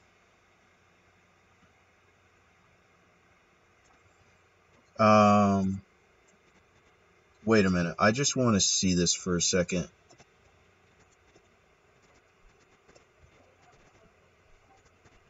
Because this would be absolute insanity if it was on your camera or something like that. Because you could just clamp your camera that way, or something, like if you were going to turn over, and it would just instantly simplify the whole thing instead of you having to make hard stops or deal with I forget what the term is, but like if you go too far. Yeah, it works. That's so nice. Oh, I like that.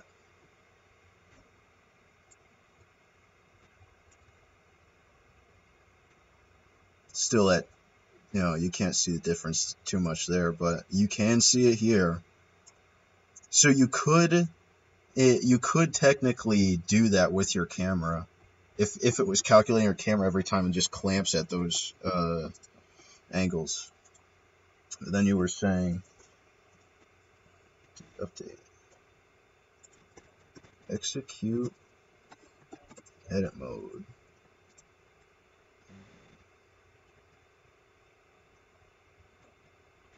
Because I haven't used it. What is the syntax for edit mode?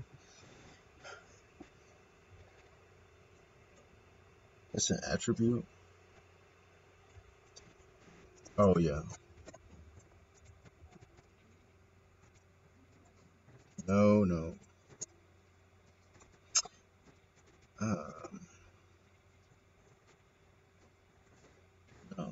Value. Sorry, I'm blanking again because I look at attribute and I'm like, just 1 second.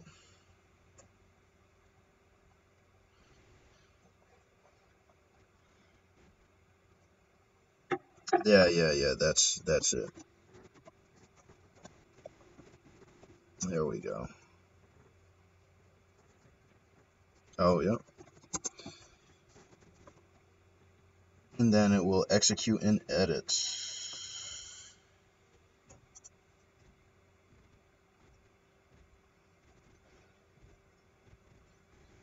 Yeah. Like I hear attribute and stuff, and then I think of like what's it called? Basically a bunch of other things. And I pressed the wrong button because I'm trying to execute and edit. Okay. Will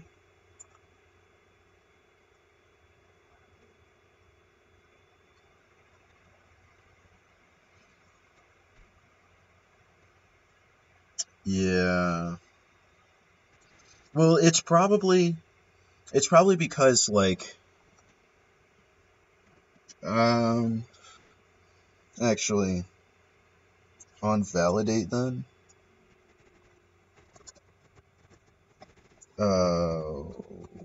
Where are you saying? Are you saying like its own on validate? Yeah, like that. On validate. Okay, well, thank you. I will do it down here because you're being rude.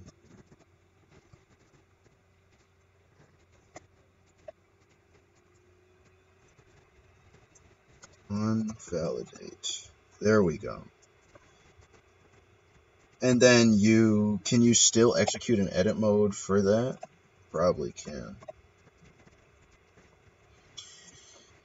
You don't need to execute an edit mode? Oh, okay. Well, that's what I was wondering.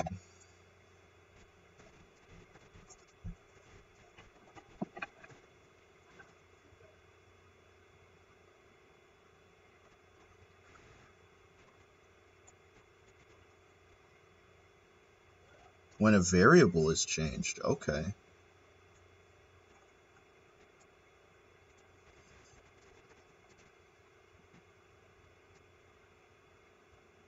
That's cool.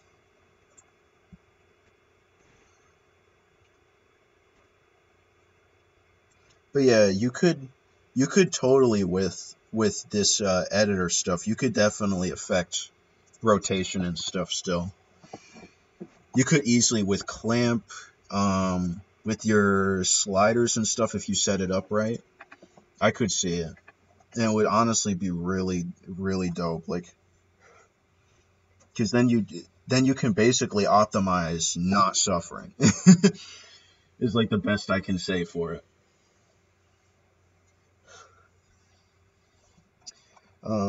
But let me look at the rest of this numerical attributes, and then I'm gonna go and oh, this is sick.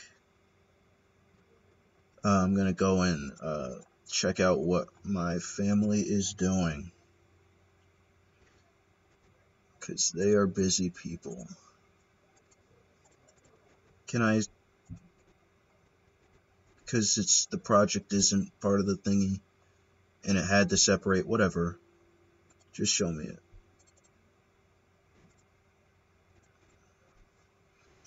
So you got float bar, int bar value.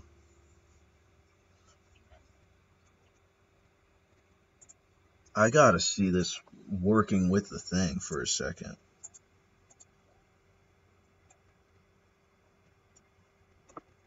Serialized field. So yeah, you make your range, okay, and then you create blue here, or a shade. Red broke the label position in the last update.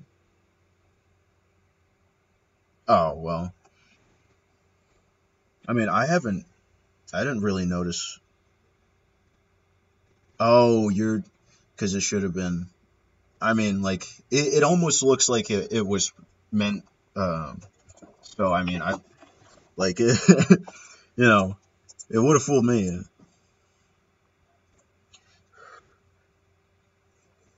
Oh, interesting though. To set it, you do need to on validate for that, huh? Interesting.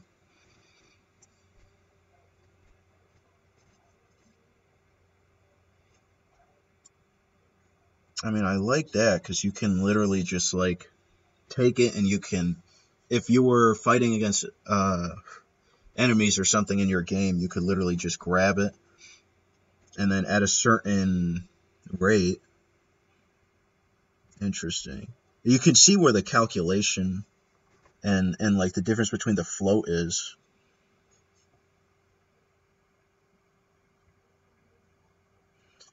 But yeah, you could be fighting like enemies or something, and you could just slide to increase your like health or whatever, just so when you're testing stuff out. Like a lot of this is amazing for experimentation and stuff like that. I feel like, other than just regular game development, because if you're like developing some kind of computer thing, you can always go to like, if you're clamping, you can always do stuff like this, and then you could as well affect the individual health and stuff. Like all of this could be put into like this. Like basically all of that could be put into this. And then from here you could rotate it and then affect their health and stuff and then do all the other garbage at the same time and like, oh, I love this. Oh, you can affect it here? Or some interesting stuff here. It didn't show. MISC? Let me quick look at that. Disable employment. Disable field. You can disable the field? Is this what I think it is? Is this what I think it is? Does it actually just outright get rid of the field?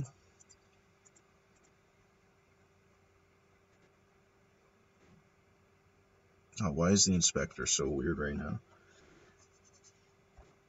So you can just you could take whatever field 1 is and then get rid of it. And you can hide the fields too. Oh my gosh. Disable. Oh, there's an in edit mode one. When you hit play. Let me see.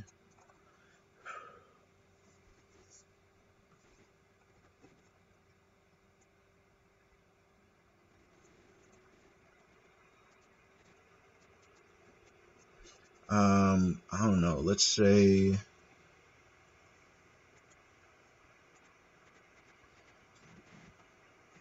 Okay. Let's see. Yeah, you can hide the individual fields. You can disable them, and then this one is in regular. Okay.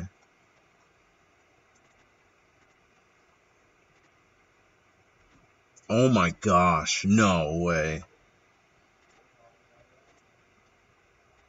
I feel like a kid in a candy store. This is crazy. No, I didn't want to open that one. I want to open this one.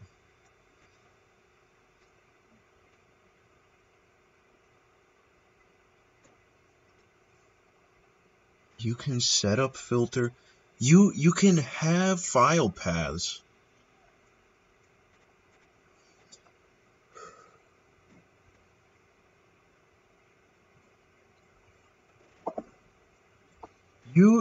I don't know if you realized, you probably did, but like you made it super easy to like database into Unity. Like instead of going in and like actively searching this thing out, you've made it really easy, I feel like. Cuz you can alter the file paths. You can literally like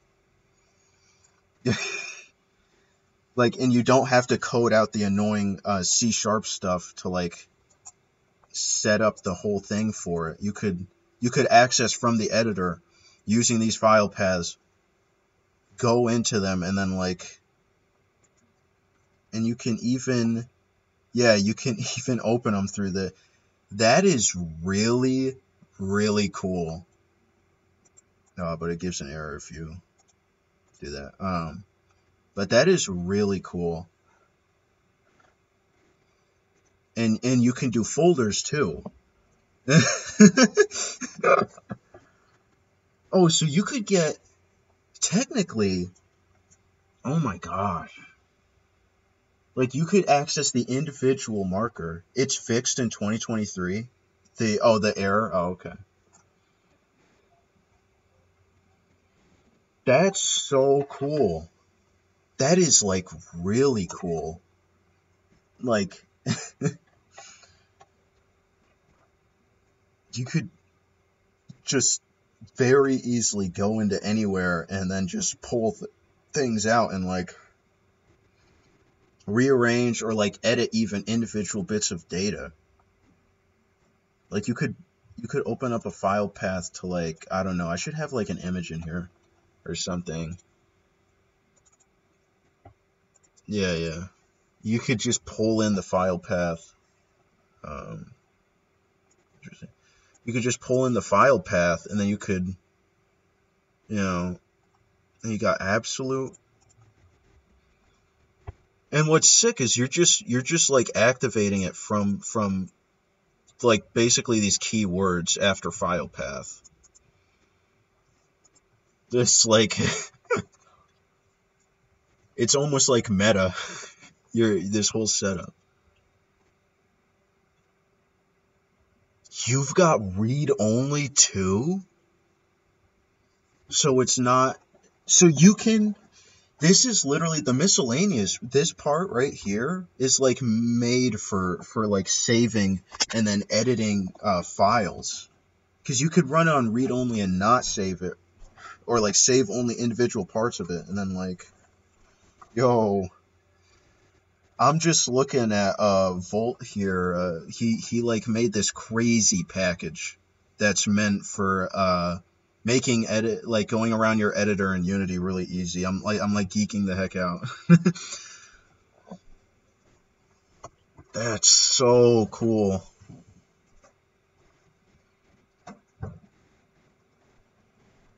And you can read only your arrays too. You can read only the individual.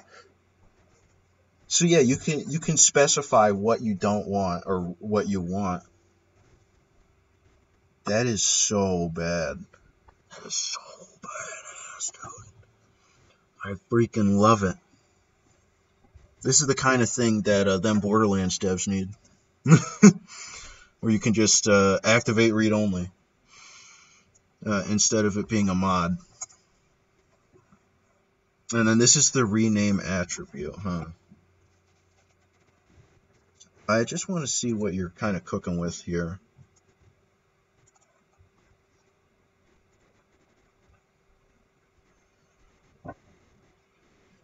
So you can kind of just force that type, huh?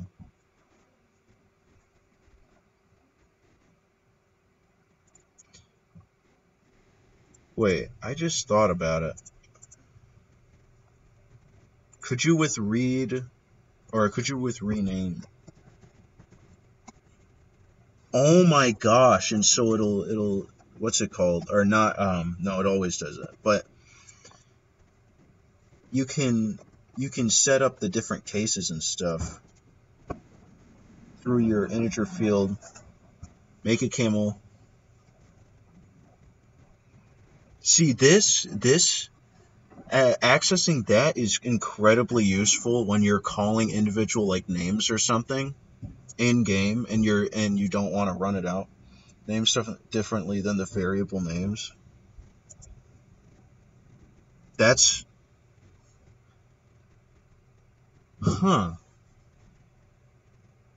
Wait, and you can access these names as if it's the variable still, right? So like, yeah, this Pascal case mode right here, like when it's Pascal cased, could you just like, oh no, but you're not setting it, okay, but you can still access these. That's cool. I love that lowercase mode is in all uppercase.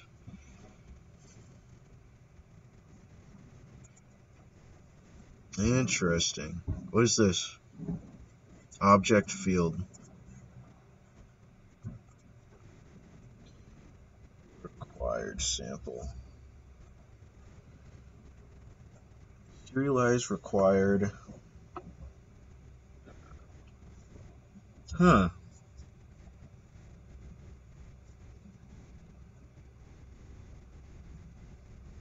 Is this? Yeah, this is the required stuff that guy was talking about. Yeah, so you can just like force people to put in. I love that. Must be assigned. And what will it error? Oh, but it doesn't error out.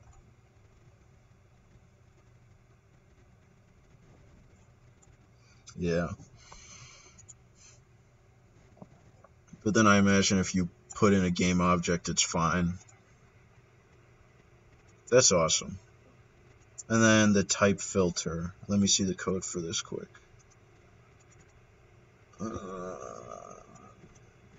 So a type of transform. Wow. And you individualize your components too. Let me open this up. Interface. So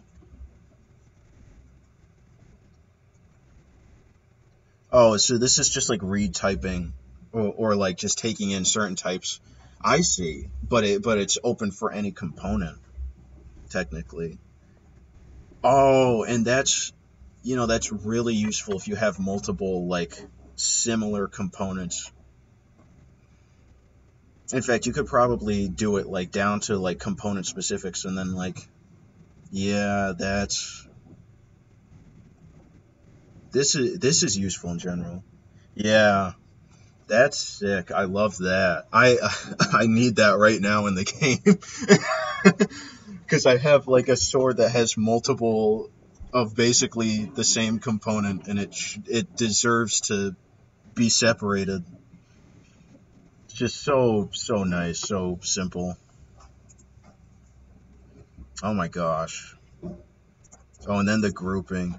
This is gonna take me all day to go through, man, I swear.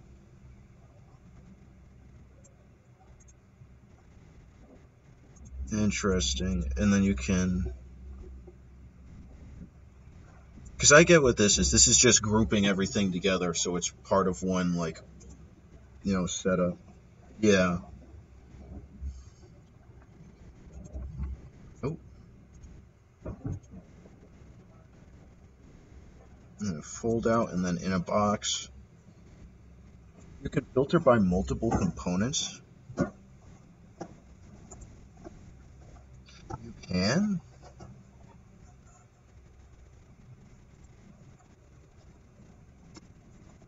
What would it be, like...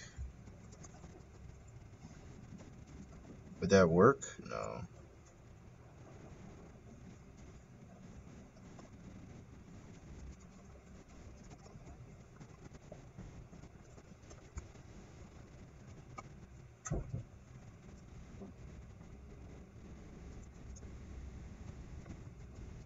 No way.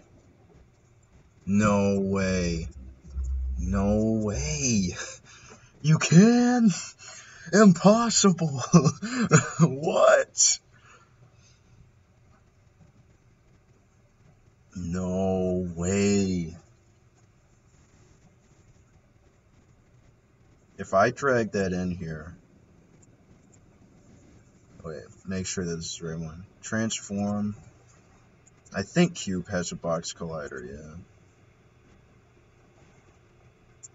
Wait, so does it just take it, or...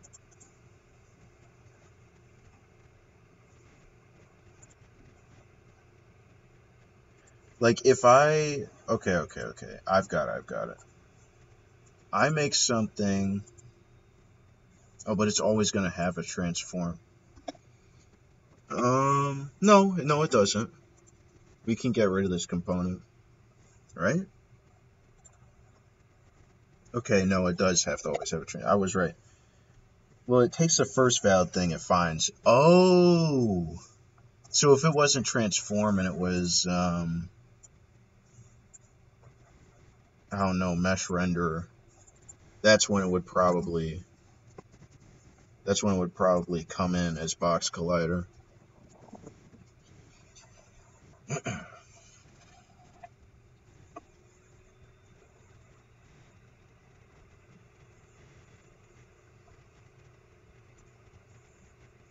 Come on. Yeah, it would probably come in like that. Really? Yeah, I guess, yeah, it's just whatever's inputted first, then. But I mean, that's still cool that you can focus it that way. Unless you could call, like, -2 or something. What? Is that...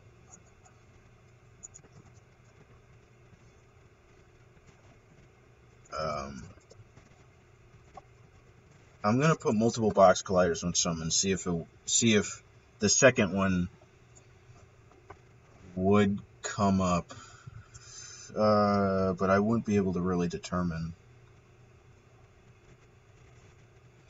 unless... Just let me cook for a second. Oh, but it's not in the public. So yeah, let me cook. Transform. I don't know what just happened there. Transform filter. We'll have to like debug.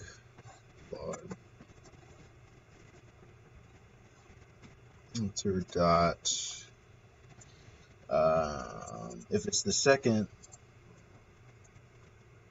We're just gonna add another box collider.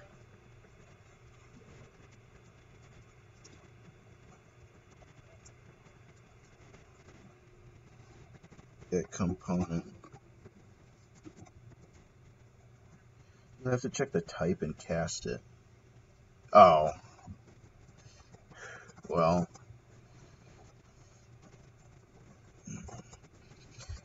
I should get going though. So I will fiddle around with this a bit more. But I know I'll be here all day if I start programming a bit more on it. Thank you for showing me your amazing package. I plan on using this down the line when I'm on a more up-to-date version of Unity. Because I think that this is really neat, and it has a lot of features that, like, not a lot of people, like, well, a lot of people think about, but they don't try to employ. Just realized that there is a camera. Is there? Opening up the data table is so cool where you can see everything. No. Oh, that there is a camera. There it is. But yeah. I think it's really cool what you've got right here. I love that you can set it around, clean things up, change up the bar and stuff. And I love that, like, just everything that's in the editor itself can be utilized fully. The fact that you get rid of a lot of annoyances. Like the stuff with, like, this. Being able to access this stuff when set up properly is really cool. But I want to thank you for coming down because it's been a long stream. So I will see y'all. Probably have another stream tomorrow where I'm going to be adding more to my game. But yeah, so I'm going to say peace and goodbye. Because I got to help some people out.